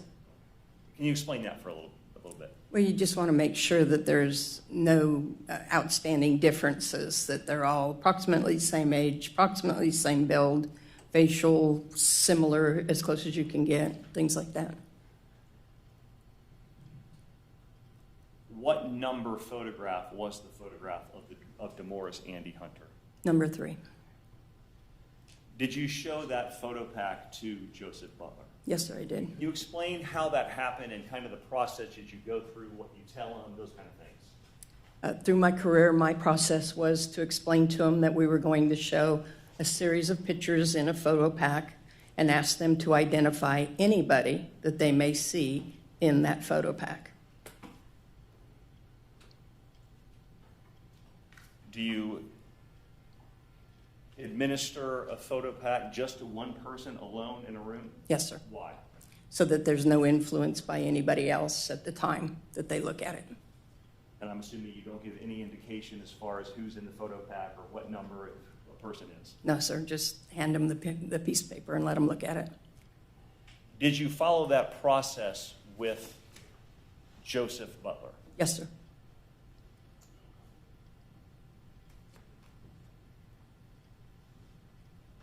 When you showed Joseph Butler the photo pack, and actually, may I approach her? You may. Showing us Marcus States Exhibit M is in Mary. You recognize that document? Yes, sir. What is that? It is the witness display identification form, which is also signed by me and by Joseph Butler. And on the first page of that document is an identification form. What is that form? What information does it contain? It has 6 slots where 6 photographs were at, and we ask them to identify the person or check the box where they identify somebody in it. And then down below, we ask them in their own words to write what they see in the photo pack. And the second page of that exhibit, is that the actual photo pack? The array of photos? Yes, sir, it is. Do you also ask the witness to initial and date the person that the person is identifying? Yes, sir. Okay. Is that a true and accurate copy of the photo pack that you showed Mr. Butler? Yes, sir. This kind of statement states M as in Mary into evidence as State 16. Any- It will be admitted as State's Exhibit 16. When you showed that photo pack to Mr. Butler, did he identify anybody? Yes, number 3, And who did he identify that person as being? as Mike. When he made that identification, was anyone there to help him or point out anybody, or? No, sir. May I publish States 16, Your Honor? You may. And is this the identification page that you talked about? Yes, sir. All right. Kind of, what information is written by the witness versus information you wrote? Well, the only thing that I wrote would be my signature and the date that I signed it on. There's an X through number 3, which is where Mike was at. And then it says number 3 is Mike.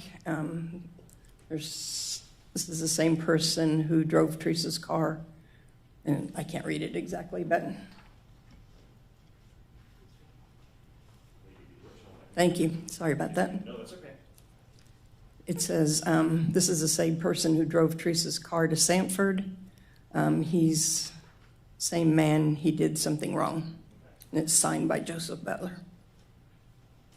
Showing me the second page of that same exhibit. What do we see here? This is the photo pack that was shown to Mr. Butler. Did Mr. Butler initial and date photograph number 3 of Demorris Hunter? Yes, sir, he did.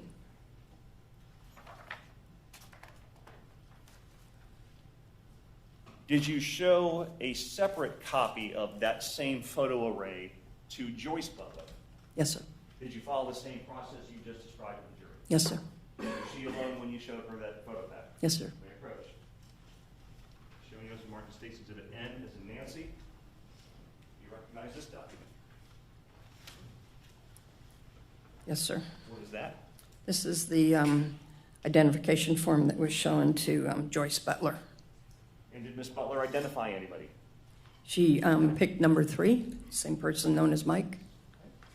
And did she also sign and date both that identification form and initial the photograph of Demorris Hunter? Yes. And is that document in front of you a true and accurate copy of the photo pack and identification sheet you showed to Ms. Butler? Yes, sir. This time, State would move N as in Nancy into evidence as 17. No objection. N will be 17. May I publish? You may. What did we see here? This is the identification form again by Miss Joyce Butler. She wrote, I know him by Mikey, or Mike, I guess. This is the person who drove Teresa's car on, I think that says on Sunday. Okay. And the second page, does that also show her signature and initials by the photo of Number 3. Demorris Hunter? Did you show this same photo pack and photo array to a Lisa Moore? Yes, sir. Showing you what's been marked as State's Exhibit P as in Paul. May I approach? You may. Do you recognize that document? Yes, sir. What is it? Identification form shown to Miss Moore, Lisa Moore. Did Lisa Moore also identify the person she knew as Mike? Yes, she picked number 3. And that's the photo of who? That is the photo of Mike, known as Mr. Hunter. And is that a true and accurate copy of the photo pack and identification sheet that you showed Lisa Moore and she identified? Yes, sir. This time, State would move P as in Paul into evidence as 18. No objection. You will be 18. May I publish? You may. And what are we looking at here? This is the identification form again. The person in box 3 and is the person I know as Mike. He is the same person I saw at my mother's house and with Teresa on the date, Saturday, May 25th, signed by Lisa Moore. And the second photo of that, what does this show? Those are her initials identifying the person, and number 3 is Mike. Okay. Thank you, ma'am. No other questions, Your Honor. Examination.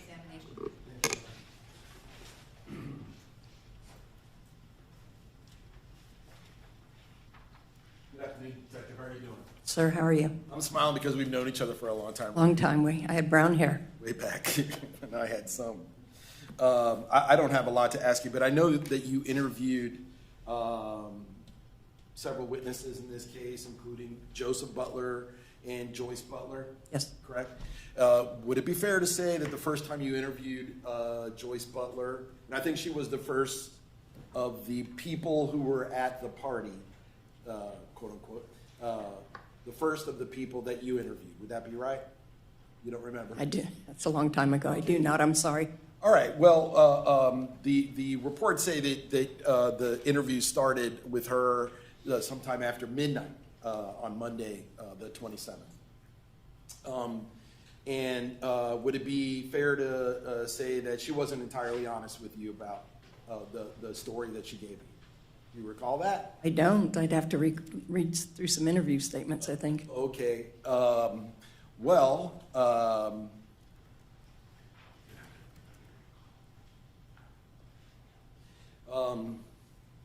Do you recall her telling you that what had happened on Sunday morning was that Mike, according to her, called her apartment and told her husband that Theresa's car was in a parking lot in Sanford? Don't remember that? No, sir, I'm sorry. I wish I could. I don't remember that. Okay. Well, do you remember that you interviewed her twice? I'm sure we did, because then we had the photo. Okay. And do you recall interviewing her twice, at least in part, because she had told you a story which was not consistent with what you'd heard from Joseph Butler? You don't remember that? I don't. Do you remember Mr.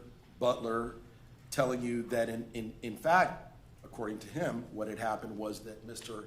Hunter had showed up at his apartment in the morning and that he had helped Mr.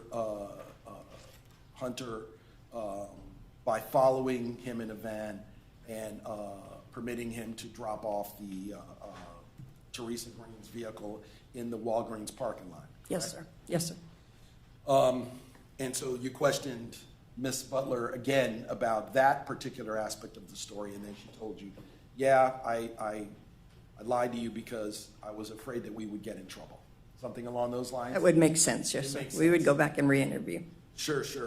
Do you remember in a conversation with her that she told you that Joseph Butler had struck Theresa Green in the face after Theresa Green had slapped him? I know there had been some conversation about a physical altercation out on near the stairs. Right, and that Theresa Green, as a result of being smacked in the face, got either a bloody lip or a bloody nose and was bleeding, and that was how her blood got on the door of apartment 12 or on the lintel around there. I don't remember those details. She would have. One.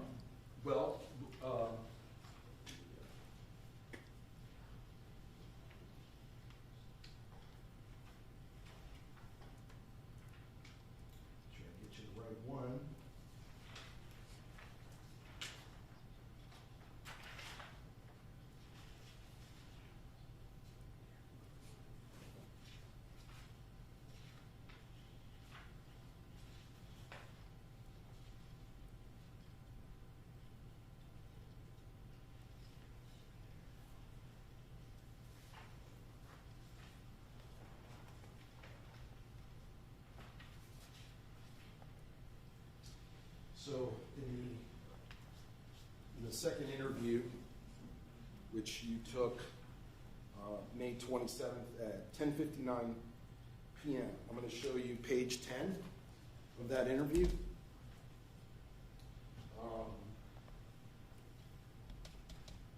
You can read as much of it as you like and see if it refreshes your recollection about what she told you.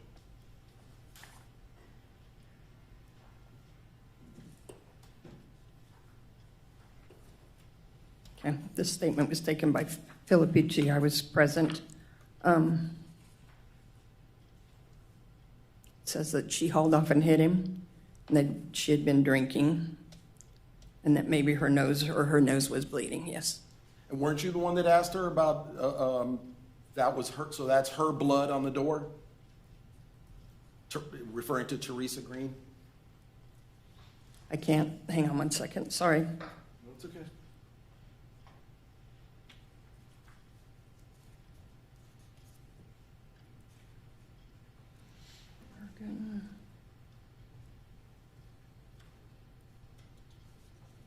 trying to line up where I was speaking. Yes. So those are my questions, yes. Okay.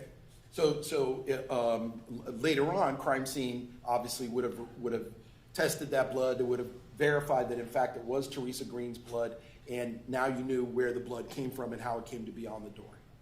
Is that correct? We knew that it was her blood on the door, yes. Right.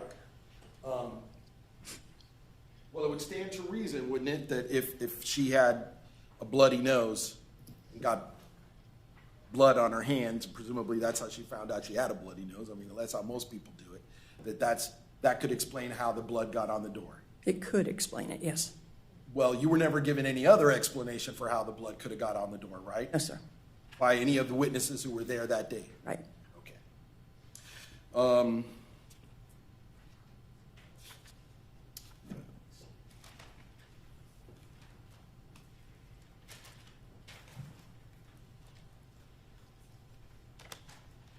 So,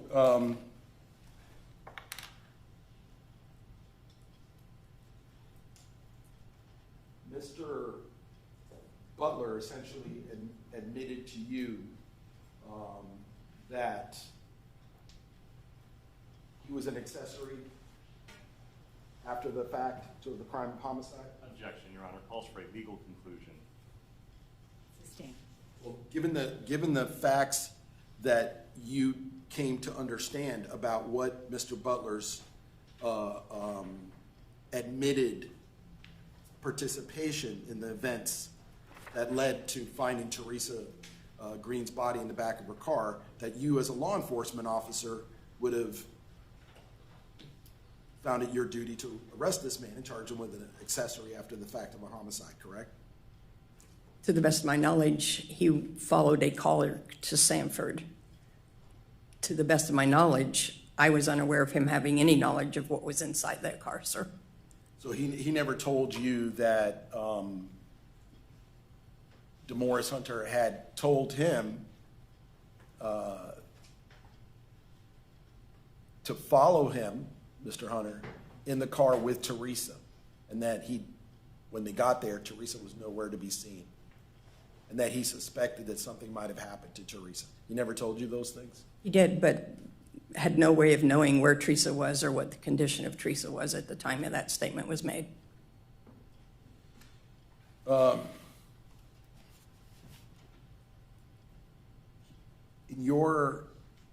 Would you say that his retelling of the facts, or his version of the facts, is what led you to make certain conclusions about Mr. Hunter? For example, him telling you that Mr. Hunter had in fact driven the car, that Mr. Hunter had come and got him and asked him to follow him in his van.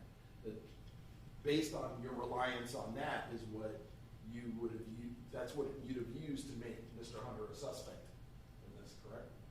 Yes. That's all I have. Any redirect? During the course of your investigation, the whole investigation, did you have any evidence whatsoever to suggest that Joseph Butler knew Theresa Green's body was in the trunk? No, sir. No, sir. Don't you have to have knowledge that the crime was committed before you can be an accessory? Yes, sir. Thank you. Thank you. Any questions from the jury? May this witness be excused. Yes, Your Honor. You are free to go, ma'am. Thank you.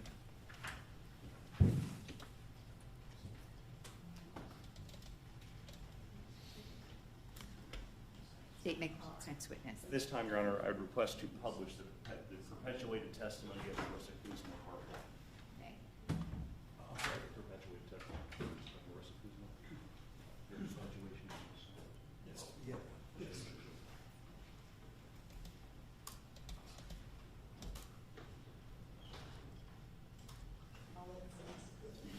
State false of Theresa Kuzma.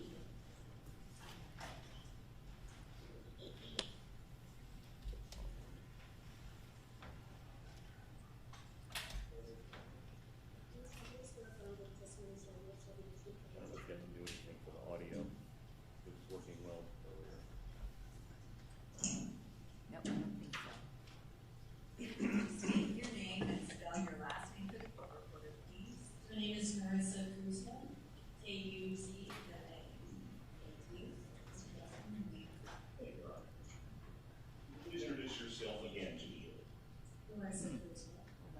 second. Orlando Police. I can hear it over the speakers, it's just not very loud. What if you turn it, Mine's volume is maxed here. okay. Let me try one more thing, try it again, see if that helps.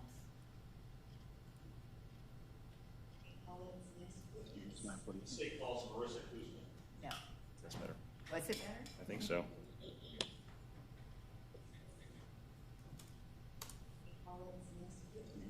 State calls Marissa Kuzma.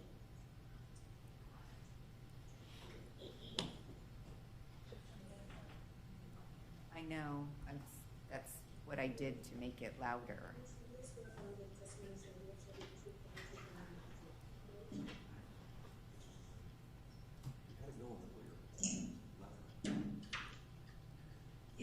State your name and spell your last name for the court reporter, please. My name is Marissa Kuzma, K-U-Z-M-A. Can y'all hear that? No, okay. We can call a witness out of order and see if we can work on this in a break. All right, we'll call a witness out of order and I'll have AV come and figure out why we can't hear the audio well enough. State calls Doug Thomas.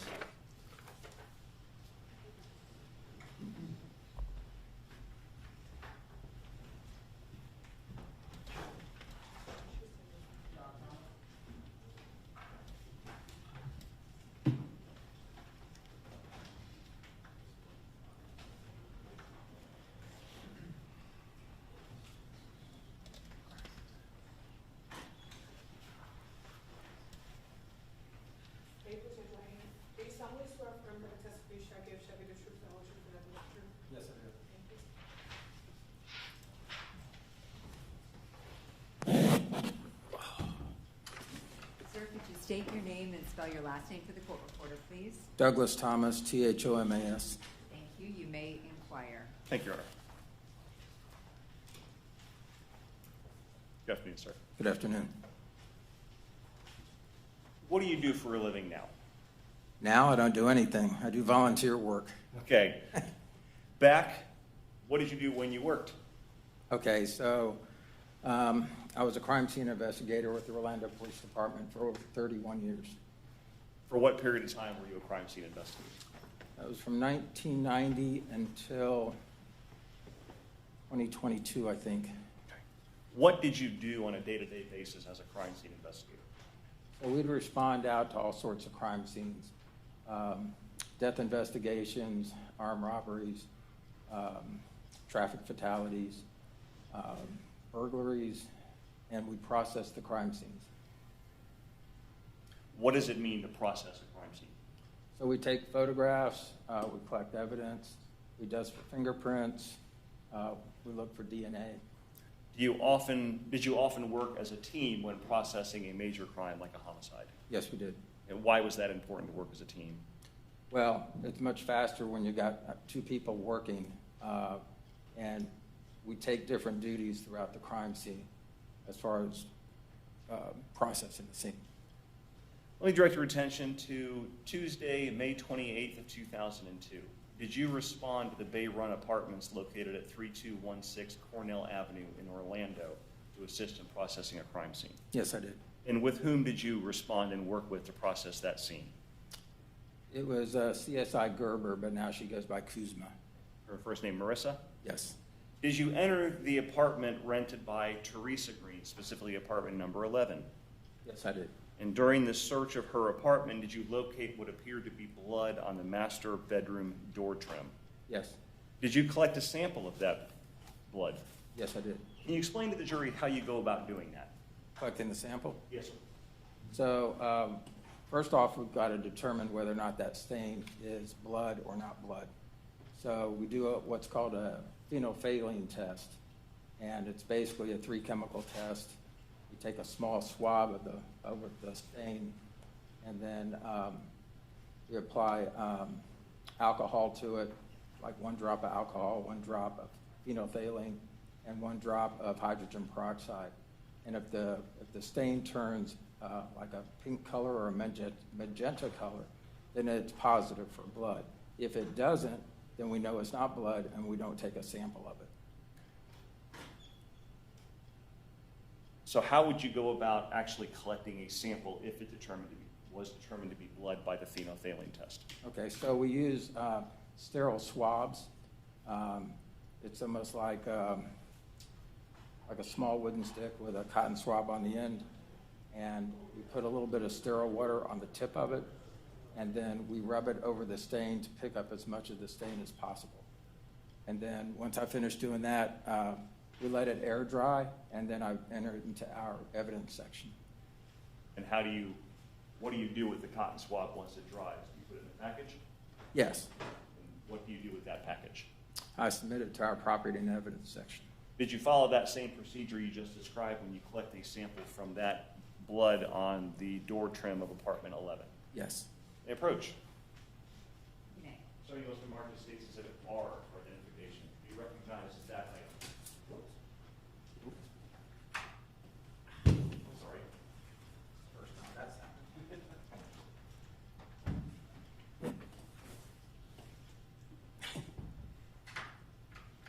Yes, I recognize this. How do you recognize it? It's got my handwriting on the front. It's got my initials across the seal on the top. Is that currently sealed? Yes, it is. All right. And what is that item? It's a blood sample from the master bedroom door frame. Okay. And is it in the same or substantially the same condition as when you collected it that day, except for some additional markings from Florida Department of Law Enforcement? Yes. This time, state would move states R into evidence as 19. It will be admitted as states 19.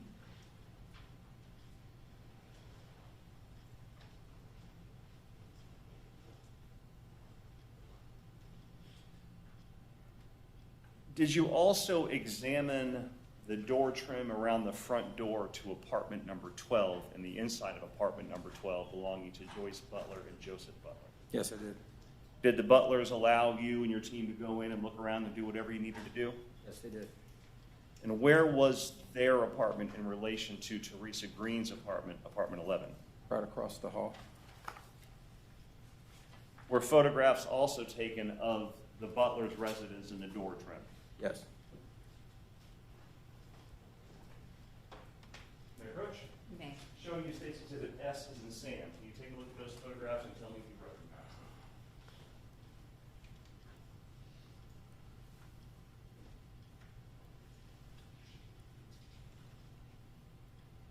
Yes, I recognize these. And generally, what do those photographs show? It shows the front door to the apartment, which is apartment 12. And it shows the door trim with stain on the door.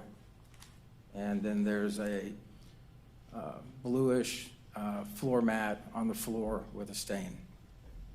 And did those photos fairly and accurately depict the appearance of the door as well as those items you just mentioned in apartment number 12? Yes. This time, state would move S into evidence as states 20. Any objection? No objections. It will be admitted as states 20. May I publish, Your Honor? You may. Showing you photograph 1 of states 20. What does this show? That shows the apartment door to apartment 12. Photograph 2 of states 20, you mentioned a mark on the door trim. Yes. Okay, what does this show? This shows a little bit of red stain on the door. And photograph 3 of states 20. Is that just a close-up? That's a close-up view of the same blood. And did you collect samples of this stain as well? Yes. And did you do the phenolphthalein test to make sure it was blood before you collected it? Yes. Approach. You may. Showing you state's exhibit T is in Tom for identification. Do you recognize that item? Yes. How do you recognize it? It's got my handwriting on the front of it. It's got my initials across the seal. And what is that item? Blood sample from door trim at apartment 12 in the stairwell. Is that currently sealed? Yes, it is. And is it the same, substantially the same condition as when you collected it when you processed this scene? Except for some additional markings from Florida Department of Law Enforcement. Yes. This time, state would move state's exhibit T as in Tom into evidence as 21. Any objection? No objection. It will be admitted as states exhibit 21.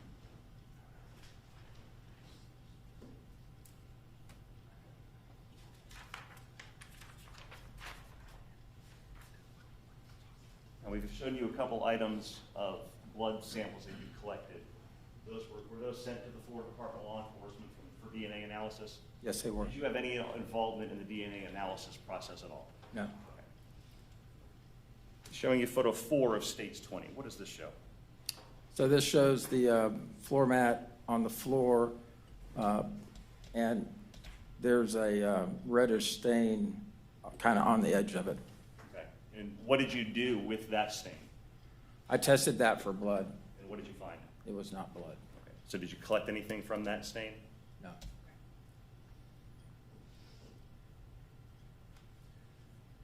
Were you also tasked, along with other members of your crime scene team, with processing the stairwell leading up to these 2 apartments for the presence of fingerprints? Yes.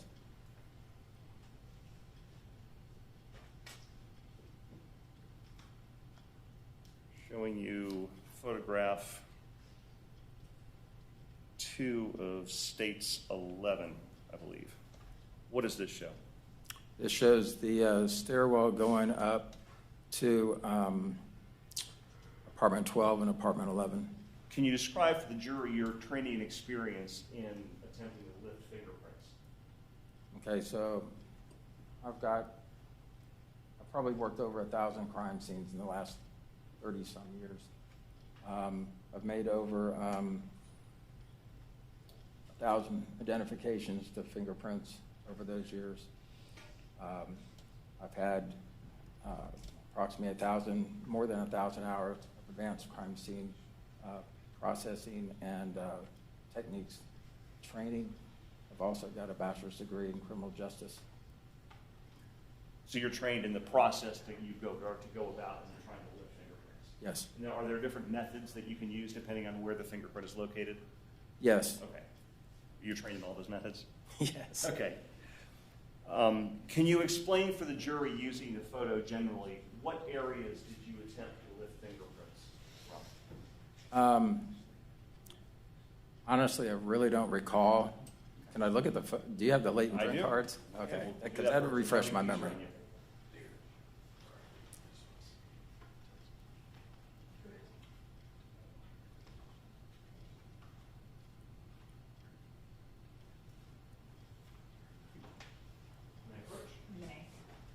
Showing you the marked States Exhibit U for identification. Can you recognize that item? Yes.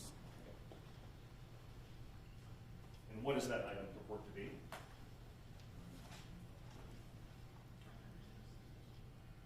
Five latent print cards. Says it was submitted by me, but I didn't submit them. Well, in that packaging, correct? Yes, that's correct. Can you open that packaging up, look inside, and tell me if you recognize the contents? Okay.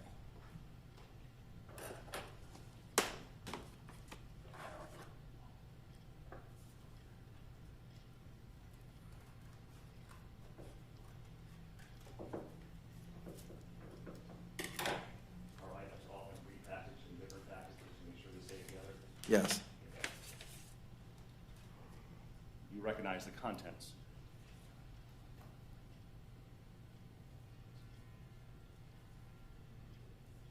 Yes. How do you recognize the contents?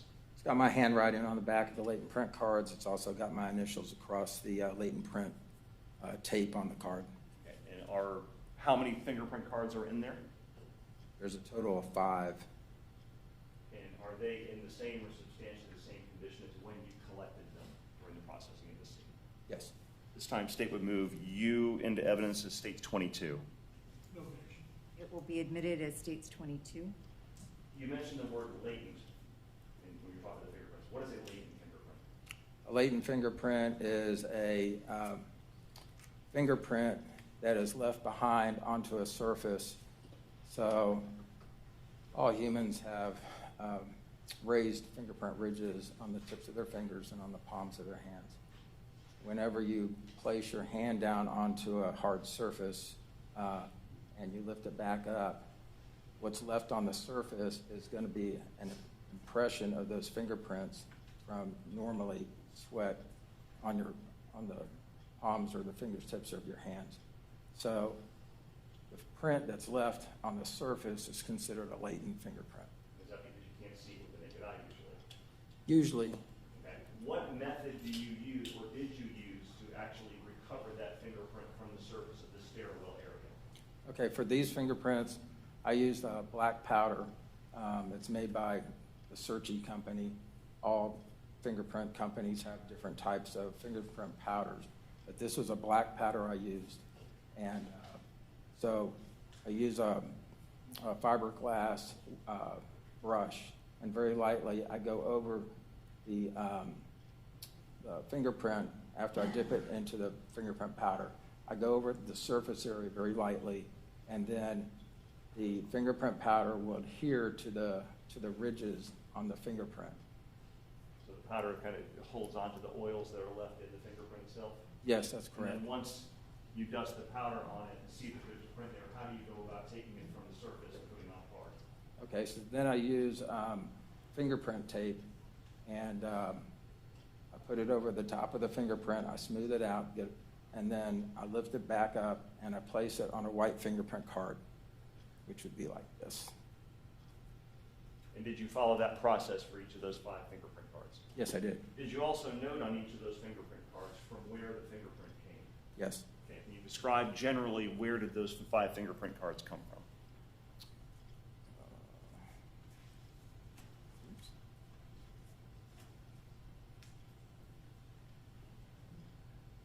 From the door trim of apartment 11, the doorway, the east wall of the stairwell. That was near apartment 11. West wall of the stairway at the top of the stairs. The west wall of the stairway at the top of the stairs.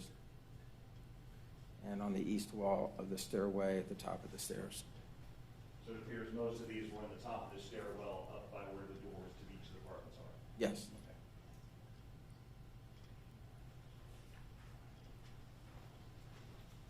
Okay.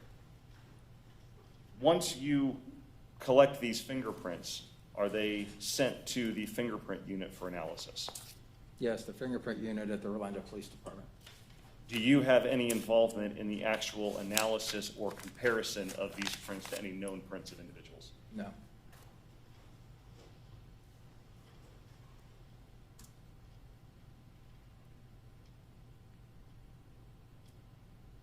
No further questions, Your Honor. Thank you, sir. Cross-examination.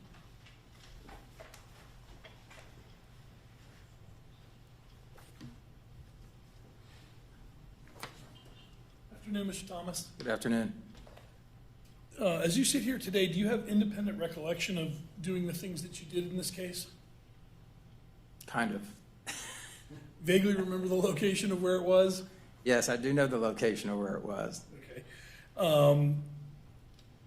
You testified on direct examination that you didn't have anything to do with the matching portion. Once you take a DNA sample or what you suspect to be blood, and then you send it off to FDLE, they're the ones who determine if it matches somebody in their system. Yes, that's correct. Okay. Or a known sample that they might have. Yes. Okay. And it's important that you get, in a situation like this, that you're trying to rule people in or out depending on whether that's their sample. It's important to get samples from as many people as possible, correct? Yes. And you don't know, as you sit here, who those samples may or may not have matched to. That's correct. Okay. Likewise, with the fingerprints on the stairwell, you lift them, put them on the cards, send them off to the fingerprint matching department, and they're the ones who actually do the matching. Yes, that's correct. They compare ridges and points and islands, all of the things that are looked at when we look at fingerprints. Yes, that's correct. Okay. And as you sit here today, you have no idea who if any of those fingerprints matched anyone. Yes, you're correct. I don't know. Okay. That's all I have.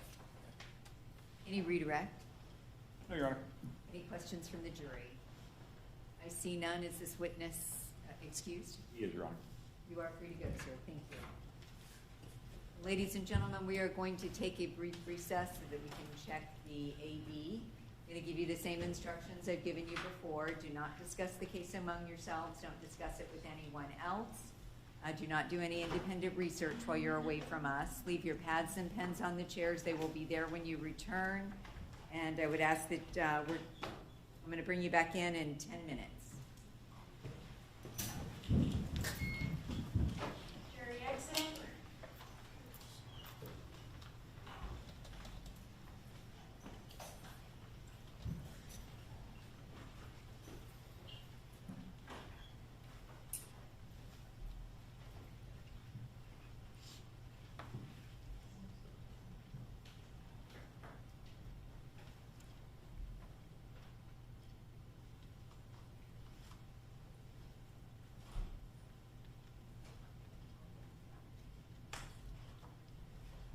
All right. Y'all are excused, and AV can come up and figure out what's going on.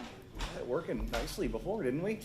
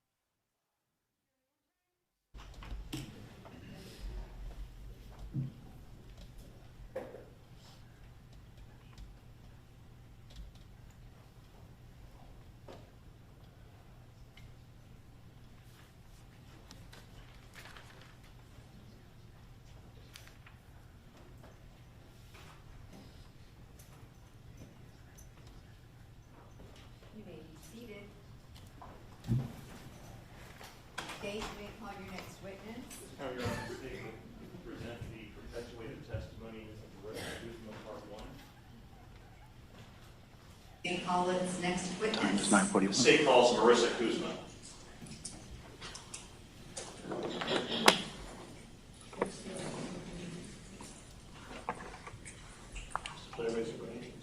Do you solemnly swear affirm that the testimony you shall give shall be the truth, the whole truth, and nothing but the truth? I do.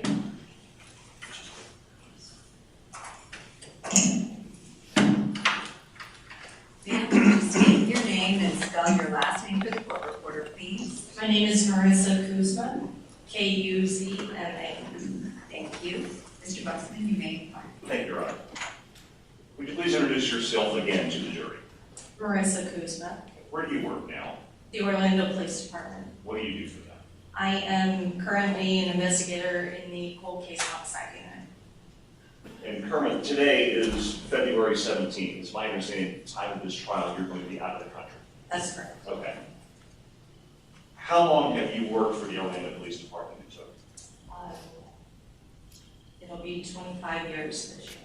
What do you do on a day-to-day basis now in the cold case unit? We review all our cold case homicides and try to bring them to a resolution. How long have you been doing that job? Since 2023. Before you were in the cold case unit at the Orlando Police Department, what did you do? I was a crime scene investigator. What did that involve? That involves, our responsibility was to respond to crime scenes, document, collect, process, and preserve physical evidence. Can you describe your training experience that allowed you to do that job? At that time, I had been certified in crime scene technology through St. Petersburg College, and I had an extensive field training program with the Orlando Police Department. How long did you do that job with the Orlando Police Department? CSI, 22 years. Were you trained in the different methods of collecting different pieces of evidence? Yes. And during the course of your career as a crime scene investigator at Orlando Police Department, were you tasked with prosecuting or with processing homicide scenes? Yes. Can you estimate about how many? During that course of time of my career, approximately 150. When you're working a more complex scene, like a homicide scene, is it common for you to work in teams with other crime scene investigators? Yes. Why is that done? We have no tasks to do. We kind of divide and conquer. Excuse me. There may be more than one location that needs to be processed, and it's always good to have extra eyes. When you are processing a crime scene and collecting evidence, do you usually have the benefit of a full and complete investigation at that time? No. Why not? A full investigation can take months. So we go in at the beginning of the investigation, and we rarely have much information at the time that we respond. As a result of you being called out to a scene very early on in the investigation, do you often end up collecting items of evidence that have no relevance or no bearing on the case at all? Just to be safe. Yes, quite often. Let me direct your attention to Monday, May 27th of 2002. Did you respond to the Bay Run Apartments located at 3216 Cornell Avenue? Yes. And did you specifically go to apartment number 11? Yes. Where was that apartment located? It was on the second floor of the building. It was only 2 floors, and it was on the left-hand side. And whose apartment was apartment number 11? Theresa Green. What was your purpose of going there? To document the scene, the apartment. And when you say document the scene, what does that involve? And my role that night was to take photographs. Did you go there alone or with another crime scene investigator? I was with another crime scene investigator, Who was that? CSI Lewis King. When you arrived there, was that scene in the apartment complex in an area blocked off or secured in some way? Yes. How was that done? Responding officers stretched yellow crime scene tape to keep unauthorized persons out of the scene. And was that tape already up when you arrived? Yes, sir. And was there a law enforcement officer there to make sure no unauthorized people went into that crime scene? Yes. You said a few minutes ago that your primary duty, or one of your duties there, was to take photographs of the scene. Did you do that? Yes, sir. May I approach, Your Honor? Showing up from previously marked as State's Exhibit A for identification. You take a look at that exhibit and let me know if you recognize what it shows.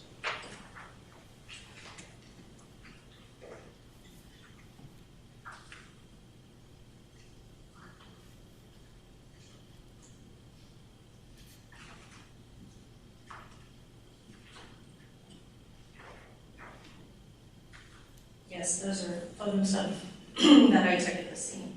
Do those photos fairly and accurately depict what the scene looked like, as well as some of the items inside apartment number 11? Yes, sir. This time, State will move State's Exhibit A into evidence of State 1. No objection, Your Honor.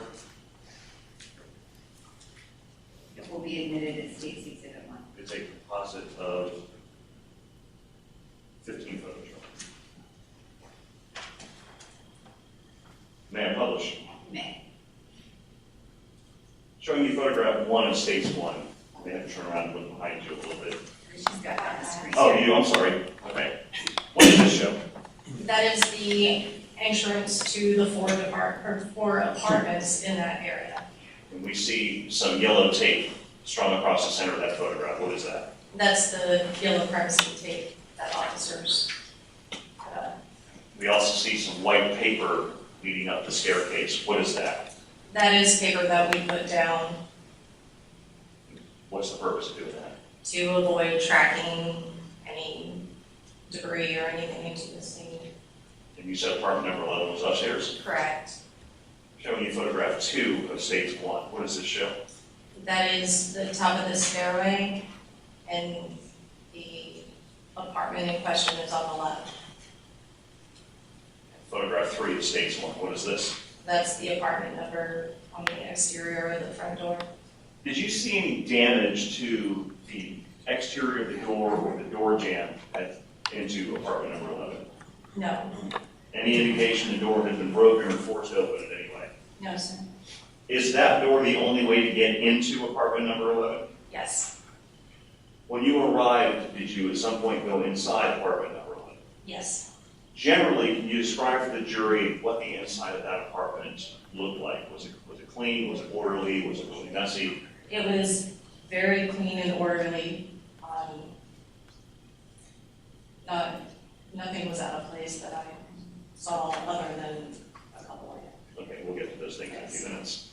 Showing you photograph 4 of State's 1. Referring to the master bedroom, what did you notice on the bed of the master bedroom? In the master bedroom, everything was neat and orderly, the bed was made, there was a purse and the contents of the purse scattered on the bed. Showing you photograph 5 of State's 1. What does this show? That was the purse that was on the bed, along with other items that were scattered about. Photograph 6 of State's 1. What do we see here? Still more contents of the purse. And we see a driver's license at the bottom of that photo. Whose license was that? Theresa Green.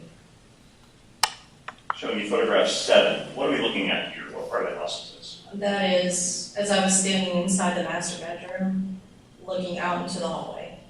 And did you notice anything significant in the hallway that you documented? Yes, there was a hole in the hallway wall. Was this a small hole or was it a relatively large hole? It's relatively large. So you are the photographer. Are you in the same room as the previous photos where we saw the purse and the items on the bed? Yes, sir. Showing you photograph 8 of State's 1. What do we see here? That's the hole in the hallway wall. Did you measure the size and location of the damage to that wall? Yes, sir. How do you do that? We have measuring sticks that we had used at that time. Showing you photograph 9 of State's 1, that portion of the hole that we saw in the previous photo. The deepest portion of that hole, how high above the ground was that? At the beginning of it, the lowest point was about 19 inches. Photograph 10 of State's 1. What does this show? That is the top of the hole from the ground, About how far was the top of the hole from the ground? about 43. Did you measure that size of that hole horizontally as well? Yes. Showing you photo 11. How far from the door jamb did that hole begin? It was only about an inch or so. Okay. And photograph 12 of stage 1. How far did it extend from the door jamb? About 16 inches.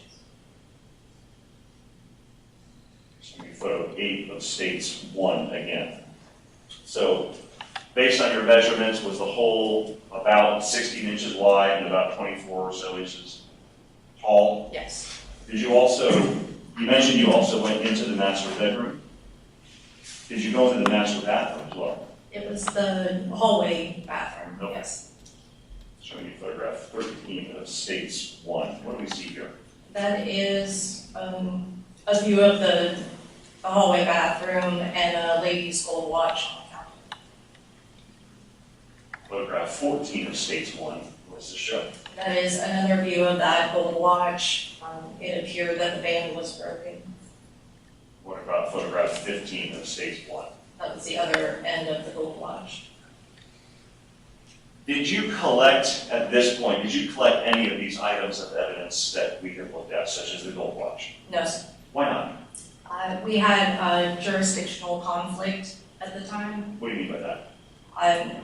While we were at the scene, the victim's body had been located, and it was in another city, so we weren't sure which agency was going to be investigating And where was the victim's body located? in Stanford, Florida. Was it in a car? Yes, sir. Sorry. That's okay. Did you eventually go out, and we're going to get this in a little bit, did you eventually go out and process the vehicle and the vehicle in which the victim's body was found? Yes. All right, and we'll talk about that later on. So based on this potential jurisdictional conflict of not knowing which agency is going to investigate the case, what did you do? At the time, it was cleared up relatively quickly, so within an hour or so, another CSI and I went up to Stanford. Okay, so you guys were in the apartment looking around, photographing, documenting things, and you learned of this potential, the finding of the victim's body. Did you guys back out of the apartment? Yes, we were asked to vacate. Okay. When you, and I'm assuming the whole team vacated, right? Yes. When you and the other crime scene investigators exited that apartment, was the apartment left secured somehow? Yes. How? It was, I remember if we put tape up, there was a crime scene tape still across that apartment door, and officers were left on scene as well. Let me direct your attention to the next day. This will be Tuesday, May 28th, 2002. Did you and other crime scene investigators return to that same apartment complex to continue processing the scene? Yes, in the early morning hours. Who would the main crime scene investigator be that was in charge of kind of directing everybody what to do? Karen Livengood. What was your role that second day, that morning, Tuesday morning? I assisted in processing the stairwell area for latent fingerprints. Showing you photograph 2 again of stage 1. Is this the stairwell you're talking about? Yes, sir. Can you describe for the jury your training and experience in processing something for fingerprints? Again, I had a lot of practical training in school, and then in my field training with OPD, as well as all the scenes that I responded to, I have a lot of experience. OPD is Orlando Police Department? Yes. Can you explain to the jury the process that you go through when you're trying to lift fingerprints or something of that type? Fingerprint powder is applied to a surface, and that powder will adhere to moisture or oils in the residue, and it makes the print visible. And from there, a clear tape is laid across the print, tape is lifted and placed on the back card. If you are successful in lifting a fingerprint using the method you just described, are you the person that would examine that fingerprint to see if it has sufficient detail to allow it to be compared to somebody's known fingerprints? No, sir. Does somebody else in your agency do that? Yes. From what areas did you attempt to process or lift latent fingerprints in the stairwell? Most of mine were upstairs,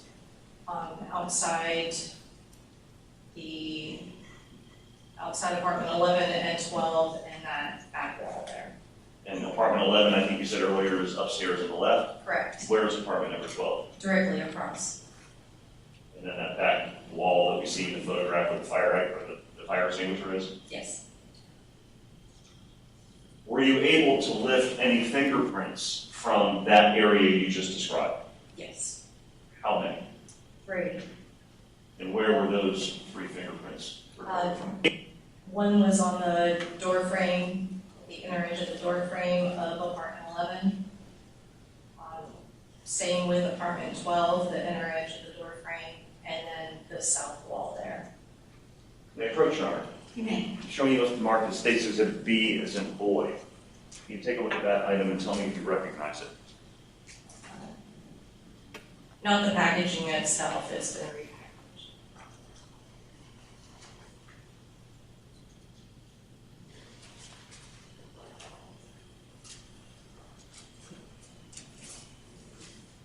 Can you open that up, look inside, and tell me if you recognize the contents?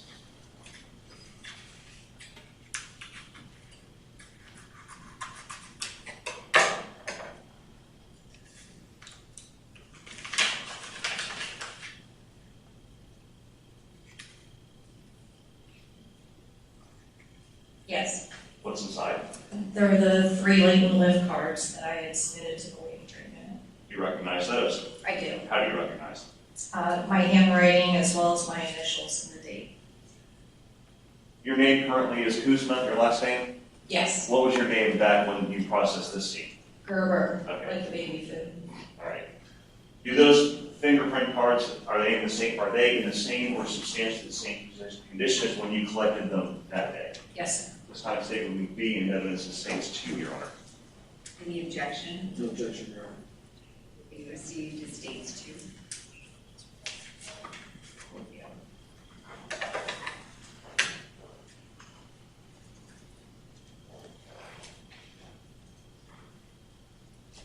And I believe you said earlier someone else would have been in charge of doing any kind of comparison and needed to be done with fingerprints, right? That's correct. No further questions at this time. Thank you, Your Honor. Mr. Pereira? Just very briefly. In the sequence of photographs that showed the bathroom with a watch in it, was I mistaken, or did it appear that in the first image the watch was laying on its side, and then in subsequent images the watch was laid flat? You're correct, yes. And did you do that? I did. And what was the purpose of doing that? To show the broken band. Okay, thank you. That's all I have. No redirect, Your Honor. All right, may this witness be released? At this time, yes, Your Honor, she'll be recalled. Thank you.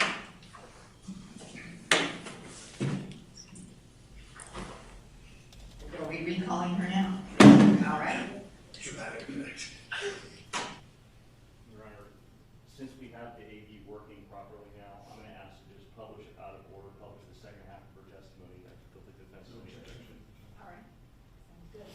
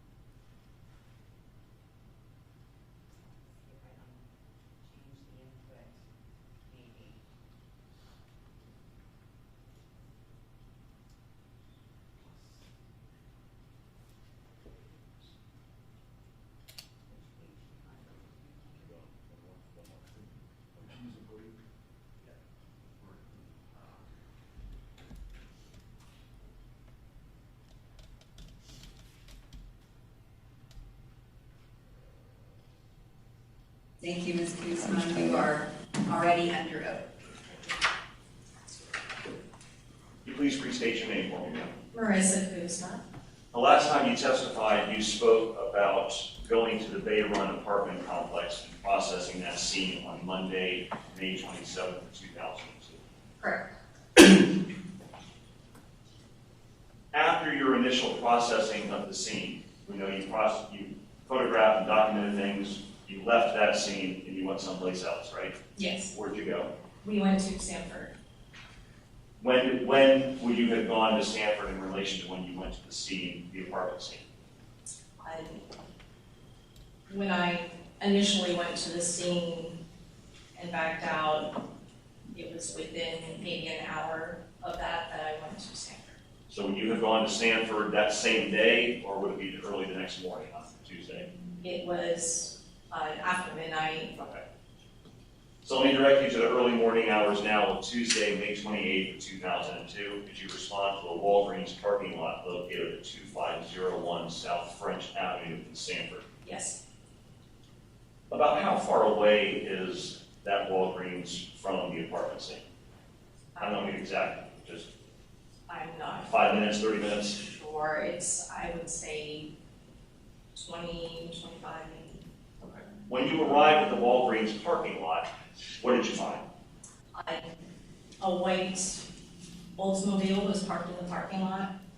Were other law enforcement officers already there? Yes. And what was your purpose in going to that Walgreens parking lot? Myself and another CSI were there to document the vehicle and recover that vehicle. Was that vehicle, that white Oldsmobile, photographed while in the Walgreens parking lot? Yes. And was it also then later towed to the evidence yard of Orlando Police Department and further processed and photographed? Yes. Did you personally take photographs there? I took photographs at Johnson's Record Service. Okay. Yes. The approach again, Your Honor? Show me what marked the state's C for identification. It's a composite exhibit containing 15 photos. You take a look at that, tell me if you recognize them.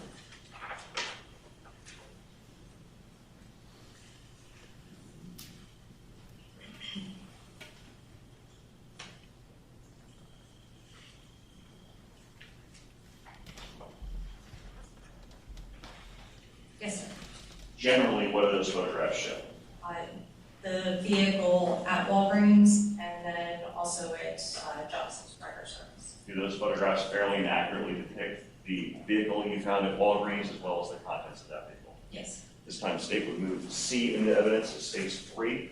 Any objection? No objection, Your Honor. It will be admitted as States 3. May I publish? You may. Showing you photograph 1 of State's 3. What do we see here? This is the white Oldsmobile that is parked in the parking lot of Walgreens. Was that trunk already open when you arrived? Yes, sir. Was it your understanding that law enforcement had already arrived there and opened the trunk before you got there? Yes. Showing you photo 2 of State's 3. Did you see any damage to the passenger window, the vent type window in the car? Yes, that window was broken out. Showing you photograph 3 of State's 3. What do we see on the ground on the passenger side of the car? That's part of the broken window that had been removed. Did you come to learn that law enforcement and the fire department broke that window to gain access to the vehicle? Yes.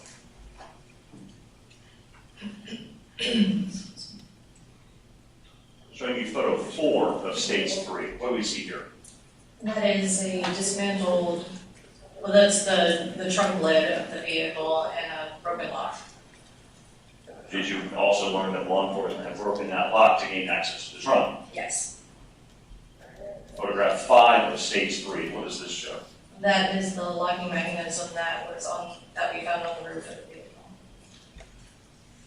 Photograph 6 of State's 3. What do we see here? That's an overall view of the open trunk and its contents. Generally, what was found in the trunk? What do we see in the photo? There is various items, but there's a floral sheet towards the front of the trunk. Showing you photo 7 of State's 3. Is this just a close-up? Yes. What was done with generally with the contents of the trunk? Was it everything eventually removed? Yes. Okay. And specifically the sheet, the object wrapped in the sheet, what was done with that object? Once the medical examiner's office arrived, that object was removed from the vehicle. It was placed on a white sterile sheet in the medical examiner's office. Did you come to learn what was located wrapped inside that floral sheet? Yes, it was the victim's body. Photograph 8 of States 3, what do we see here? That's the trunk, the empty trunk, once everything was removed for the most part. In photograph 9, you mentioned that once the medical examiner's office arrived, the victim's body, still wrapped in the sheet, was placed on a sterile bag. Shroud, yes. What was done with the victim's body? The victim was transported by the medical examiner's office to the medical examiner's office. When she had been transported, still wrapped in that floral comforter? Yes. Did you have any involvement in the transportation of the victim's body to the medical examiner's office? No. What was done at this point with the Oldsmobile? Everything was closed, it was sealed, and towed to Johnson's Record Service. And what is Johnson's Record Service? Why was it taken there? That is the company that we use for all our tows. How was the vehicle sealed or closed up during that transport process? It is sealed with tamper-evident frangible tape. Is the place where the vehicle was towed, is that a secure facility? Yes. And who has access to that facility? The Johnson's River employees and law enforcement. Why was the car taken there instead of just processing the whole car at Walgreens? To preserve the vehicle and any evidence. Let me direct your attention now to the next day, May 29th. Did you do some further processing of this car? Yes, sir. And where was that done? That was done at Johnson's Record Service. Showing you photograph 10 of States Exhibit 3. Did you document the VIN number associated with the vehicle? Yes.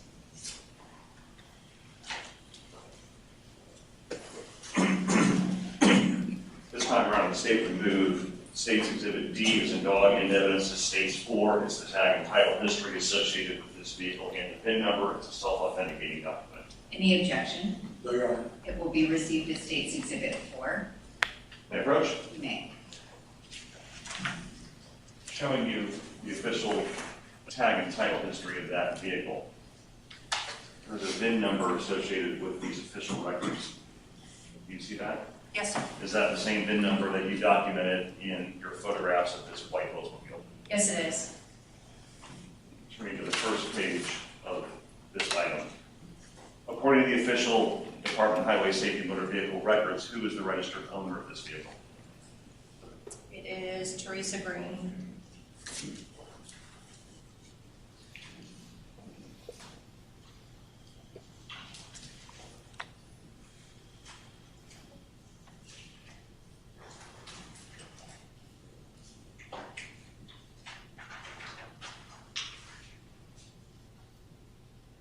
Showing you photograph 11 of States 3. Did you locate some additional glass inside the vehicle from that front passenger broken window? Yes, sir. Did you process this vehicle for the presence of fingerprints? I did. And what method did you use to do that? Again, it was the fingerprint powder. Were you able to locate any fingerprints? Yes. From where was that print collected? That was the interior left rear door handle. May I approach? Showing you State's Exhibit E for identification. You can take a look at that item. Open it up, look inside, tell me if you recognize the contents. Is that item currently sealed? Yes, sir. Okay. Just like the other fingerprint evidence we looked at earlier was sealed? That's correct.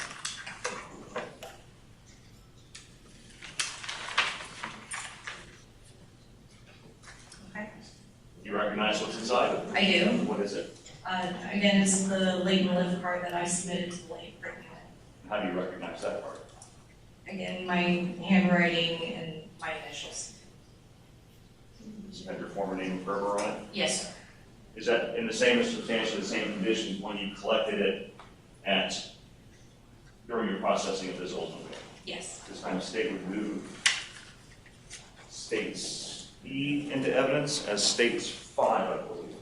Any objection? It will be admitted as states 5.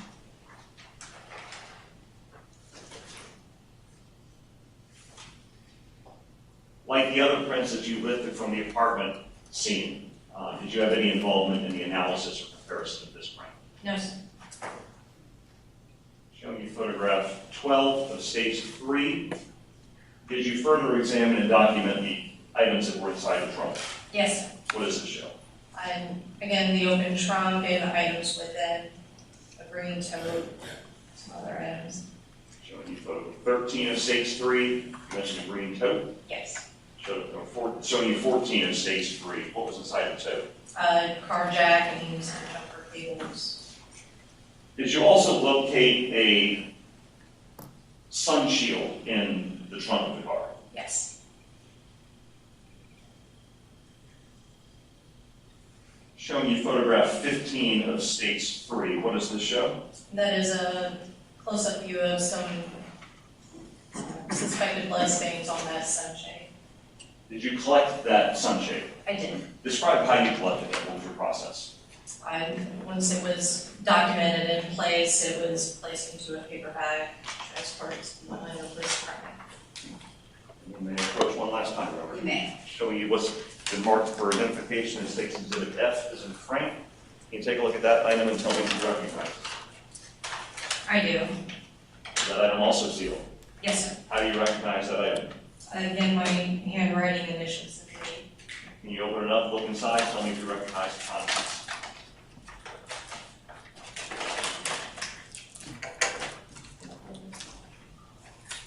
Now, I'm not going to have you take that out since we have a photograph of it. Okay. So, you can open it up, look inside, but I'm not going to ask you to prove it. Okay. You do want me to open? Yes, ma'am.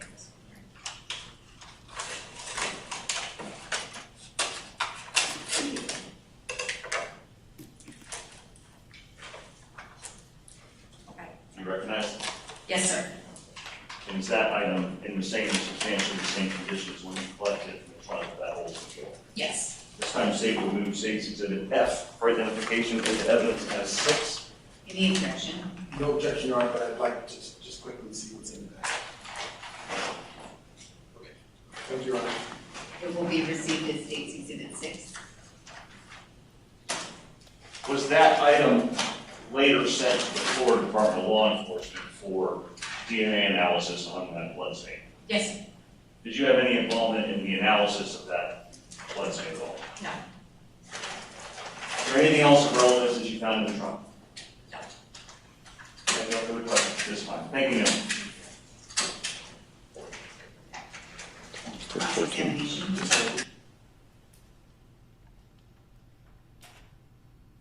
Kuzma, it looked in earlier photographs of the trunk of the car that the items, including the large green tote, had been moved around and then they were removed. Am I correct? I'm sorry. At what point? Well, so there are images of the trunk that first with the body in the trunk and the green tote towards the front of the trunk. Yes, sir. And then later on, the tote appears to have been moved after the body was removed from the trunk. Is that correct? Correct. And did you do that? No, it would have shifted when it was transported, when it was loaded onto the. Oh, okay. All right. So that's how it looked when it arrived at Johnson's record. Yes. And then did you remove any of the items from the trunk after you had photographed them? At Johnson's? Yes. I removed the sunshade that I had collected. But not the tote? I believe I had moved things to photograph the trunk, but no, I did not remove that or collect it. Okay. All right. Thank you. That's all I have. Any regret? No, Your Honor. Thank you. May this witness be excused. She may, Your Honor. You are free to go, ma'am. Thank you.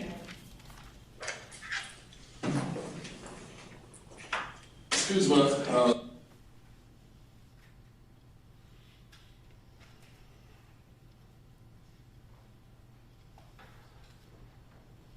the next witness is the witness who's appearing virtually. I don't know if you want to take a break. She's online, ready to go, but I'm not sure if the volume issue needs to be tested first. Yes, probably so. Ladies and gentlemen, I'm going to give you a brief time in the jury room. Do not discuss the case among yourselves. Don't discuss it with anyone else. Do not do any independent research while you're away from us. Leave your pads and pens on the chairs. They will be there when you return. Are you exiting?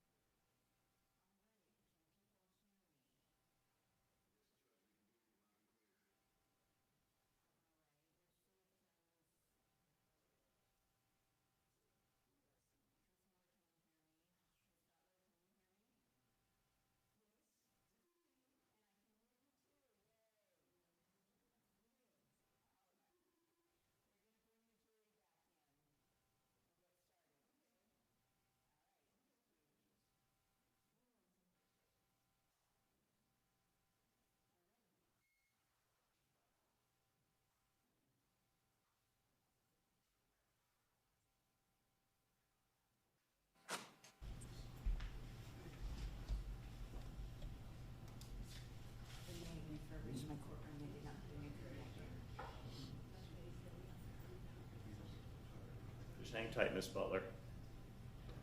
They need to Yes. retire.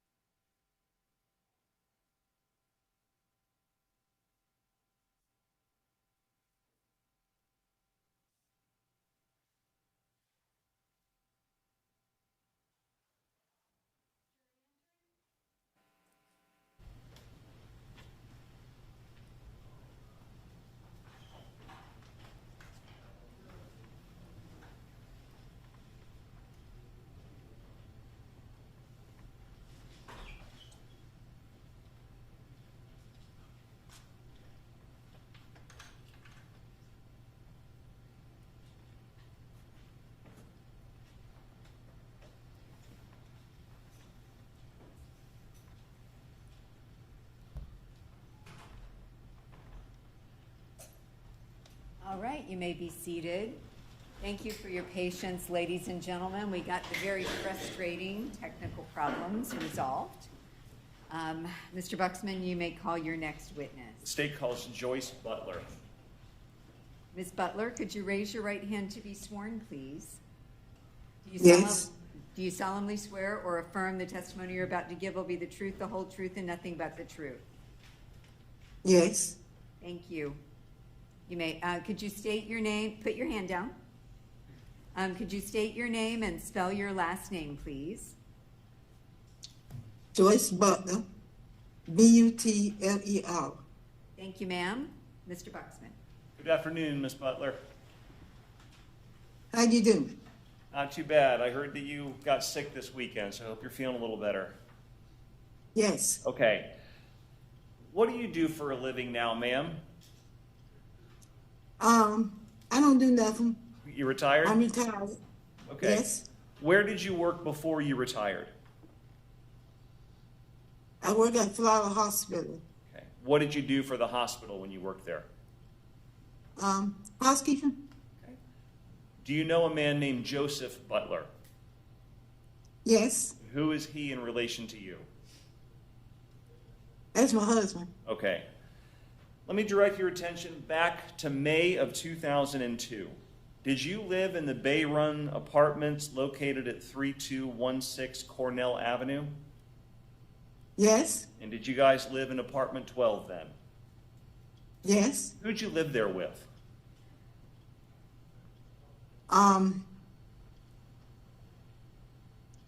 Me and Joe. Did you live upstairs or downstairs? Upstairs. Did you know a woman named Theresa Green when you lived there? Yes. And prior to her death, how long had you known Miss Green? Oh, I think a long time. Okay. But I don't remember. That's fair. It's been a while. It's okay. Where did she live in relation to your apartment? She's still on the second floor, across from me. Okay. I'm going to direct your attention to late Saturday night, May 25th of 2002, into Sunday morning. Was there kind of a get-together at your apartment there? Yes, but you know we really had the party. What about the party? I didn't hear you. I said we really didn't have it. Okay. Did people come over to your place that night, though? Yes, they did. Okay. And who was there at your apartment that night? It was me and Joe and one of his friends. Okay. Was Miss Green there also? No, no. At some point, did Miss Green come to your house for this get-together with a guy named Mike? Yes. Okay. Do you remember if Miss Green and Mike were dating or together at around that time? I really don't know. Okay, that's okay. So, did you have to go to work the next morning early? Yes. Okay, and at some point, what happened with the party? Did you kind of shut it down? Yeah, we shut it down. All right, tell me what happened when the party was shut down. Did anything happen between your husband, Joe, and Miss Green? Well, she slapped Joe in the face. Okay. And Joe was saying, why you slapped me in the face like that? I guess she was kind of, drunk. Okay. And did Joe slap her back?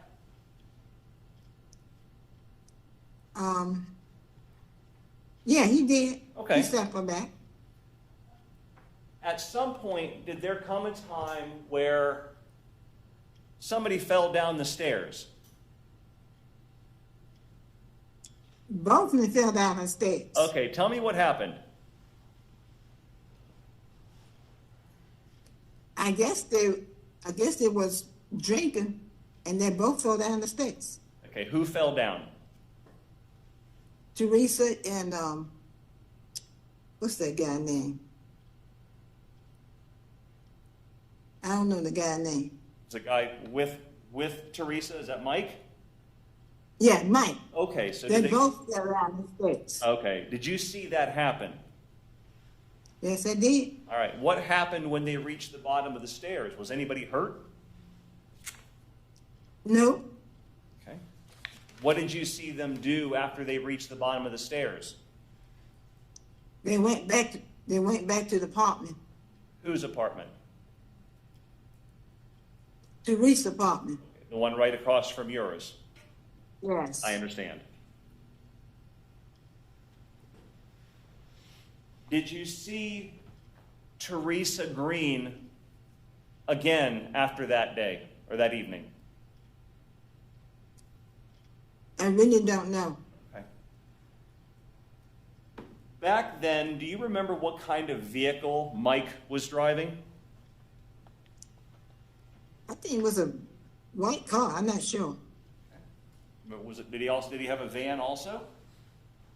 Yeah, he had a van. Okay, so he had a van. Who had the white car? Whose car was that? Teresa. So let me move ahead a few hours. Early Sunday morning. Uh-huh. Did you see Mike early the next morning, several hours after the party? No. Do you remember, did Mike ever come to your apartment the next morning and ask Joe to help do something? Yes. Okay.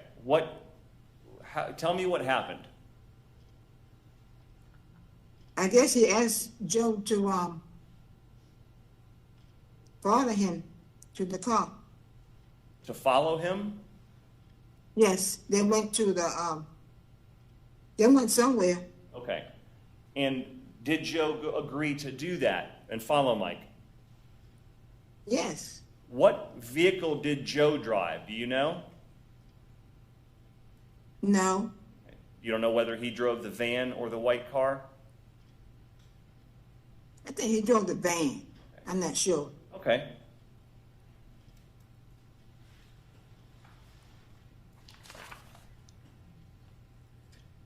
Did you ever see Theresa Green with Mike the next morning when Joe followed him in the van?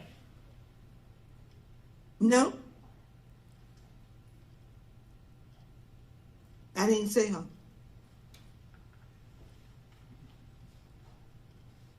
At some point, did your husband come back from wherever they went? Yeah, he Okay. came back. Okay. Do you remember about how long he was gone? I don't know. Okay, it's been a while. At some point, did law enforcement or the police come and talk to you and interview you? Yes. When the police talked to you the first time, did you tell them anything about Joe following Mike in the car that morning? Yes. Okay. Did you tell them that the first time or the second? The first time. Mike came to the door and he opened the he came to the door and knocked on the door. He said he wanted to ask Joe something. Okay. He wanted to ask Joe to follow him.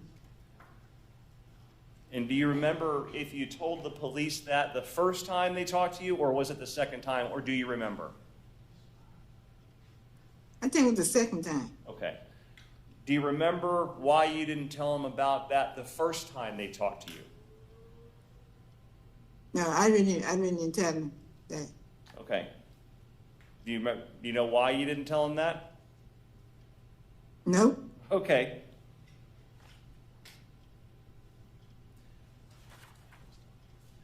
When the police came to your apartment, did they ask permission to go inside your apartment and look around? Yes. Did you let them do that?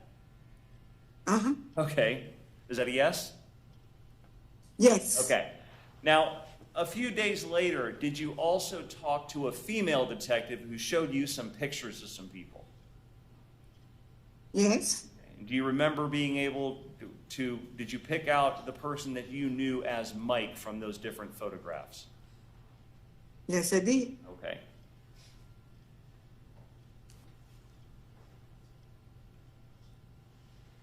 Thank you, Ms. Butler. I don't have any questions, but don't hang up because the defense lawyer has some questions for you probably too, okay? Okay, no problem. Thank you, ma'am. You're welcome. Mr. Marrero? Thank you, Your Honor.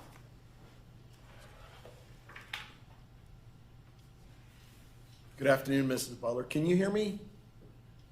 Yes, I could hear you. Can you see me? I'm not sure you can.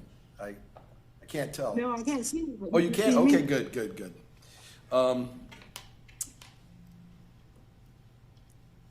Ms. Butler, did Yes. you have the opportunity to read statements that you gave back in the day when this case first happened, back in 2002, that were recorded and then transcribed? Did you ever have the chance to read those? I don't remember. And how about a deposition that you gave in 2015? It was kind of long. And did you ever read through that deposition? Maybe. I'm not sure. I don't mean to embarrass you by asking you this question, but if you did have them, could you read them? Can you read? No, I don't have them. I'm sorry? I don't have them. You don't have them? Okay. Uh-uh. All right. It's been a long time. I'm sorry? I said, that's been a long time. I don't have it. Okay. So you're just going on your memory today of what happened 24 years ago, is that right? Yes. That's a long time. Yes, ma'am. Can I ask you, what's your memory like? Is your memory still pretty good, or do you sometimes have problems remembering things now that? Yeah, I have a problem. Yeah. That's okay. We're all getting older, and it gets harder and harder to remember stuff. Yes, we do. So let me just tell you that you did give statements to the police, a couple of different statements. Remember when the prosecutor asked you that the first time that you spoke to the police, you didn't tell them that Joe had gone anywhere with Mr. Hunter. Do you remember that? Yeah. Okay. In fact, the story you told them was that Mr. Hunter had called your house, your apartment, and told Joe that Teresa's car was in Sanford. Do you remember telling the police that? Yes? Okay. Now, that wasn't true, right? No? Okay.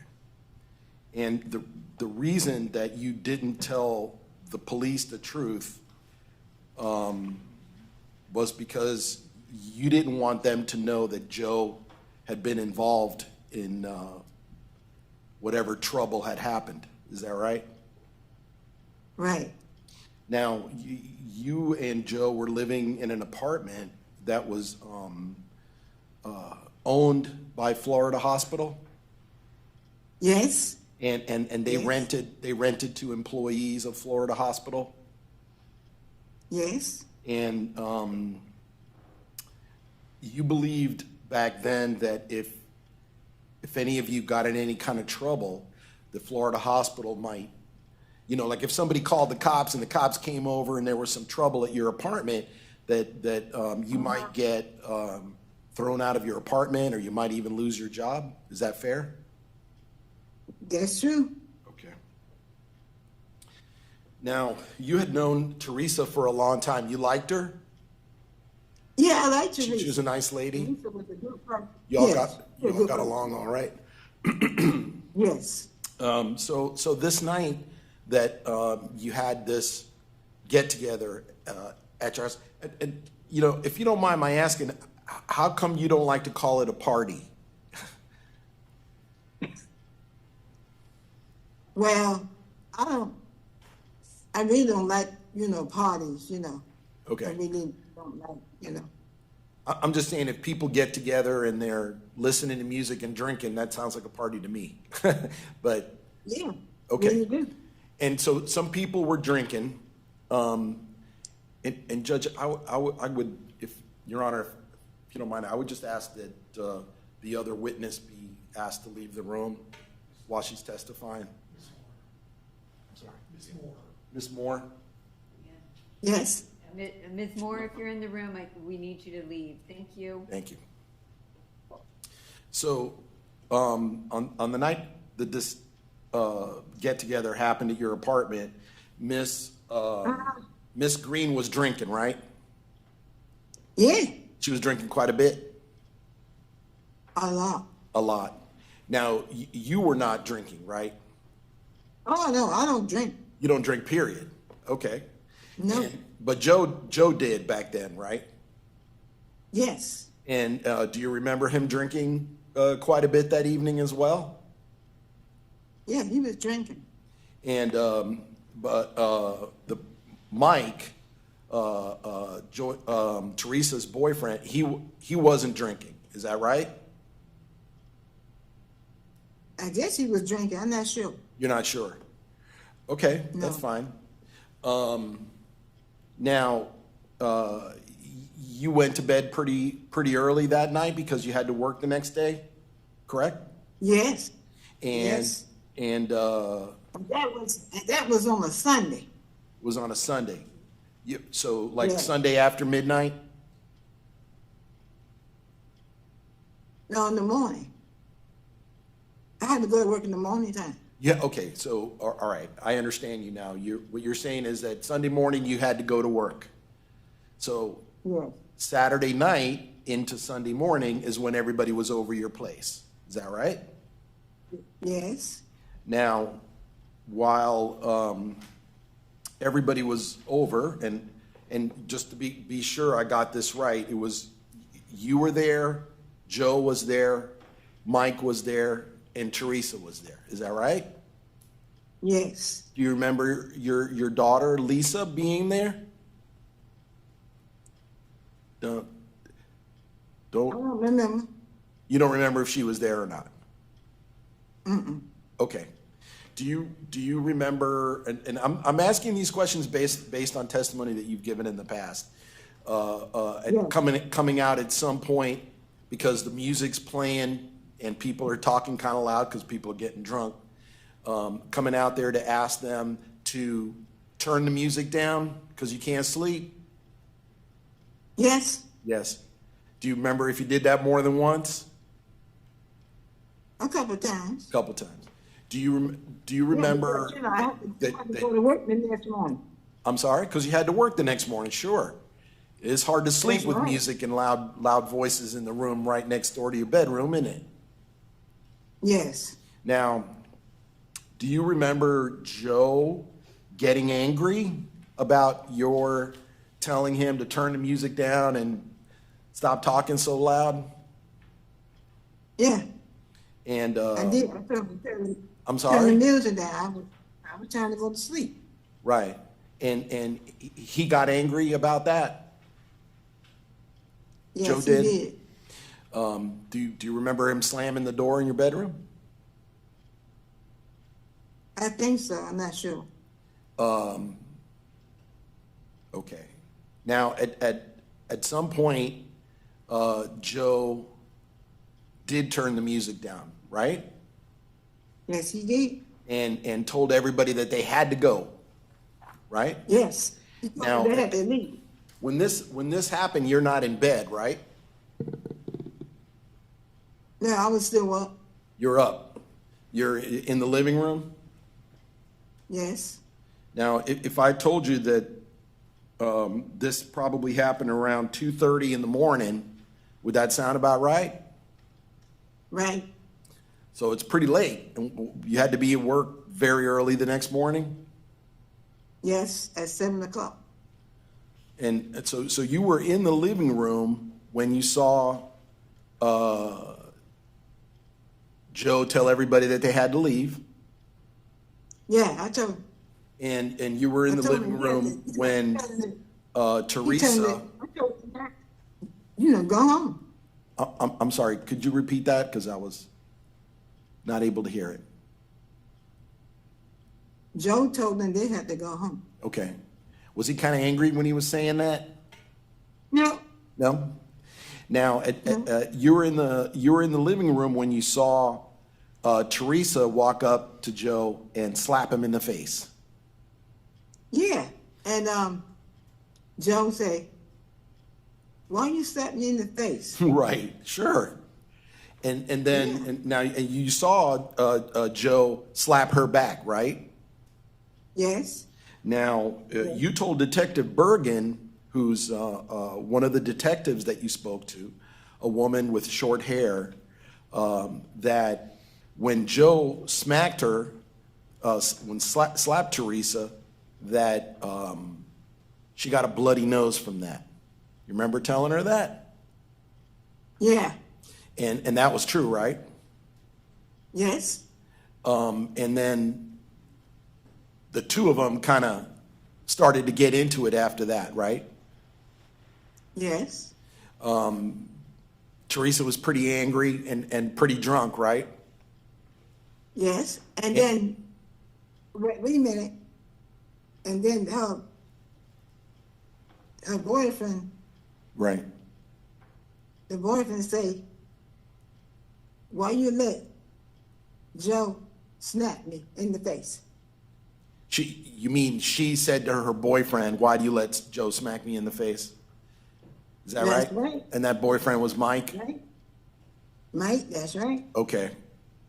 So at some point, they're out in the hallway, that little hallway in between the two doors in your apartment. Uh-huh. And you told the prosecutor that you saw both Mike and Theresa fall down the stairs. Is that right? Yes, they did. And Yes. now when you were asked the question, you testified that they must have both been drunk and that's what caused them to fall down the stairs. Is that right? Yes. Yes. Okay. They was drinking. All right. And they fell all the way down to the bottom of the stairs? Yes, all the way down. And were they tumbling as they were coming down the stairs? Yes, it was. Kind of one on top of the other, kind of? Yeah. I mean, I don't want to put words in your mouth. You were standing there and you saw them fall all the way down the stairs. Is that right? Yes, it did. Okay. Yes. And then did you see them get up, or did you just close the door at that point? They got up. Okay. And they walked They back, got up and they went upstairs. they walked back up upstairs. Okay. Yes. Now, They shut the door. when they came back up the stairs, was that the end of it for you? Did you go back into your room and into your apartment and close the door? Or Yes, I did. do you remember Lisa showing up at some point? Your daughter? Yeah.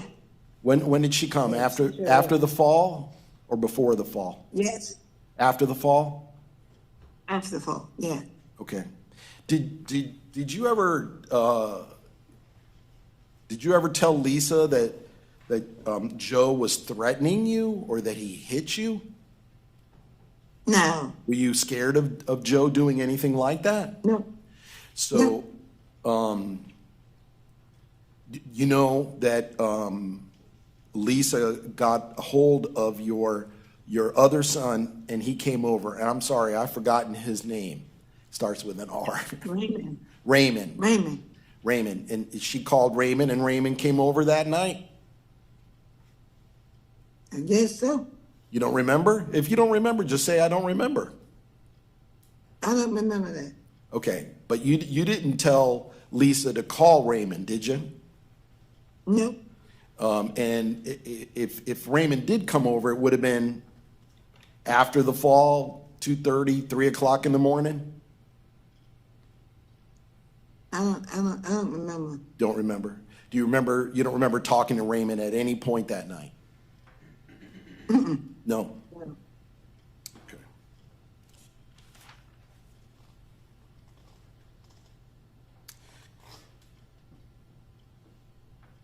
So the second time that you talked to the detective, after she had spoken with your husband, Joe, you told the detective that Mike came over your apartment and that he got Joe up out of bed and told him that he needed to follow him in the car. Is that right? That's right. Okay. And did That was you, it. you That, did, that was in the morning time. that was in the morning, and you didn't ask Right. Joe where he was going. Nope. Now he told you that Mike had said, or maybe you even heard Mike say, "I need you to follow me and Theresa to in the van." Yes. Okay. Now when Joe left, they were gone for a little bit, right? Yes. And he came back maybe an hour later. Yes. When he came back, he told you, I mean, you asked him, what was that all about? Where'd you guys go? What were you doing? Nope. You didn't ask him? Did he, but at some point he told you that Mike told him, I messed up. Yes. And did Joe ever tell you that he was afraid that something might have happened to Theresa? Yes. And that Raymond. I'm sorry? And the thing back, I'm sorry? he said, I told him, I said, I don't want to hear that. What happened? You told him that you didn't want to hear I don't want to hear that. that something might have happened to Theresa. You didn't want to hear that. Yes. Yes. And did the two of you kind of agree that you weren't going to call the police? No. You decided on your own that you weren't going to call the police. Right. I mean, you didn't call the police, right? But the police came anyway. Oh, yes, they did. They came anyway. But what I'm saying is they came because Octavius Hayes called them on Monday, right? Mm-hmm. Is that a yes? Yes. They didn't come because you called them. No. I ain't called them. Is that because you were afraid that if the police showed up, that they might think that your husband was involved in something? Not really. No? You just didn't care to call the police? Right. But they can't anyway. Oh, I know.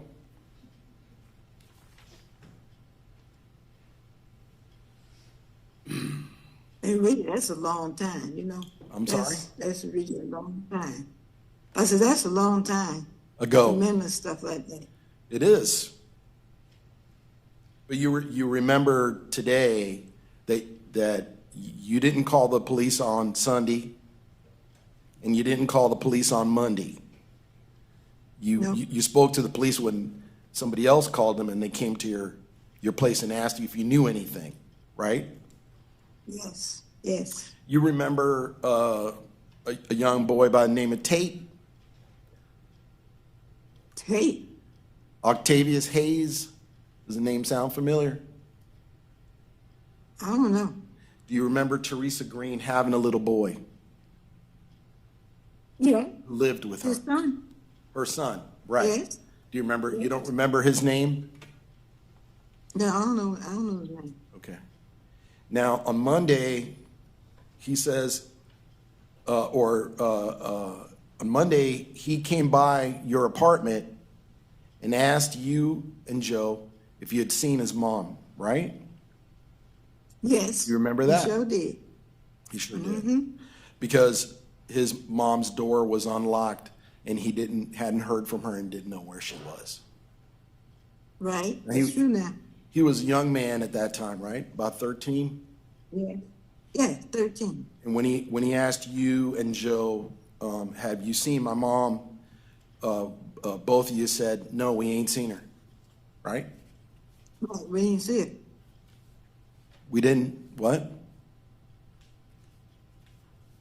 Do you remember telling that young man that, no, you hadn't seen his mom and didn't have any idea where she was? Yes, because, he was looking for his mom. Yeah, he was. And I told her, I said, I didn't see her. You didn't say to him, well, she was over our place Saturday night and she fell down the stairs and any of that? You didn't tell him any of that, right? No. Mm-mm.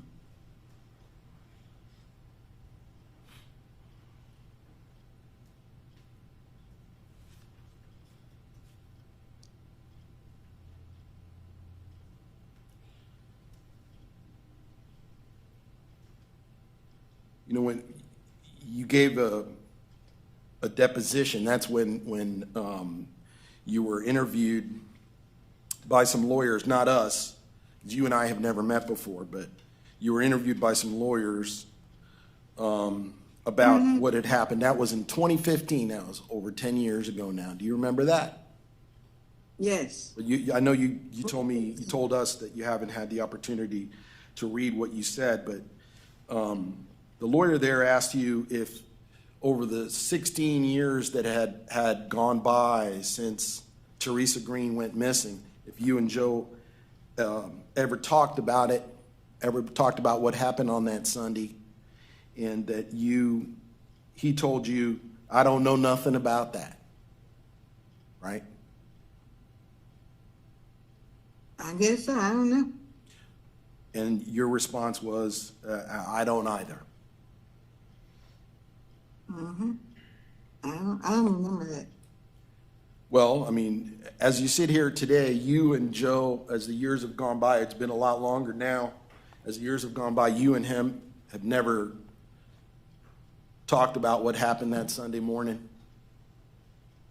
And how Theresa went missing? No. Okay. That's all I have. Any redirect? That's Hold on just a second, ma'am. No redirect, Your Honor. Thank you. All right, thank you. Does the jury have any questions? All right, seeing none, is this witness excused? She is, Your Honor. Thank you, Ms. Okay, Butler. You are free to go. Okay, thanks. Have a good day. You too now.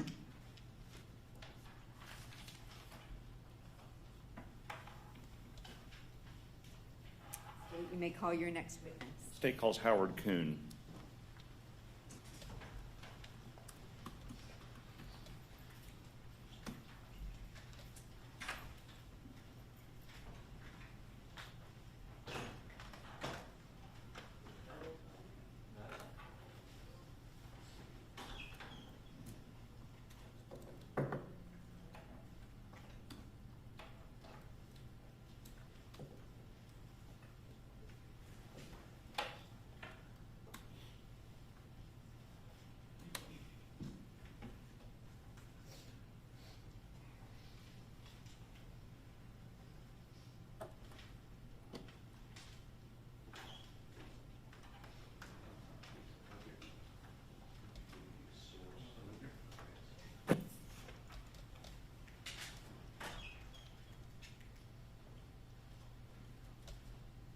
Please raise your hand and be sworn.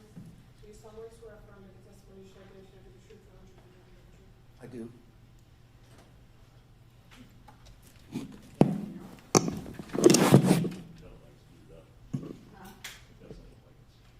Yeah. Are you going to be using? I was going to, Judge.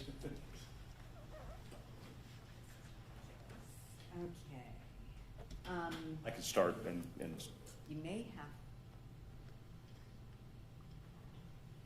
I'm plugged into Podium like I have been. Okay, yeah. I wonder if they did something when they were here before with the video. See if that works.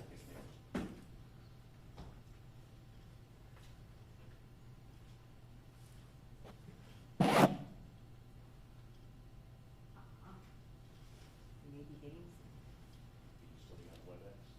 Nope, it's off.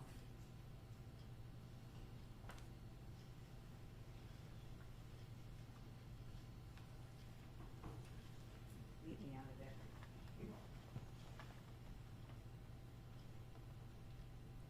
All right. Why don't we get started and Yes, ma'am. they'll call AV and tell him to fix it. Okay.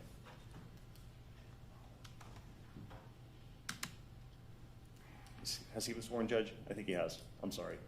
Yes. Yes. Okay. Sir, could you state your name and spell your last name for the court reporter, please? Yes, my name is Howard, and my last name is spelled Kuehn, Kuhn. Thank you. You may inquire. Thank you, Your Honor.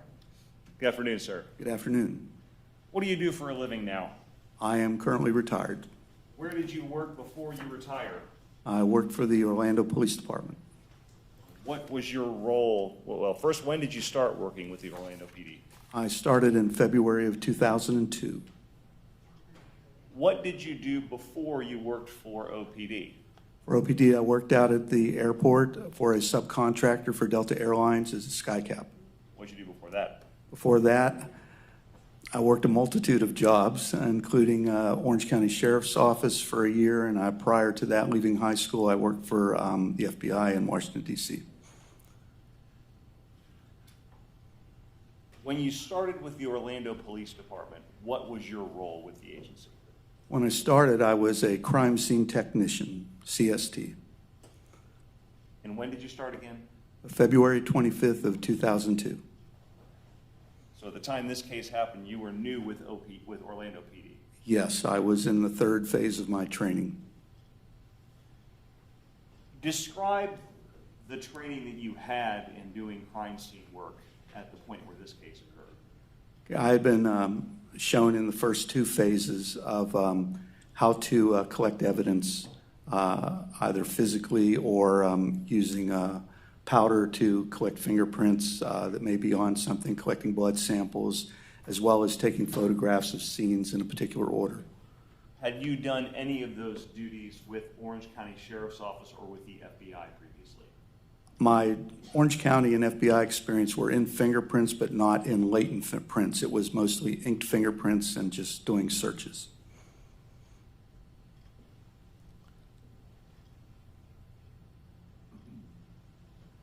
Can you estimate about how many, thank you, about how many crime scenes you had processed with the Orlando Police Department during your career? I would say in excess of 100. Following your duties as a crime scene technician with the Orlando Police Department, what did you do then? In December of 2004, I accepted the position of latent print examiner with the police department. And did you do some latent fingerprint examination in this case? Yes, I did. Okay, we're going to talk about that. I think you're going to testify again probably tomorrow morning. Okay. And we'll talk about that later. So we're going to start with the crime scene stuff right now. Did you, because you were new with Orlando Police Department and crime scene work when this case happened, were you working with another more experienced crime scene analyst? Yes, I was. Who was that? That was Karen Livengood. And what was crime scene investigator Livengood's experience with Orlando Police Department? I believe she had been working with Orlando Police Department for in excess of 5 years when I got there. Is it your understanding that she has some medical problems right now? She does, my understanding, yes. Did you assist CSI Livengood in photographing this crime scene?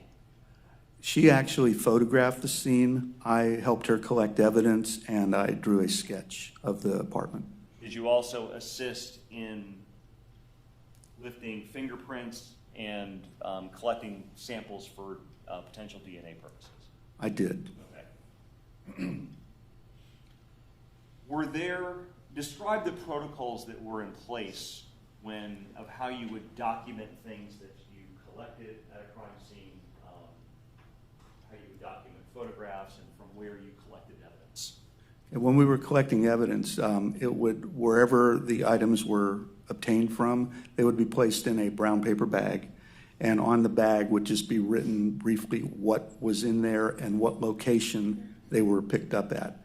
And as far as the fingerprints go, if there were latent prints that were lifted, they were attached to a white card about the size of an index card, and on the front you would be able to put down the location, the case number, and all the pertinent information that you would need. When your crime scene team would collect a piece of evidence, would they take it immediately, once it was documented and photographed, and place it in an evidence bag like we've seen? It would not be placed in that bag until we're back at the forensic lab at police headquarters. And at that point, you said you would document where the item was collected from? Yes, it would be just briefly written on the bag to start, and then you would fill out a form that would be attached to each evidence submission that had the exact location and where it was and what the evidence was. Would the crime scene technician also document the case number associated with it? Yes, everything would have been on that. The date and time of collection? Yes. The description of the item? Yes. And would the crime scene analyst who collected that piece of evidence also initial the package somehow? They would. How would that be done? There'd be a piece of red and black evidence tape, very thinly placed, that would tear easy. So you would place it over any seal or open edges of the envelope, and then you would initial it and also date it. So that would make sure that if anybody got into it, your initials or the date would be compromised.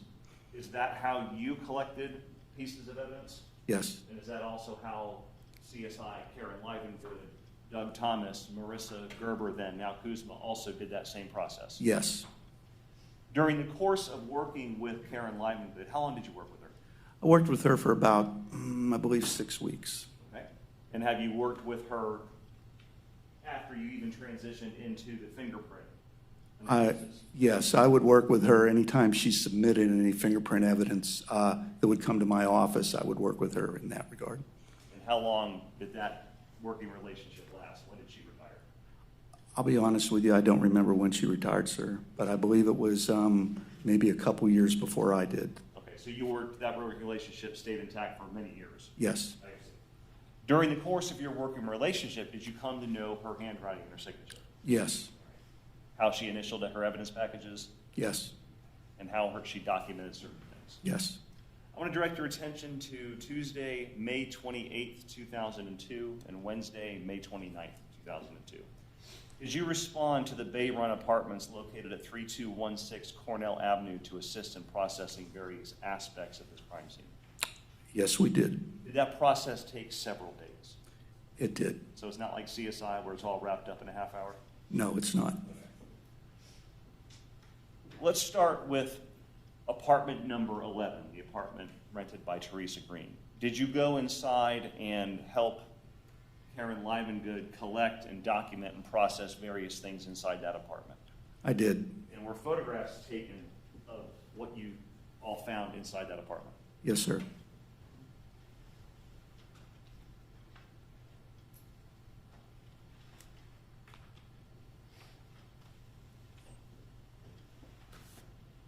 May I approach, Your Honor? May. Showing you what's been marked as State's Exhibit V, Okay. as in Victor. Do you recognize those photos?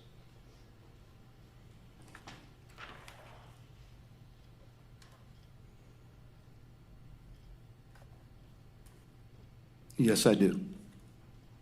And generally, what do those photographs show? They show miscellaneous paper items along with, I believe, a purse, as well as a watch laying on the vanity at the bathroom, and then a close-up of that watch, and then the band of that watch. Do those photographs fairly accurately depict those items as you saw them when you processed the scene? Yes. This time, State would move D into evidence as States 23. No objection, Your Honor. It will be admitted as States 23. And may I publish? You may. Showing you photograph 1 from States 23. What do we see here? Again, miscellaneous paper items, a driver's license, a purse, and can't really make out what the other things are, but miscellaneous paper items. Were these items found in the bed of the master bedroom? Yes.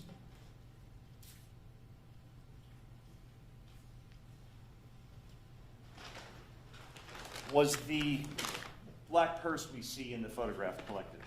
Yes, it was. Showing you some marked States Exhibit W. You recognize this item?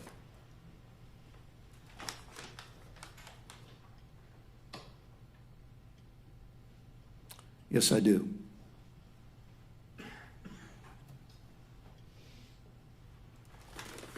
Do you recognize Karen Livengood's writing and initials and all the other documentation on that item? Yes, it has the evidence number, the OPD case number, her name, Detective Philippi's name, as well as everything that was found at that location. On the back, you will have the red tape that was spoke of that has her initials and the date. So that, Were you present with her, helping her process and collect these items? yes. Can you open it up, look inside, and tell me if you recognize the contents? Okay.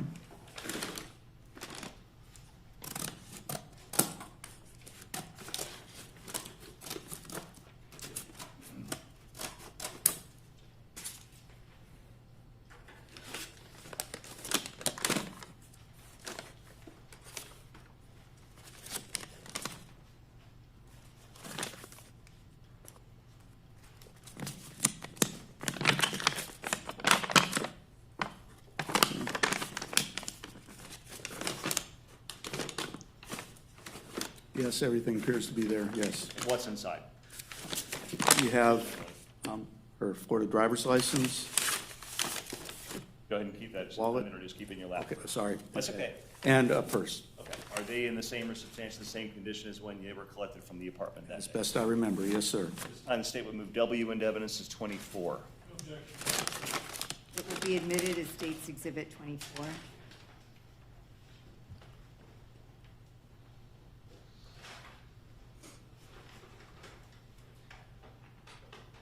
Were you present when Karen Livengood also collected some miscellaneous papers from the bed in the purse area? Yes.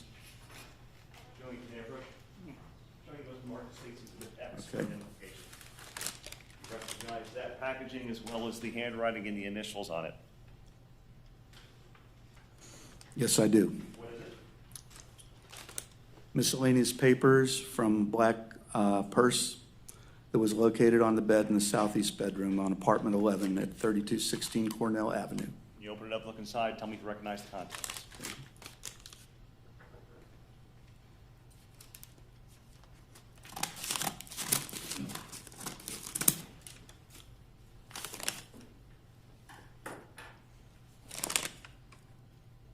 Yes. inside generally? Paper items, receipts.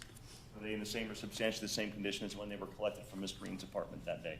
They had been processed, so they are slightly different from the processing, but yes. And what do you mean by process? They were used, probably a chemical called an anhydrine, which the paper item would be immersed in, and then given time to dry and put under light and heat. It will work with amino acids in the body, and it will bring a fingerprint up, usually a magenta colored, something along those lines.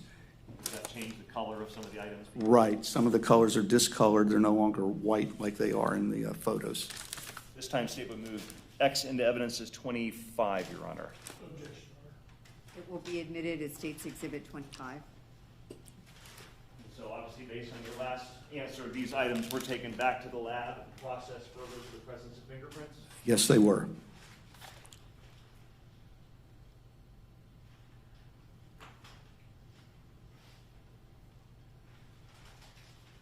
Or any fingerprints successfully lifted from any of these pieces of paper?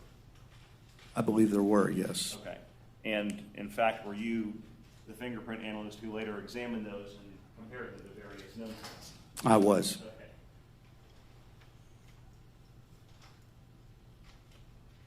When you process an item using the method you described, using an anhydrine, we've heard about lifting fingerprints using powder. How do you document the fingerprints using this method? Do you photograph them? Those prints that are done chemically, they are photographed, yes. May I approach? May. Showing you State's Exhibit Y for identification. Is that item sealed? It is? You open that up, look inside, and tell me if you recognize the contents. Okay.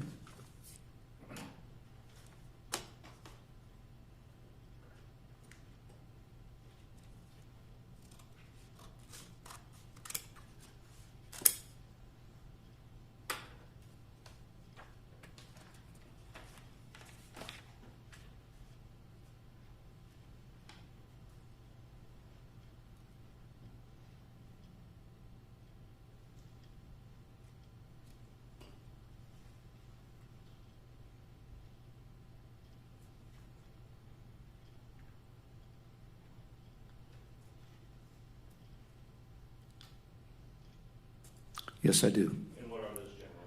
These are photographed areas of latent prints that were developed on the previously mentioned pieces of paper. Are those in the same or substantially the same condition as when they were photographed from the processing of these items? Yes. This time State would move Y into evidence as 26. No objection, Your Honor. Y will be admitted as State's Exhibit 26.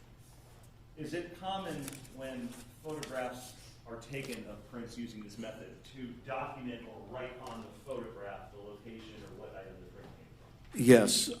What will be is when the items are processed on the original item would be processed, the person that processes it, if they find areas of fingerprints that they want to be examined, they will horseshoe or like half moon that area of the print, and above it would be the case number. Then on the back of the photographed latent, they would write, because it would be a white background, they would write the location that the latent was lifted from. And do you remember how many different latent parts were in this package? I don't recall. I didn't count them. 8. Thank you.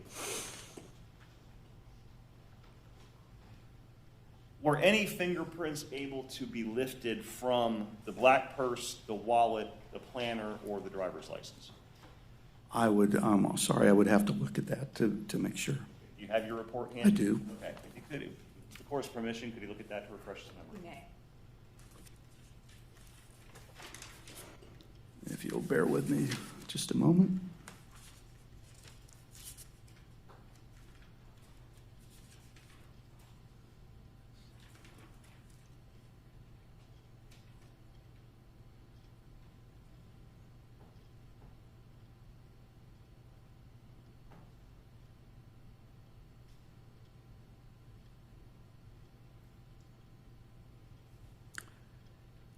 Yes, out of the photographs, there were 8 that were identified. Okay. Were any of them do you remember from the purse, the driver's license, or the planner? Okay, let's see here. Yes, there was one from the planner. And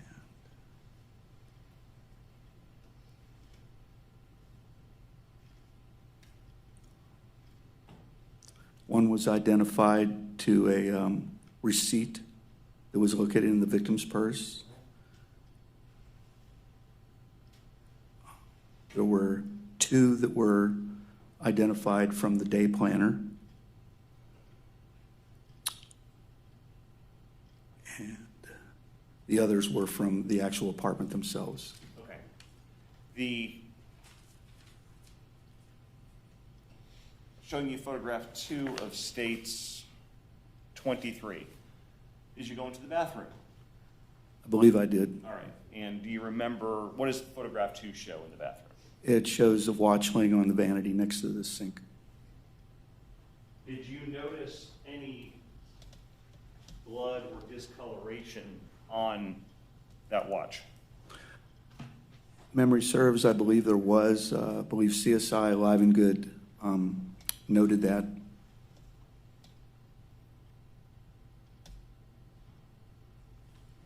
Approach. You may. Showing you State's Exhibit C for identification. Okay. You recognize that package, the handwriting, and the documentation on it? I do. And what is that item? One broken band gold Seiko quartz ladies watch located from the sink in the bathroom in apartment number 11 at 3216 Cornell Avenue. You open it up, look inside, tell me if you recognize the content.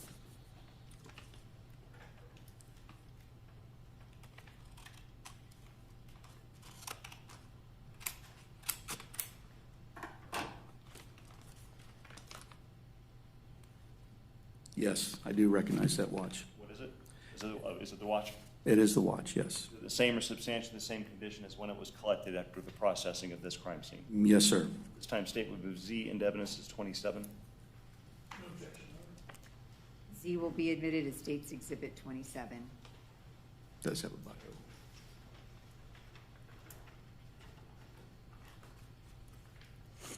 And showing you photograph 3 of State's 23. What does this show? It shows that same Seiko watch. Okay. And photograph 4 of 23. It shows the clasp of that watch. Does that show the kind of the area that appeared to have some potential blood on it? Yes. Were swabs collected of the area that appeared to have blood on it? Yes, there were. Explain to the jury how that is done. That would be, you would go ahead and take a clean, sterile Q-tip, and you would go ahead and run it over there. You would do what they call a phenolphthalein test, which would determine whether it was blood or another substance. Do you remember if the watch itself, the band was broken? I believe it was, yes. Did you use that process you described of taking the swabs of the areas of the watch that appeared to have blood? Right, CSI Live and Good did that. Okay, in your... Yes. She was your trainer? Right, I was there, she did it.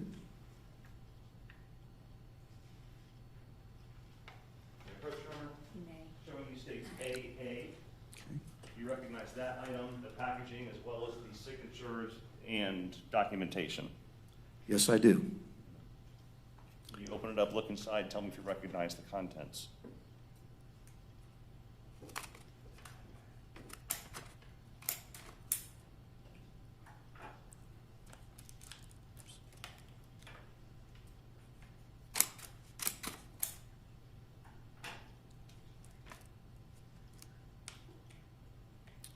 Yes. What are they? That is 2 cotton swabs that were taken from the lady's Seiko watch. Are they in the same or substantially the same condition as when they were collected, except for the fact some additional markings because it was sent to Florida Department of Law Enforcement? Yes, it is. This time State would move AA into evidence as 28. It will be admitted as State's Exhibit 28. And were these items sent to the Florida Department of Law Enforcement for some additional DNA analysis? They were. Did you have any involvement in the actual DNA analysis process? No, sir. You're a fingerprint guy, not a DNA guy. Okay. Did you and CSI Karen Livengood process the inside of apartment 11, the victim's apartment, for the presence of fingerprints? Yes, we did. And using what method? Using a graphite-based powder, which would be on the items like on a countertop or on a door frame or what have you. And you would brush it on very lightly. You would determine whether any prints come up, if there was anything that you saw any ridge detail, and then would put a piece of clear tape over it, lift it off, and put it on the back of a white card. Were there some areas that were processed that photographs were taken instead of tape being used to lift the fingerprints? Yes, there were. Why would that be done? That would be if the print was, if you were unable to get a substantial amount of powder, if it was in a different location. It also would depend on what type of surface it was more than anything, and whether or not it might be another foreign substance on there that would have been compromised if you had brushed it with any type of powder. What do you mean by that? Well, if it were some kind of residue of something, or say blood, for instance, or what have you, you would photograph that. You would not try to put powder on that and lift it. You may. Showing you States Exhibit A, B as in boy. Can you open that? Is that item sealed? It is. Can you open it up, look inside, and tell me if you recognize the contents? Okay.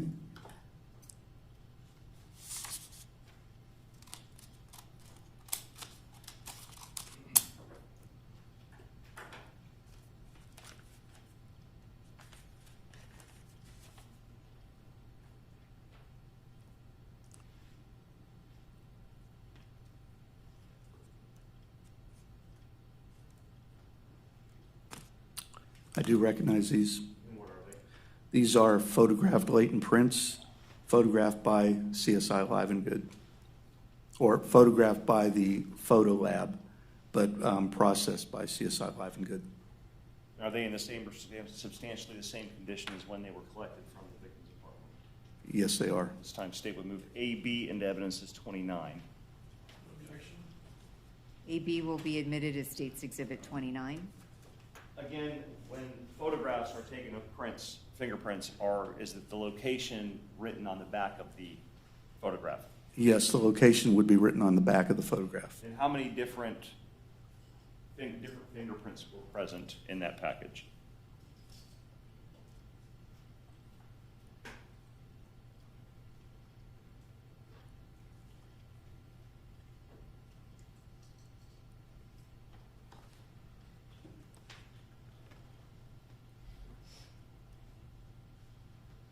Okay, there are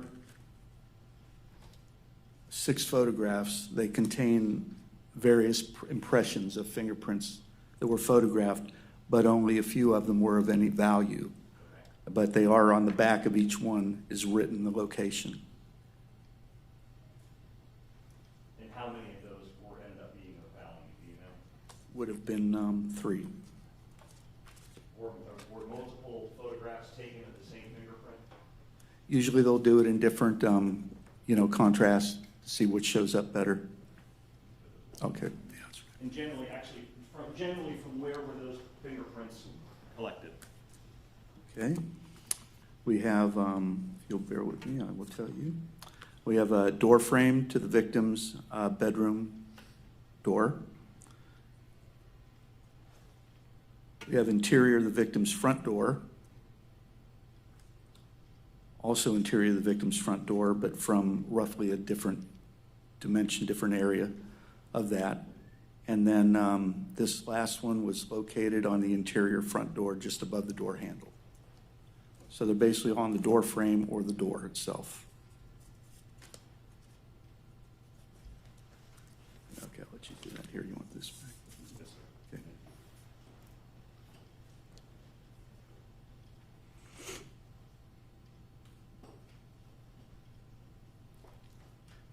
Were there multiple photographs taken of the same individual print, just from different contexts? Yes. Okay. So, publish States 29, Your Honor. You may. Photograph from print number 1.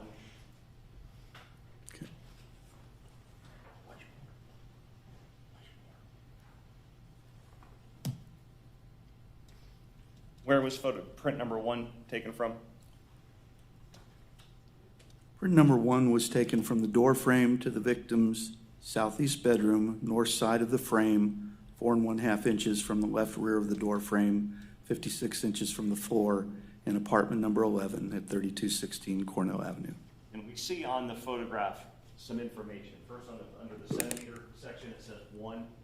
What does that mean? That 1 would denote the photograph number when it came to sequencing them in order for evidence purposes. Okay, does that refer to like the print number 1 associated with Ms. Livingood's report? Yes. Okay, and the case, the number we have below that, 02-1873395, what is that? That would be the case number, the OPD case number, followed by Ms. Livingood's initials and the date. Why do you take photographs of fingerprints in black and white? Because when you roll prints, it's inked, so you have the black and white contrast to determine the ridges from the furrows or the white areas on the prints. Were swabs also collected from that same door trim of the southeast bedroom door? I believe so. You may. Show you what's marked as State's Okay. Exhibit AC. You recognize that packaging as well as the documentation and the initials and the signature on it.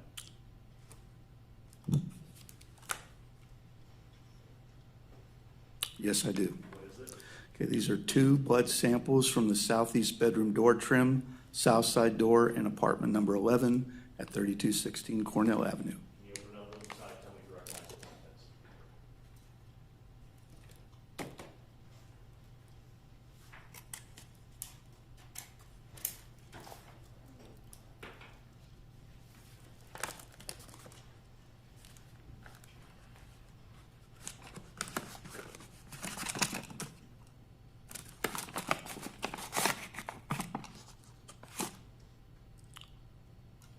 Yes, I do.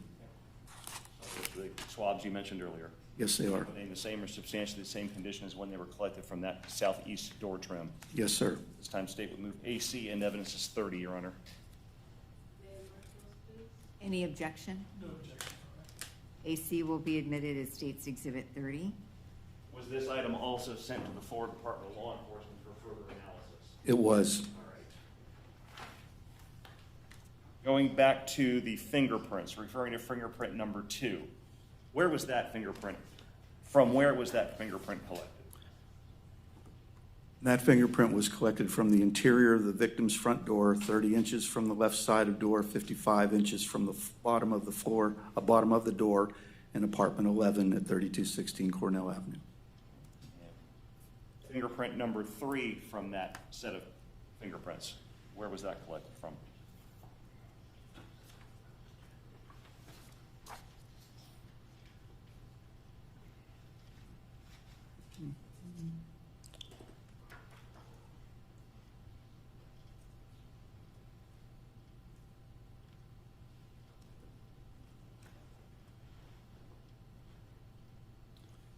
Okay, bear with me here.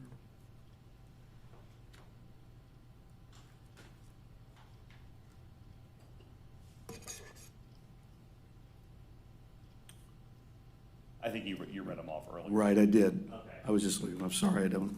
That's okay. That's okay. It's getting late. We'll move on. Was another fingerprint collected from the interior front door above the door handle? Yes, Okay. thank you.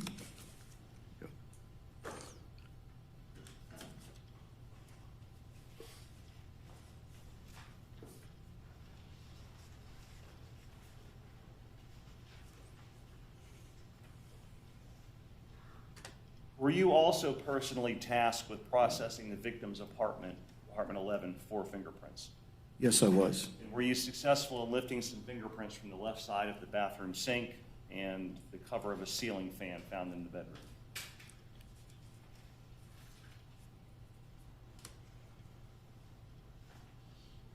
Yes, I was. Approach. You may. Show me what's warrant to State's Exhibit AG. Can you open that up, look inside, tell me if you recognize the contents?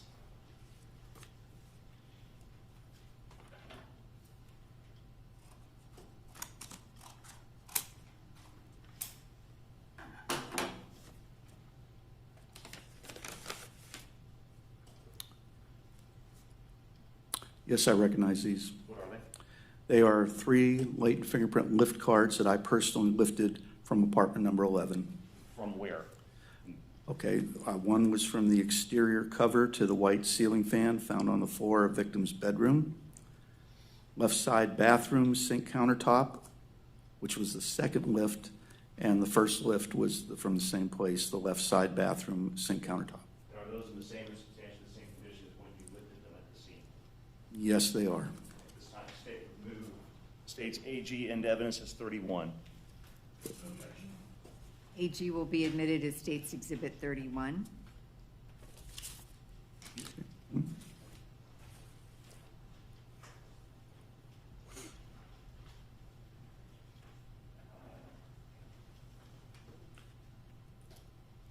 Moving on to apartment number 9, downstairs. Was a search warrant obtained that allowed you and others to go into apartment number 9 to look for and collect relevant evidence? Yes. Did CSI Karen Livengood also attempt to lift fingerprints from various locations in that apartment? Yes, she did.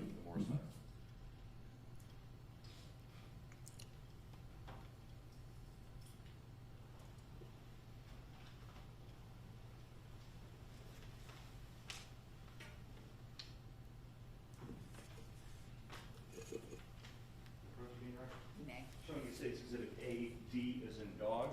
Can you open that up, look inside, and tell me if you recognize the contents?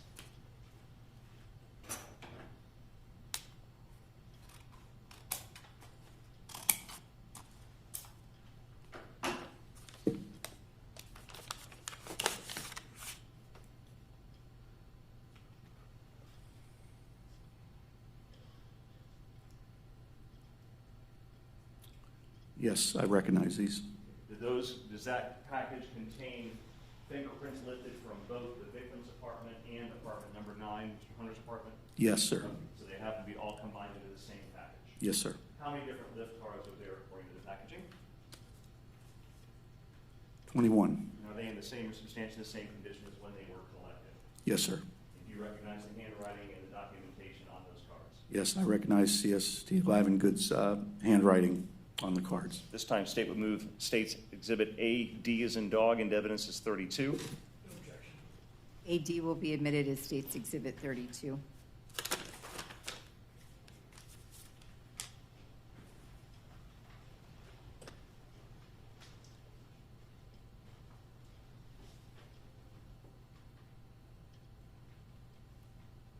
And were those fingerprints we just looked at, all the ones eventually sent to the fingerprint analysis unit, Yes. to analyze later on? Yes, sir. All right, we'll get into that a little bit.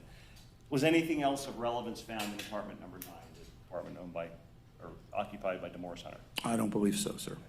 Let's fast forward about 13 years now to March 16th of 2015. Did you come to learn that Demorris Andy Hunter had been arrested for first-degree murder in connection with this case? Yes, sir. And did you and crime scene technician Karen Livengood make contact with Mr. Hunter at the Orange County Jail? We did. For what purpose? I was there to personally roll a set of fingerprints and palm prints, or major case prints, we call them, of Mr. Hunter. And Karen Livengood was there to collect buccal swabs, buccal swabs, for DNA purposes. What's a buccal swab? It's just basically a Q-tip stuck inside the mouth to get a DNA sample. Showing you State's Exhibit AE. While you were there with CSI Livengood, did you take a picture of the person that you were collecting these samples from? Yes, she did. And who is in the photograph I just showed you? Demorris Hunter. Okay. Is that the person from whom you collected fingerprints, as well as the person from whom CSI Livengood collected a DNA sample from? Yes, sir. Does that photograph fairly and accurately show what Mr. Hunter looked like then? Yes. This time, State review AE into evidence as states 33. No objection, Your Honor. AE will be admitted as states 33. May I publish? You may. This is the photograph of the person from whom you collected fingerprints. Yes, sir. And you also see him here in court. I do, sir. Can you please point him out and tell me what he's wearing and where he's sitting? He's sitting directly in front of me, wearing a white long-sleeve shirt and glasses. Does he have a jacket or no jacket? No jacket. Your Honor, may the record reflect the witnesses identified the defendant. The record will so reflect.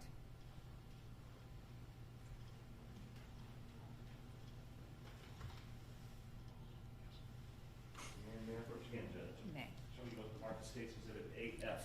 Okay. Said that CST Live and Good collected a DNA sample from him.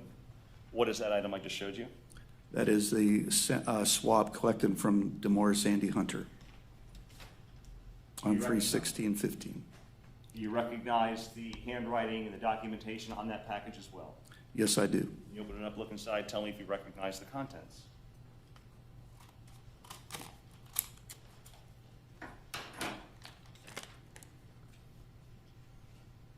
I do. What is it? It is a one buccal swab. And is it the same or substantially the same condition as when CSI Live and Good collected it in your presence from the defendant? Yes, sir. This time state would move AF into evidence as 34. Any objection? No objection, Your Honor. AF will be admitted as states exhibit 34. Finally, you said you collected some fingerprints from Mr. Hunter, the defendant? Yes, sir. Showing you what's marked as states exhibit AI. You take a look at that package, open it up, look inside, tell me if you recognize the contents.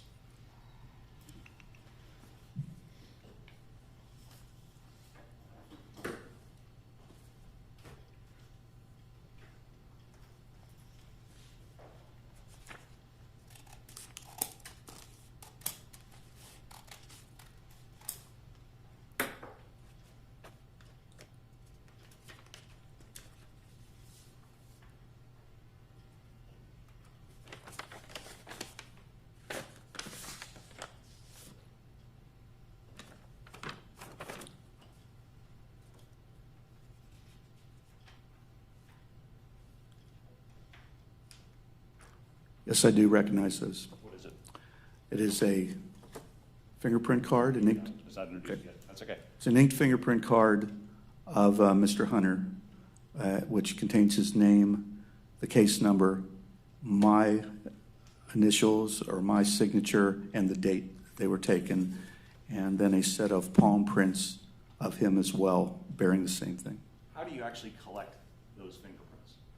Apply a thin layer of black printer's ink to the person you're fingerprinting, place them on the card, and roll them one finger at a time. And are those in the same or substantially the same condition as when you collected them from the defendant on that day? They are. This time state would move states AI into evidence as 35. No objection. AI will be admitted as states 35.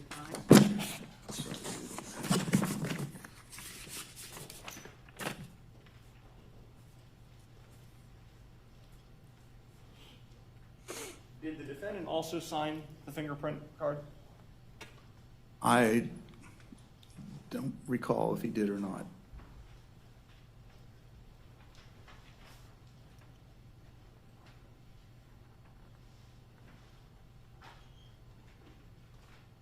I don't think he did. Mr. Buxman, if you could also get the tag. Yes, thank you, Judge. Yeah. Okay.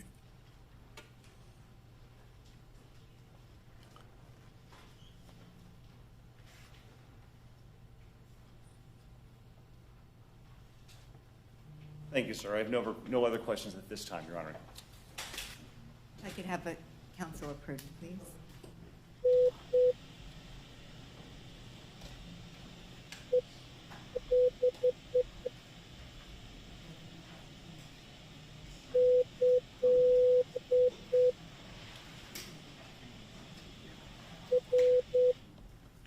Ladies and gentlemen, it is a logical stopping place, so I will let you go home for the evening.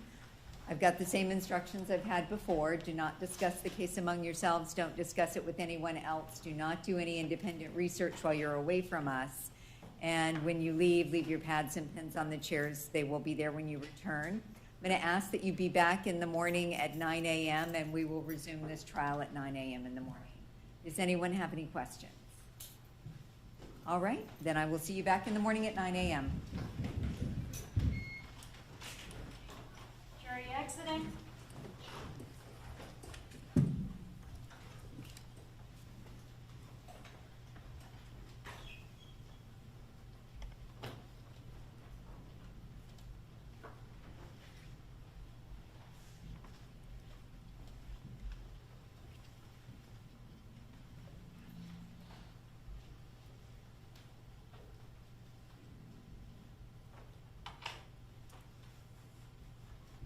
Mr. Hewitt, I will need you back in the morning at 9 a.m. for cross-examination. How are we doing time-wise? Behind? Badly? We spent an hour on a tech problem. Yeah.